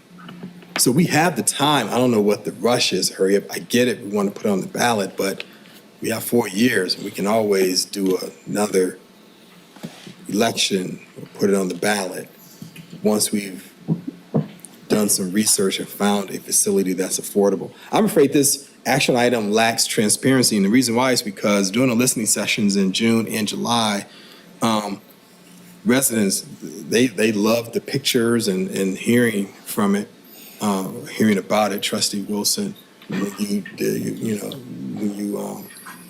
describe what it would look like at those listening sessions. But one of the questions, and I said it before, I'm saying it again, that they asked is how much is it going to cost? We didn't have an answer at that time. During the design reveals, I went to one over at the Pavilion. Residents asked me how much will it cost? We didn't have an answer. None of us had answers at that time. But now it's like a month later, or a few weeks later, a couple of weeks later, now we have an answer, and it's $78 million over 20 years. So to me, that seems a bit, so we didn't have it. And then two meetings ago, we didn't want to put a question, some trustees didn't want to put a question about the millage on the survey. We didn't want to ask if you want to support a survey. So now we're saying, hey, we have a millage, and we want to put that on a proposal. That seems a bit disingenuous to me when some trustees originally didn't even want to ask about a millage. So now we're on a survey. So now we're proposed with, should we put a millage on a budget proposal or on a ballot proposal, sorry. Seems like it's being rushed, and now that there's this big hefty price. You know, just in my experience when it comes to governmental bodies, we introduce a subject, you know, at an initial meeting, and then remove that subject for action at a subsequent meeting so that we can have good input and so residents can have some buy-in and they can understand exactly what it is that we're asking, and they can do, you know, some thought. And I know we had listening sessions and everything, but there's folks from, you know, who spoke today that's part of the senior community and part of the senior center that say, yeah, we want a senior center, but not this type of senior center. And that's what I'm saying. Yes, it would be a great asset, but at 85,000 square feet, and at $78 million, we've already, if we go through this, and if it's voted, if it's put on the ballot and the people vote for it and it goes and it passes, our cap capacity is going to be just about capped out. So there's that. We have staff that needs to still, positions that we still need to fill. We have inflation that we have to consider. We have maintenance that we have to consider. And Phil already laid that out, so I'm not going to repeat those things. But there's a lot of things to consider, and I'm afraid, and even our interim manager said that it can be done, we can do it, or you picked up on the inflection. But to me, I interpret that as saying, yeah, we can do it, it's gonna be hard. And I don't want our township to be bursting at the seams when it comes to our budget, trying to rob Peter to pay Paul. No offense. None taken, sir. You know, that's not, you know, we want to be fiscally responsible. And I think a $78 million senior center is not fiscally responsible. Yes, we want a senior center and we would love to have it, but not at $78 million, especially in a building, you know, right in the mall, where it's just so robust. I just don't think that I don't think it's and I'll end with this. I don't think it would be responsible for the township to put this proposal on a ballot, because I think we would be we all know that residents, they rely on us to give them, because we represent them, to give them a responsible proposal. If we put this on a ballot, chances are it'll pass because they trust our thought process. They trust our decisions. They trust what we would tell them because they voted us here, right? And if we put that on there, that's what it's going to be. Oh, this must be something that is really good. And then the sticker price or the sticker shock, and things come in later, you know, the next year. Well, wait a second, why is this $78 million? What did our board do to me? It just seems disingenuous. And so when we vote for this, I will be voting no because of those reasons. That's the end of my comments. Thank you. Any other board members? Clerk Guthrie. Thank you, Supervisor Hendrickson. Well, I love the idea of a senior center and a community center, and I love the work that you have put into this and the task force. I've wanted a community center at Meridian Township for the longest time. When I was communications director, I used to walk down to Frank's office and say, we need to look at a community center. Everybody else has one. We don't have one. It's ridiculous. I always thought it was crazy. And I do want to have a community center. I do want a senior center. I don't think anyone's disputing that for certain. I have, I'm not going to repeat anything that other trustees have said, and board members have said, but I have deeper concerns about the township and where we're at as a township, and a senior center / community center taking away the focus from a foundation that I think that we still need to build. We just had this culture issue internally in the township. I think maybe Phil and I have Treasurer DeShane and I have a different perspective slightly. I mean, I'm sure you hear from residents all the time, but there is a constant, I hear it from my office, a constant complaint at the front counter about taxes. I hear it in my office, taxes. Why is it? People are angry and upset and coming in and they're upset about taxes. And I'm not even in that department.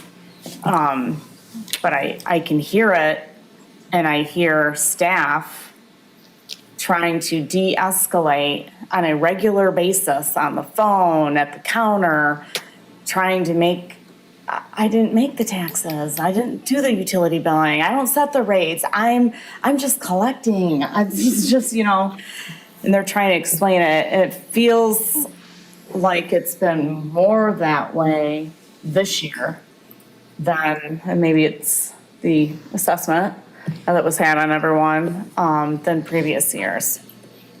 And so I do have a concern for staff, and I do have a concern for the board and for the leadership of the township. I feel like we need to come together as a board, and I feel like we need to get our board in place and manager in place and hear from staff during the budget process of what needs they have, because I feel like this is going to significantly stretch staff time. And I know that their time is stretched already. And so my biggest concern is how much more time is this going to stretch for staff in this, on top of the concerns that I've heard from our trustee and our treasurer. I would like to put this before the voters. I've lived here for like 40 plus years. There's nothing that voters say no to except the library. Other than that, voters pretty much in this township are like, yes, we want these millages. I mean, we pretty much know that if we're gonna ask voters, do you want to pass a millage? And be like, yeah, we want that. We want that. We want that. I want a lot of things. I gotta tell myself no in my personal life all the time. I can't have that because I can't afford it. And that's probably the case for this. Or maybe we just need to spend some time on this. I don't think we need to jump into it. I think those monies that are available to us, we can ask the question next year. I'm sure if Deputy Manager Opsimer were in here, he could give us some cost estimates as to how much more costly it would be in the future. But we also have those same concerns about our roads, and we've had to put a few more million into our roads to try to keep up with roads because the road millage isn't even keeping up. So I am concerned about those fiscal concerns that our treasurer discussed. So for those reasons, I will be voting no as well to put this on in November. It doesn't mean that I don't want to ask it in the future. I am highly interested in bringing this to the community. I just don't feel it's the appropriate time at the moment. Other board members? Trustee Trezise. I might as well weigh in on this. I'm excited about the design that's proposed. I'm not excited about the costs that result. And I'm also a little concerned about this procedure. I understand the desire to put it on the November ballot. On the other hand, if we'd had this number 3 weeks ago during the charrettes and people said, how much is it going to cost? Well, over 20 years, it's going to cost $78 million to run this in operation, $25 million to buy it and remodel it. That would have been something.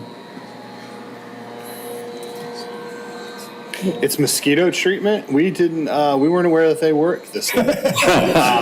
So apologies. We will not have mosquitoes when we walk outside. All right. Well, you get rid of the wasps. Next, we'll work on bees and wasps. Okay. Not bees. Yes. They're protected. Yes. The wasp tried to get Marna earlier. Yeah. That one. And did get Courtney. Yes, it did.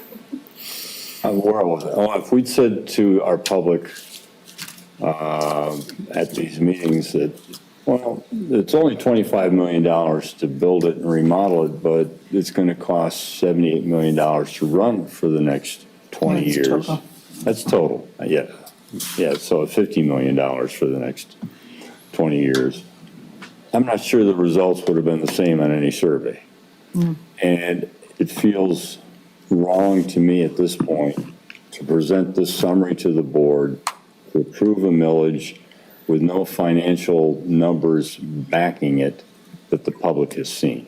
We've seen them because we got a briefing this week, but it wasn't until this week, like yesterday, that we saw the numbers and we're left with 24 hours to contemplate. I, at this point, cannot vote for this millage tonight. I'm not averse to pursuing it. It's just, I don't feel comfortable going forward on this without some public input and knowledge. So it sounds as though, from the discussion we've been having, that the board would not be supportive of putting this on the November ballot. It doesn't make sense to table a resolution that's specific to the, there's so much language in this that's specific to November. Too specific. My recommendation would be that we continue forward to suspend our rules and then consider the motion before us. And if there's a quorum to deny it, then we deny it. And I'll save the rest for my comment when we actually vote. I think procedurally, we should suspend our rules, take up the consideration of this item, and allow for a vote as we intended in our agenda. And then we can work through the fallout after that. With that said, is there a motion to suspend our rules to take this action item up? I'll make a motion to suspend the rules and procedure and take this motion up on tonight. I support that motion. Moved by trustee Trezise, supported by treasurer DeShane. Comments? All in favor of suspending our rules, please say aye. Aye. Any opposed? Motion carries. And I would move to adopt the resolution authorizing the ballot proposal for a 20-year community and senior center millage and to submit the question to the voters at an election to be held on November 5, 2024. Support. Moved by Trezise, supported by Wilson. Comments on the motion? I will add that I support this. I do. I think that the community would too. However, I respect my colleagues and I understand their reasons why they have trepidation. I think this proposal can and should undergo some necessary revision as we look forward to ways to provide our seniors with a senior center. And I believe that perhaps we can find a way to move forward at some point in the future with a community center as well. If we get the numbers right and we present a fiscally responsible plan to our voters that can accomplish both of those things.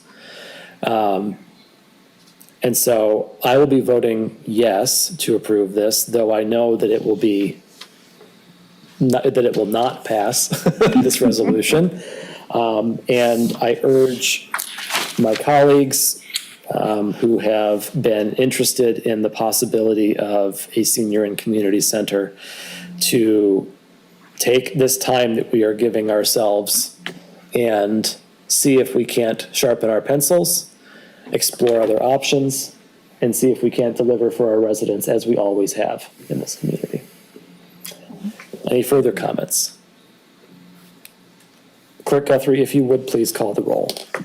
This is, by the way, I will restate the motion, which is to adopt the resolution authorizing the ballot proposal for the millage for the senior and community center. Clerk Guthrie. Trustee McCurtis. No. Trustee Sumlin. No. Trustee Trezise. No. Trustee Wilson. Yes. Supervisor Hendrickson. Yes. Clerk Guthrie votes no. Treasurer DeShane. No. Motion fails 5-2. Thank you. Thank you. Thank you to everyone for weighing in on this. Thank you to our seniors who have been a vocal part of this conversation. Certainly, I hope that you will continue to be involved. And certainly, I hope that we can come to a productive conclusion at the end of this process, whenever that may be.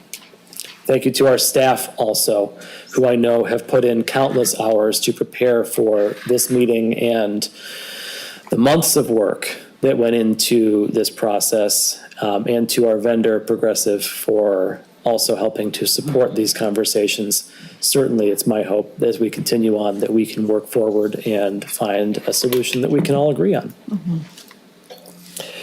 With that said, we move on, as we so often do, to our next agenda item, which is now agenda item 12C. I'm going to stop saying that eventually. Liquor license regulations update. And we have maybe somewhere, there she is, Director Clark here to talk about that. It's all you. Thank you for being so patient and giving up your entire evening. feel bad for my other peers. We're gonna hang out in this environment together. Good evening, board members. Tonight before us is ordinance 2024-05, liquor license regulations update. We've been working on local license for a little minute here. We had a final improvements to language, clarifications of the applicant, expanded defined terms related to licensees and premises, other essential, dotting the i's and crossing t's for the rest of the ordinance. Tonight, the motions are to adopt the ordinance, and in the ordinance that does also eliminate the moratorium, because you have an active moratorium on liquor license right now.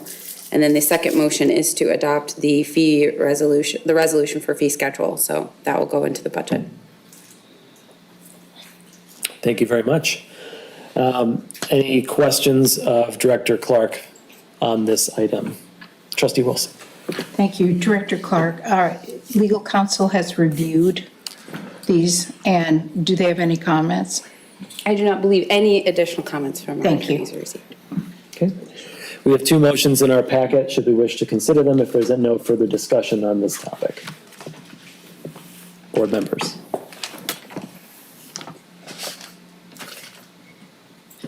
And for those following in our packet, we're on page 65.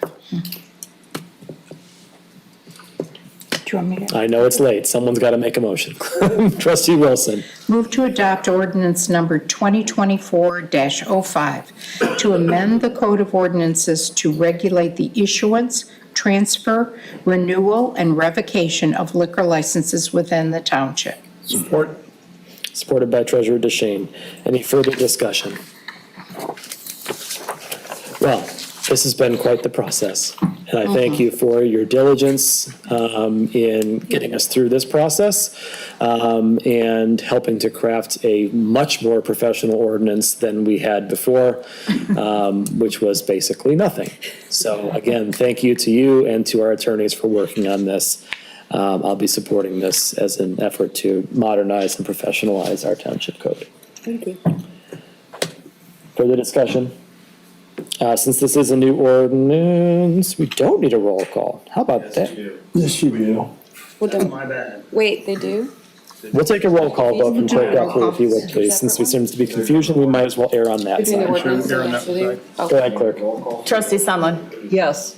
Trustee Trezise. Yes. Trustee Wilson. Yes. Supervisor Hendrickson. Yes. Clerk Guthrie votes yes. Treasurer DeShane. Yes. Trustee McCurtis. Yes. Motion carries 7-0. Thank you very much. That was motion one. Do we have a motion two? Trustee Trezise. Thank you, Supervisor Hendrickson. I move to adopt the attached resolution establishing the liquor license fee schedule. Support. Moved by Trustee Trezise, supported by Trustee Wilson. Any comments on the fee schedule? I think these fees are relatively reasonable, all things considered.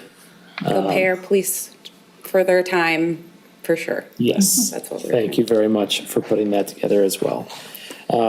Since this does involve money, we'll go ahead and have Clerk Guthrie once again call the roll. Trustee Trezise. Yes. Trustee Wilson. Yes. Supervisor Hendrickson. Yes. Clerk Guthrie votes Okay. yes. Treasurer DeShane. Yes. Trustee McCurtis. Yes. Trustee Sunland. Yes. Motion carries 7-0. Thank you. Thank you. Thank you. We got you out of here in approximately 3 minutes after all that. Next up on our agenda is item 12D. I'm really having trouble keeping track of the letters now, which is the text amendment introduction for local prosecution of marijuana violations. I see Mr. Harkness didn't want to brave the meeting tonight. I gave Cullen the night off. Okay. So especially given that the board had no major concerns at the last meeting, got all your questions answered, this is the same ordinance. We are recommending you introduce it this evening. It does require a roll call vote, I'm being told by my attorney. All right. Yes, and board, we did see this once before at our last meeting. And so this is our second of 3 steps to introduce the ordinance. Do we have a motion to introduce? Manager, would you scroll up on to change the display? We need you to be everywhere at once, please.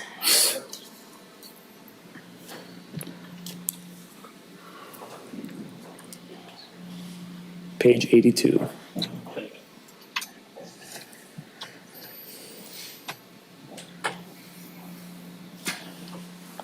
Treasurer DeShane. I move to adopt the resolution approving for introduction ordinance 24-04, an ordinance to allow for local prosecution of certain marijuana violations.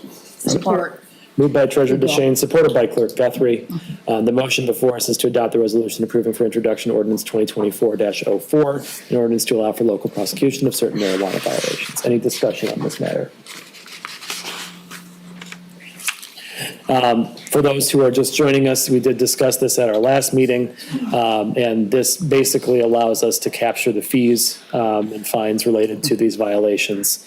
It is essentially copying and pasting state law into our own local ordinance for that purpose. And for that, we'll have Clerk Guthrie call the roll, please. Trustee Wilson. Yes. Supervisor Hendrickson. Yes. Clerk Guthrie votes yes. Treasurer DeShane. Yes.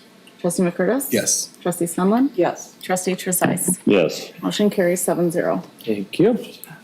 Next up on our agenda is item 12, A, B, C, D, E, which is an ordinance 2024-07, rezoning 2 parcels at 350 Hazlitt Road and the adjacent vacant parcel from RR Rural Residential to RA Single Family Residential for introduction, and also from Interim Township Manager Tim Schmidt. Yeah, so this is as we've talked about at the last meeting, the future phases of Copper Creek subdivision. This is the first step in the process. There are no plans yet. There's no design. Nothing's been submitted. This is step one. This would be consistent with the surrounding zonings, consistent with the future land use map. Planning Commission held a public hearing in June, received no comment, and recommended unanimous approval to the board. The board reviewed this at their last meeting in July and had some discussion, but we're in support of us bringing it back for introduction. And so that's what's in front of you this evening. Staff would recommend approval of the ordinance, and you have a motion to adopt the resolution approving for introduction said ordinance. Thank you very much, Manager Schmidt. Thank you. Any questions or comments from the board, or do we have a motion to make? Treasurer DeShane. I move to adopt the resolution approving for introduction ordinance 2024-07, an ordinance to rezone the 2 parcels at 350 Hazlitt Road, parcel ID number 33-02-02-12-400-003, and the adjacent vacant parcel prime ID 33-02-02-200-015 from rural RR to rural residential to RA single-family residential. Support. Moved by Treasurer DeShane, supported by Clerk Guthrie. Simply to restate, we are moving to adopt the resolution approving ordinance 2024-07 for the 2 parcels at 350 Hazlitt Road and the adjacent parcel with all the dashes in the right place. Thank you. From RR rural residential to RA single-family residential. Yes. All right. Any comments or discussion on I have a this? quick question for the applicant since he's Treasurer here. DeShane. Oh, I gotta get up. First of all, thank you for staying. You've been here, I guess, 5 hours now. The word we're hearing is that your Copper Creek is going very, very well, and you're ready to go move on to phases 3 and 4? Yes, it's went extremely well, especially in the market we're in. And I'm a little behind on getting this moving to not run out of lots and have a gap here in progress on that, so. Okay, is there any hope for middle housing? I mean, you build a beautiful home, but it's a bit out of the reach of most younger families. Yes, I have a concept that I want to incorporate into this parcel we're rezoning. So I want to have 3 different price ranges. And we're working on something that we think we can get into a reasonably affordable but really cool product, single family. Great, look forward to seeing that when you bring it forward. Okay. Thank you. Other board members? This rezoning that we have in front of us here is consistent with the master plan and the future land use map. Certainly, this is a development that we've known has been coming for a while. I personally know of several of my friends and colleagues who are looking at this area, so very excited to have this project move forward. And I think it'll be a wonderful way to welcome some new folks into the township. So I'm looking forward to seeing this rezoned in accordance with our master plan. Any other comments? Clerk Guthrie, if you would, please call the roll. Supervisor Hendrickson. Yes. Clerk Guthrie votes yes. Treasurer DeShane. Yes. Trustee McCurtis. Yes. Trustee Sunland. Yes. Trustee Trezise. Yes. Trustee Wilson. Excuse me. Motion carries 7-0. Sorry I caught you there. Okay, thank you very much. Next on our agenda is item 12F, the selection of firm for township manager search. So at this point, I will mention that I know that we do have a number of internal candidates who have been considering applying for the township manager position. Because of the sensitive nature of this discussion and the likelihood that whoever we choose will eventually end up interviewing those applicants, I would ask that they provide the professional courtesy to leave the room so that we may discuss this matter in their absence. So we'll give a moment for that to all occur. To say anything or just let me? Go ahead now.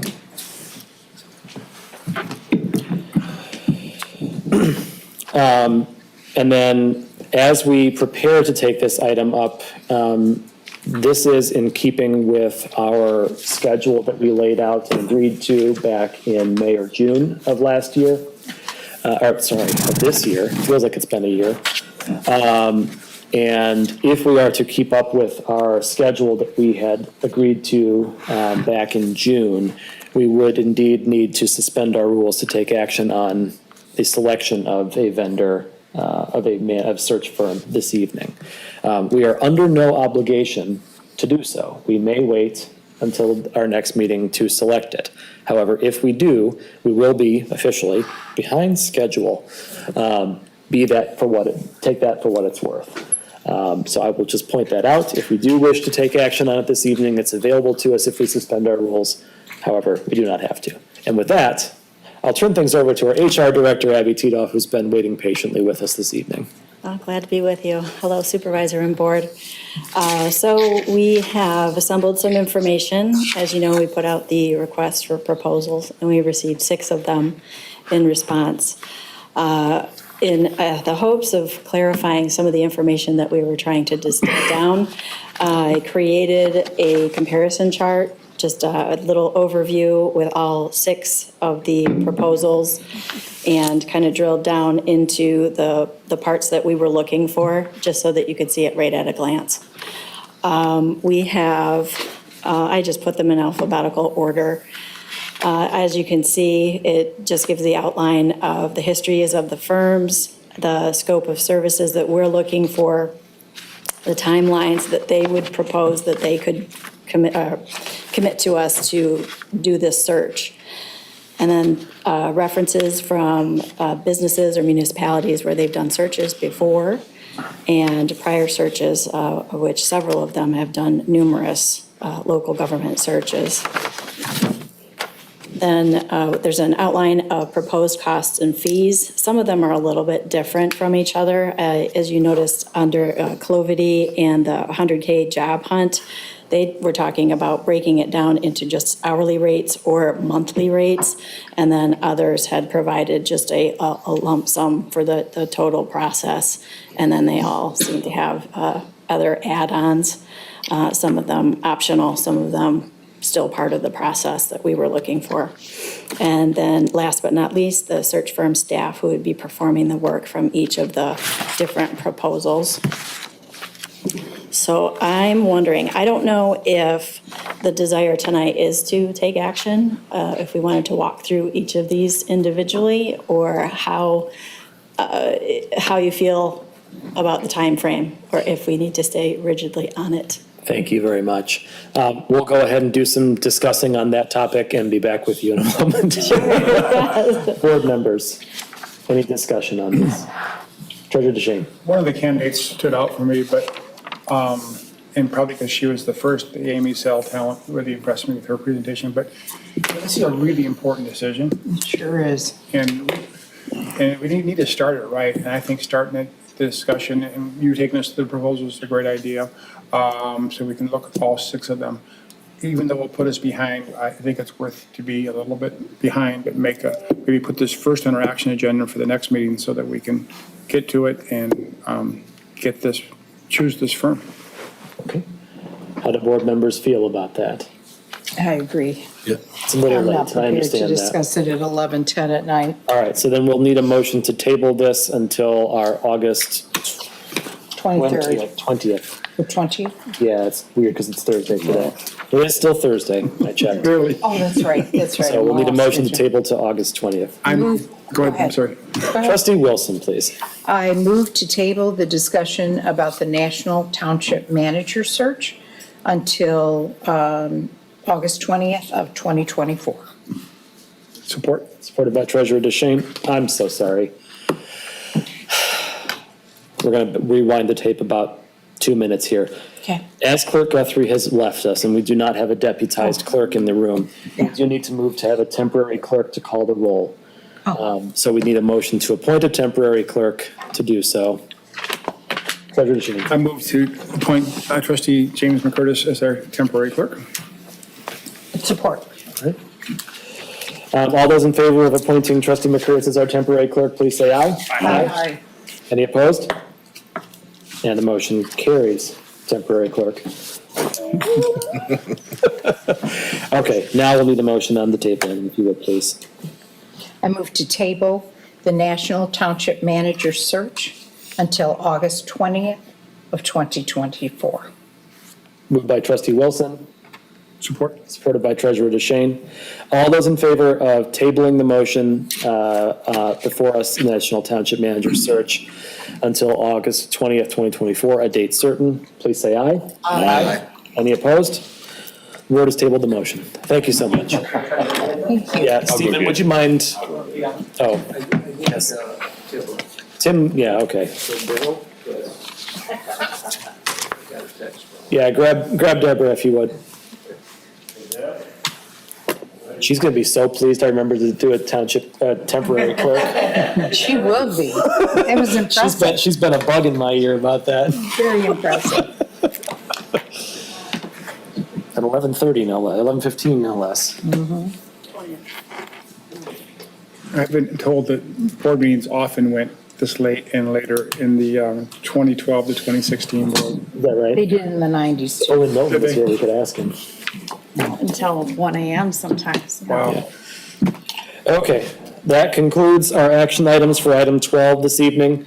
Next up is board discussion items. Any board members wishing to make additional comments? We've had no opportunity for that tonight. Okay, trustee McCurtis was our temporary clerk in your absence. He's got notes for you. Oh, good job. Notes. Next up is item 14, comments from the public. Any public members wishing to make comments this evening? I don't have green cards for you, but Barbara's on her way to the podium, and then yeah, I'm sure we have your card here somewhere. I just want to take a minute to thank the board. I really appreciate the consideration that you gave to the senior and community center. The memo to the board that was distributed at the beginning of the meeting was put together before we knew that the millage discussion was going to be tonight. And that really pertains primarily to your process from here, excuse me, from here forward. So I hope you will take that to heart. And in particular, I want to set the record straight. The seniors that are all here, we don't feel that we're in danger of not having a senior center, in particular because way back in winter, January 23, after the ballot millage proposal passed for the school construction, Superintendent Hood came to meet with the seniors and assured us we would have a home and that we would have a temporary home if it needed to be in the intermediate, construction was going on and so forth, but we will have a home. I would really urge the board to explore cooperating with the Okemos schools and with the Hazlet schools to see if we can get a plan to get a senior center and then a system that will expand to have more joint community activities.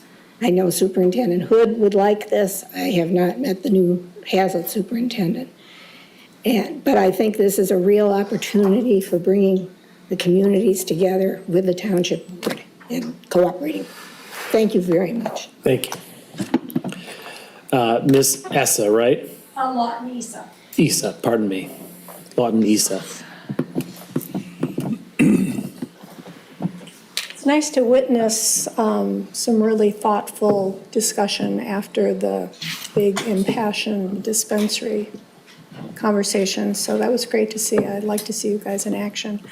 I've been tasked by the neighborhood to ask 2 quick questions. One is, is the SUP and the evidence that the township reviewed to verify the SUP available for our review?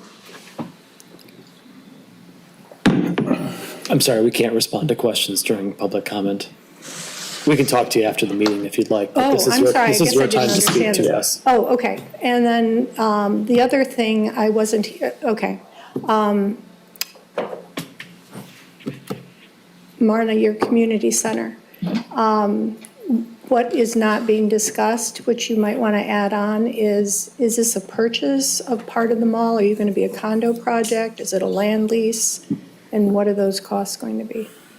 So, and then I'll just ask you after the meeting. Thank you very much. Any other members of the public wishing to speak this evening? Chief Hamill, a member of the public. It's late, so I just have to thank a lot of people briefly. As you know, I was off for 7 weeks. I will say that there were quite a few people that took on some of my projects. Melissa Massey, you heard the sirens got completed this week. But I want to thank my fire department because it ran smoothly without me, which is not a good thing. But myself and the battalion chiefs, Ryan and Rudy, and Tavis Millerov and Brian, our training chief, and of course, my wonderful administrative assistant, Christine, we laid out a heck of a plan the Friday before my surgery. And it went smoothly and I never worried about it. But I want to thank you guys for all your support, the township for their support. It was a really long 7 weeks being off, but I'm standing today because of a good surgeon. It was pretty scary, but I want to thank people publicly for their support, especially members of the township, all the employees of the board and my staff. So that's it. Well, and Welcome back. Welcome back. And on behalf of all of us, thank you to your family for getting you back to us as quickly as they did. All right. With that said, it brings us to agenda item 15, other matters and board member comments. Looked like we had none a moment ago. Oh, Treasurer DeShane, do you have a comment? I do have a comment. This is about my 200th meeting in the almost 8 years I've been on the board, and certainly the longest and most contentious, and I want to thank all of you. I thought this board did very, very well in a very difficult situation with those residents, and I thought everyone's response to them was genuine, and they should have felt like we were listening to them because we were listening to them, and I thought we responded as well as we could to their questions. I was really, really proud to be on this board tonight. Thank you. All right. With that said, we have one motion left. It is adjournment. Do we have a motion to adjourn? Trustee Wilson. Motion to adjourn. Moved by Trustee Wilson, supported by Trustee Sundman. All those in favor of adjournment say aye. Aye. Any opposed? We stand adjourned at 11:21 p.m.